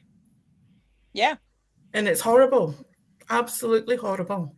The medical gaslighting that goes on, particularly within the female overweight area, is shocking. When you add in then autism or neurodiversity, it is unbelievable. Andrew will probably come in and comment and weigh in on this, but when you add in kind of neurodiversity and mental health, it is unbelievable the amount of people that will kind of weigh in with comments that just are whatever about being neurotypical. They are so, I don't even know what the words are really, but they are just, they're detrimental to people like us. They're detrimental to the group of society who not only have to struggle uneducated with health, but struggle with neurodiversity and struggle with disability. They struggle with ableism from a neurotypical society that unfortunately gets really dark really quick. People don't understand or want to understand, I find. So I don't get involved with them. Yeah. But even from a reseller's point of view, when you look at kind of the drama that sometimes goes on, if you just stood back and actually kind of looked at other people's perspective from a point of compassion or empathy, you wouldn't kind of comment on half of the stuff and half of the negativity that people do. It is actually quite shocking. And it's one of the things that puts me off doing a YouTube. It's one of the things that puts me off doing face-to-face hauls and face-to-face on, you know, even just Instagram, which I absolutely love. I love the Instagram community, full stop. But when you talk about kind of illness, neurodiversity, ableism, disability, even in this country where we are hugely blessed and lucky to have the amount of resources that we have, it is really difficult. difficult for people to manage. It's difficult for people to live. It's difficult for people to, understand where you come from a point of view where you don't end off. And that's my 2 pence on. I'm getting very serious now. Okay. No, you do it, Tara. You got some very valid points there. I can see every point. I don't like being serious because when you talk about things, I get kind of on my high horse. It's okay, get on it. It really affects my family. It affects my daughters. It affects my husband. It affects the ability that I have to be able to resell. It affects on how much work I'm able to do, how much listings I'm able to do. It affects, the resellers meet up in Hitchin. Fantastic weekend. Loved it. Absolutely had a ball. It's a cracker, wasn't it? It's a cracker. I bet it took you a long time to recover. Yes. Yeah. Absolutely. It's people don't realize that when you're vivacious and when you're when you're they don't realize that's you on full tap all the time. It doesn't happen, does it? Yeah. And just the amount of time it takes to recover from a weekend like it's like trust me, I took till Thursday to recover. Yeah. You're living your best life at a resellers meetup. You're having so much fun. You're enjoying meeting people. You're enjoying kind of being on top form, having a laugh, having a joke, eating, drinking, meeting people for the first time. It's absolutely lovely. But the amount of effort that it takes, in the run-up to that meeting, and then after that, the after meetup, whether you're neurodivergent or You've got to do some prep, haven't you? You've got to do some prep. It takes time. And for people who are neurodivergent, that meetup, that full on Rachel is a lot. That is because Rachel was missing me so much.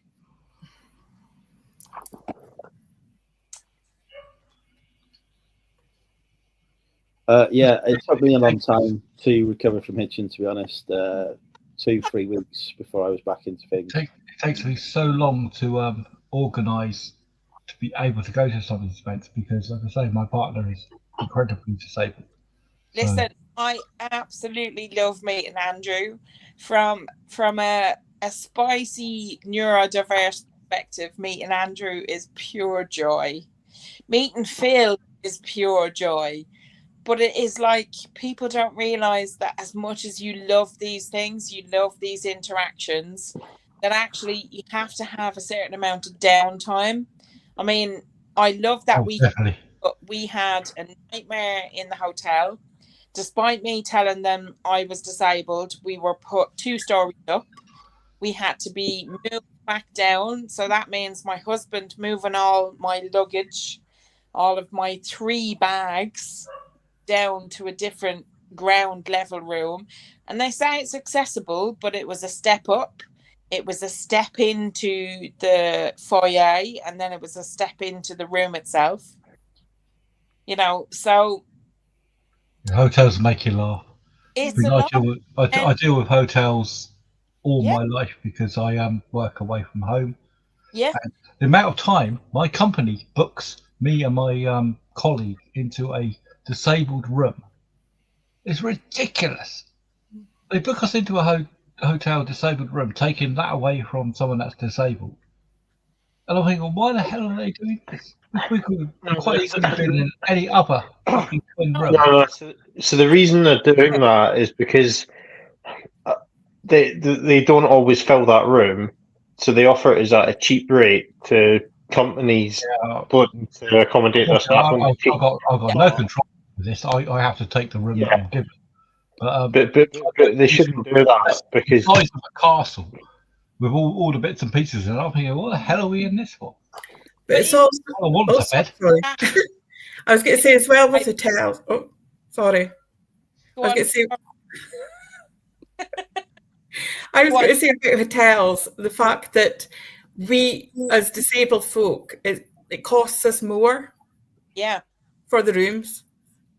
Not always. I know there's different chains and whatever, but anytime I'm booking anything, you see the prices of things, and it always comes to a point where it's like, well, if you're wanting this, this, and this, disabled access and that, it costs. Do a bit of shopping around. You'll no, and find I do shopping around as well, but yeah. I would say 80% of the time it costs more. So you're looking at hotels to go to the Manchester meetup. We just take, for example, Premier Inn.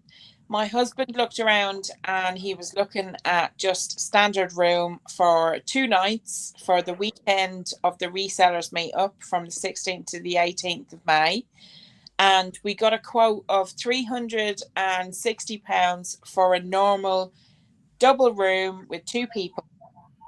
When I specifically contacted the Premier Inn at the Printworks in Manchester, when I asked for a disabled access room, that went up from 300 and odd to nearly £400 because the Hilton, is it? Requested a wet room rather than an over the bath shower. So when you're thinking about disability and thinking about kind of, whether you can access, looking at where the Premier Inn is, to how far like the Witherspoons Hotel is in the middle of Manchester, whether I'd be able to work out if I can manage that walk, how much pain I'd be in. People just don't realize, unless it actually affects you and affects your disability, people do not recognize how much a step up into that pub will be. Or at like Hitchin, when we were going into the Witherspoons pub, if you entered from the front aspect of the pub, it was 3 steps up. If you entered from the back of the pub, you were entering from the back of the pub furthest from the front. Then we go about 10 miles into where we were. Yeah. So, unless you're affected by disability and kind of access needs, whether you are a full-time wheelchair user, whether you are ambulatory disabled, it's a huge thing. It's a huge thing whether you are able to do that meetup, whether it's from sensory needs, whether it's from accessibility needs, and there is so many people that would love to do that meetup that don't come because they are resellers at home, because of their access needs, because of their neurodiversity needs. I would love to actually do a survey of people from the reseller community who have actually both, who whether they're neurodiverse or whether they are disabled or ambulatory disabled, because I actually think there's a huge amount of us within this community that actually have those needs. And I think that's why we do the job that we do, because it fits in around our access needs. There's also the aspect of the carer that can actually do the reselling. Yeah. Because they have partners that have needs. Yes. And the actual sort of like circumstances of being a reseller allow you a hell of a lot more freedom to be able to be a carer. Yeah. Which is my circumstance is because I'm a contract worker. I mean, it's like at the moment I've been off work for 3 weeks. Doesn't concern me at all, because that means I can just push onto eBay, and I couldn't do that the whole year or months, because it would I would get into some financial difficulty if I did that. But I do have to do some of my work, but I don't have to do it all the time. And reselling gives me the opportunity to support my partner, because it means I'm allowed to be at home for a considerable amount of more time. And this is the situation that a lot of people are in, Phil. Whether you're a carer for somebody with disabilities or whether you actually have disabilities yourself, that kind of, I want to say freelance work, but I know in your probably isn't, it's scheduled, kind of maintenance or kind of day-to-day work that you can do. Well, it's zero-hour contract, I can accept work or turn it down. It's not the type of 0-hour contract you might get in, say, a McDonald's, where you do as we say or you don't get paid. Mine's slightly shifted insofar as I get offered work and I'll accept it or I won't. And I'll accept as much work as is necessary to make sure my bills get paid. But I'm at the point now where I'm doing reasonably well on eBay that I can turn down a lot of work. If work is to the point where I think I'm going to be far too long away from work, my partner is going to get into not necessarily difficulties, but it's going to be stressful. It's going to be unpleasant. Yeah. Because I'm not there. I would actually say you could cope. Yeah, you could cope barely, but it's not fair. So I try to limit it. And there's also probably a number of people that actually, whatever about the neurodiversity or disabled community, there's actually probably a number of people that have young families or young children that actually take part in this as an occupation, that want to work around their young families, and the freedom that actually reselling gives those people is just, you know, when you look at working for someone else, or you know, you look at working for a firm, you would have absolutely no way, shape or form the freedom that we actually have as resellers to be able to do this job. And you know, when you take into consideration the government have just changed the tax regulations from going from £1,000 earnings to £3,000, it does make a big difference to all of us that have these circumstances that have to be considered. And their recent PIP and other stuff they're doing. Luckily, my partner's not going to be affected by that. But I don't personally know of other people, but I know obviously other people will be. And challenged by new legislation and all of the disability benefits that the Labour government are bringing in. And actually, sorry, but like nearly 1:45, and we're getting very serious, very, you know, on my soapbox. So I'll shut up now and let other people kind of have a chat. As you can tell, I'm very passionate about disabled and neurodiversity rights. It's called the monumental code for nothing. Rachel's saying she was a carer for many years for a nan, ended up having a breakdown. But she was reselling as well and had a part-time job and kids and a useless husband on top. Barry said people look at me like a freak. That's why you I can completely. Yeah, I know where she's coming from there. It's hard work, but unless you get up and do something about it. But it's also really hard work when you don't have a partner that actually supports you. Yeah. Oh, exactly. Oh, I've been there a lot. Wow. I was going to add as well that, like, obviously, I resell just stuff in the house to make a bit of extra money on top of benefits and that. But I study part-time at the Open University, and it's only through the flexibility of that I can do it. I can study at 4 a.m, you know, if I'm having, you know, not sleeping. And the flexibility means that I can actually accomplish something. Yeah. It occupies your time with something that's realistic. Yeah. And also, like, I've worked in health and social care and education, and I've worked with various you know, additional support needs and disabilities and that over the years, children and adults. And then I came to a point where I needed the personal care more than me doing the personal care for people, and had to come away from that. But I'm actually now doing a course where I can then go into still the same area, but in a different part of it.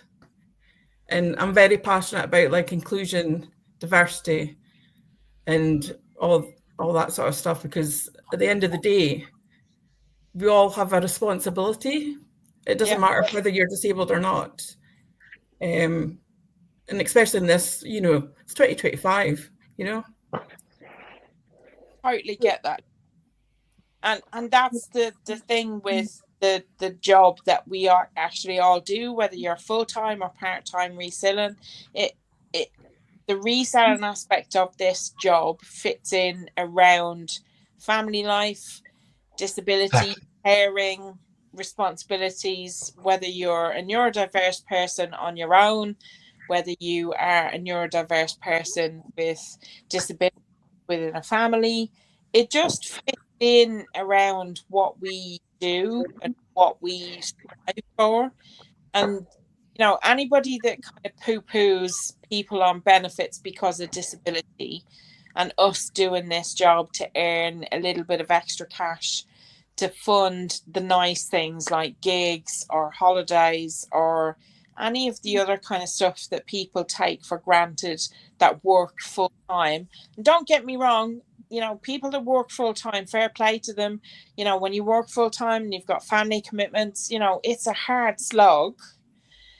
But when you add in kind of access needs and disability and neurodiversity, you instantly have an additional kind of income, or you need an additional whatever way you want to put it.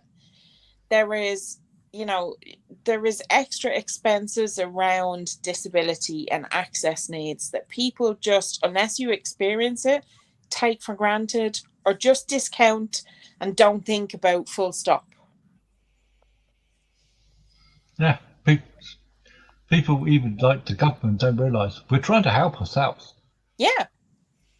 We're not people who want to be on benefits. We're not people who want to be reliant on the government. We're not people who... we don't want to be penalised for it. Work. I am university educated. I have a degree. I want to be working. Up until I had my children, I was working full time. I was a retail manager. I was on a good income. My husband has always worked full time. Whether you take out neurodiversity in our relationship or not, up until we had our kids, I was fully fit, working full time, and we didn't have a problem with it. We didn't have a problem with our access needs. It was only until I had my children that I actually had difficulties with, disability, neurodiversity, and I suppose accessibility really within the workplace that pushed us to a place where we are now. Yeah. Sorry, Andrew's looking perplexed and checked out. I know Andrew. He likes to listen to complex. Yeah. Sorry, this is complex really issues that people have. Serious for my first kind of drinking with Andrew session. I've got myself. Hopefully not your last. Apologise for that now, really, because I feel very passionate about the subject. So I like us to have good, in-depth conversations. What are you studying, June?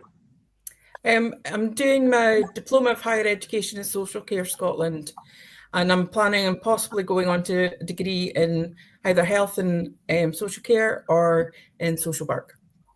Fabulous. Oh, nice. Yeah.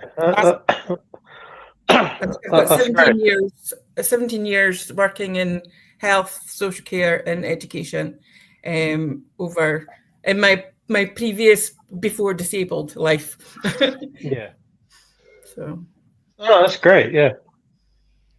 Can I ask, June, what actually led you from kind of tipping the scales into being disabled?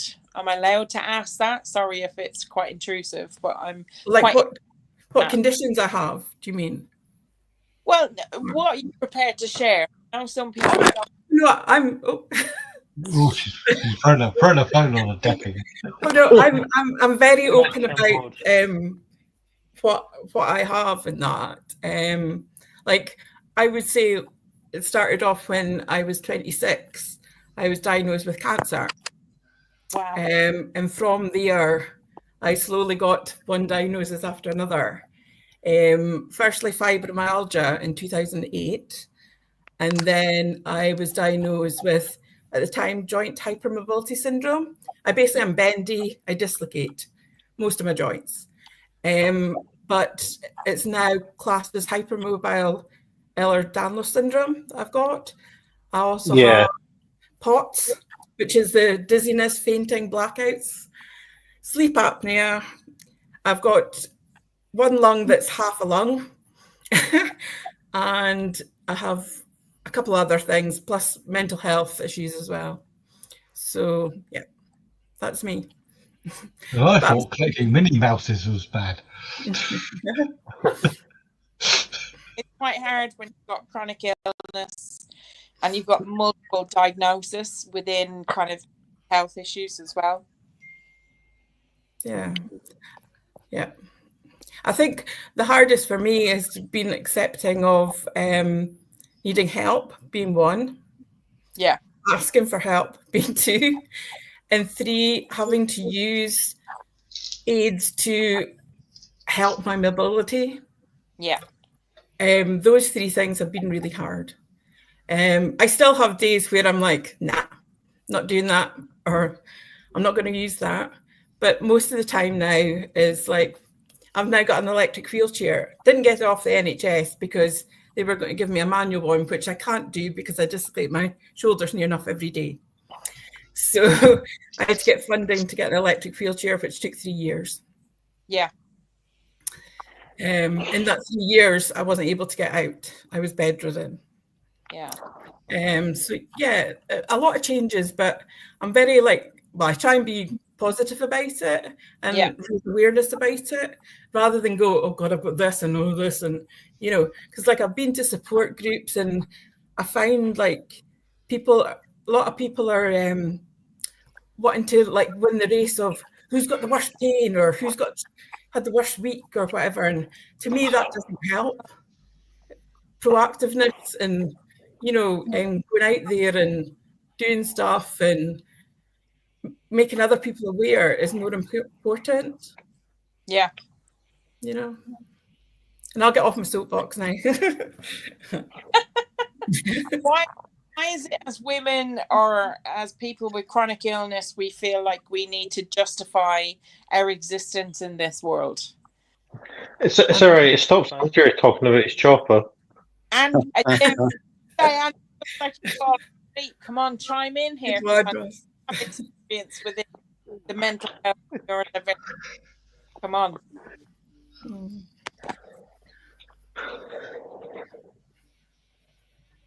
Oh, she's gone.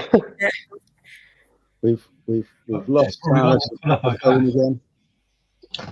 No, I understand a hell of a lot of what this conversation is. So my partner hasn't been able to leave this property for 4 years because we're at a first floor level and it's private. It's not a council place. I'm paying privately for, and her cabin fever is at an all-time high. She's at the end of her tether. She doesn't even know what's going on outside at all, apart from the odd ambulance trip to the hospital. She has no idea. Yeah. And it'd be just nice that we're on the high end of the waiting list for all these council places. That's like us, Phil. We've been like 8.5. As everyone else. Yeah, we've been 8.5 years at the top. Yeah, well, I'm on it for about 1.5 years at the moment, and I rarely make the top 10 on any bids that I make on properties. I'm getting to the point now where I'm thinking maybe I should just go very heavy into eBay and build up a massive cash sum. Do it privately, for Christ's sake. I'm getting pissed off with my poor partner. She doesn't know what's outside apart from what's outside the window. You know what I mean? That's not fair. Mm. It's not fair. I understand where the position is on availability of properties, because lots of people are in this situation, and there are people that will probably have higher needs than my partner. But there seems to be a hell of a lot of them. So it needs to be done. But I think an ever increasing demand and a decreasing supply. It is. Like I say, where I fully understand that, I'm trying to think, well, do I put the money back into making some more profit and getting eBay business up, or do I take a massive hit and just get us the fuck out of it? You know what I mean? It might take quite a few thousands of pounds, but once it's done, it's done. What's more important? You know what I mean? It's like providing a comfortable existence in a place that's like a prison, or having a more less comfortable existence in a place that's not a prison. But then the thing is as well, even if you have to do that, you've started a business before from scratch. So like, if you took that money away at your eBay and used it to do, what you need it to do, yes, you might have to, push eBay again and start all again, but you'd be fine. You've done it before, you'd be fine. The worst thing is not necessarily that, it's the logistic of it. The logistic of it is fucking. All the Minnie Mouses. Well, it's not just that. There's a hell of a lot of other things. In order to continue cash flow, I would have to stop cash flow for about probably, easy estimate of maybe 2 months, which means I'm going to have to build up like at least a $5,000 buffer just to go to like even money after it's done. I'm not the best reseller in the world. I don't have lots of money. I haven't got the best job in the world or anything like that. It's bloody hard.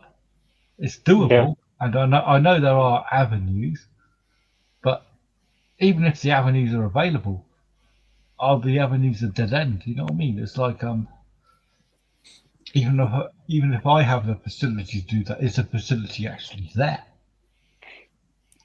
It's ridiculous, especially living in the south of England. It's rental prices. I am quite lucky at the moment. I mean, this place is shockingly small.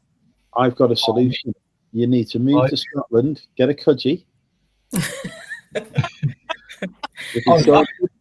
Don't move to where I am, and I don't mean it in a bad way. It's just that because I live just out of Aberdeen, I'm just northwest of Aberdeen. The cost of living, as in, for house prices and that, you get like a postage stamp for like 200 grand. It's ridiculous, the cost, just because of the oil industry. There are places in the country I could move to at a fraction of the cost I'm living where I am. Wales. Sorry. No, nowhere in North Wales. I actually think we'd all have a really, really good lifestyle if we moved to Prestatyn. Yes. No. Yeah. And we get to see this chocolate every day. You want to see the price? There's some good sourcing opportunities up there. No, you can't get properties around here for love nor money. Especially. I hear there's a bloke building a nice shed in his garden I could rent. I hear probably bigger than my flat. Does it have an outside toilet? The massive pond in Prestatyn, and it's well known to be called Stalag 40 whatever, that we could all move into as resellers and take over Wales as a reseller community. And you still wouldn't be able to get as much stuff. Mini town in the north of Wales. Where Bring the warehouse. Bring the competition. Ain't nobody going to be beating me anyway. A block of accommodation. We can live in the good accommodation. We have a big block of storage facilities that we could probably group manage to make it secure. Andrew, what is that Pontins place in Prestatyn? I can't even remember the name of it. I used to go every. It's called Pontins, but it's gone. Is it gone? Is it actually gone? It's closed down. It's abandoned at the minute. I used to go there every year with my church, and we'd have like a Christian kind of weekend in Prestatyn. And I have to admit, we never actually had the balls or the commitment to stay there. We ended up in I think it was the caravan site kind of nearest to it, which was either a haven or, one of those kind of holiday parks. Because, the Pontins place was just so dire. It was so bad that people just couldn't stay in it unless they were like Christian students, you know, used to the hardness of kind of sleeping on floors in people's houses. It was that bad. Right, I'm going to take this opportunity to go because I have a lecture in about 8.5 hours. Wow. Enjoy the lecture. So, but thank you very much for the chat and the entertainment. Cheers, Julie. Thank you very much. I hope you have a lovely day tomorrow. Enjoy your lecture. You take care. Thank you, Junie. Good luck tomorrow. We you. should probably all go anyway because it is gone 1 o'clock in the morning. Yeah. It's been an extended edition. And Barry, you got to go hospital as well. If things aren't good. Even my cat. But Barry, I hope whatever you need to do gets sorted out and hope things turn out well. God bless, Barry. Take care. We're with you, mate. All fully supportive of you. Positive vibes. Yeah. Definitely. You take care. Thanks, Andrew. Thanks all. Take care, everybody. Bye. Good night.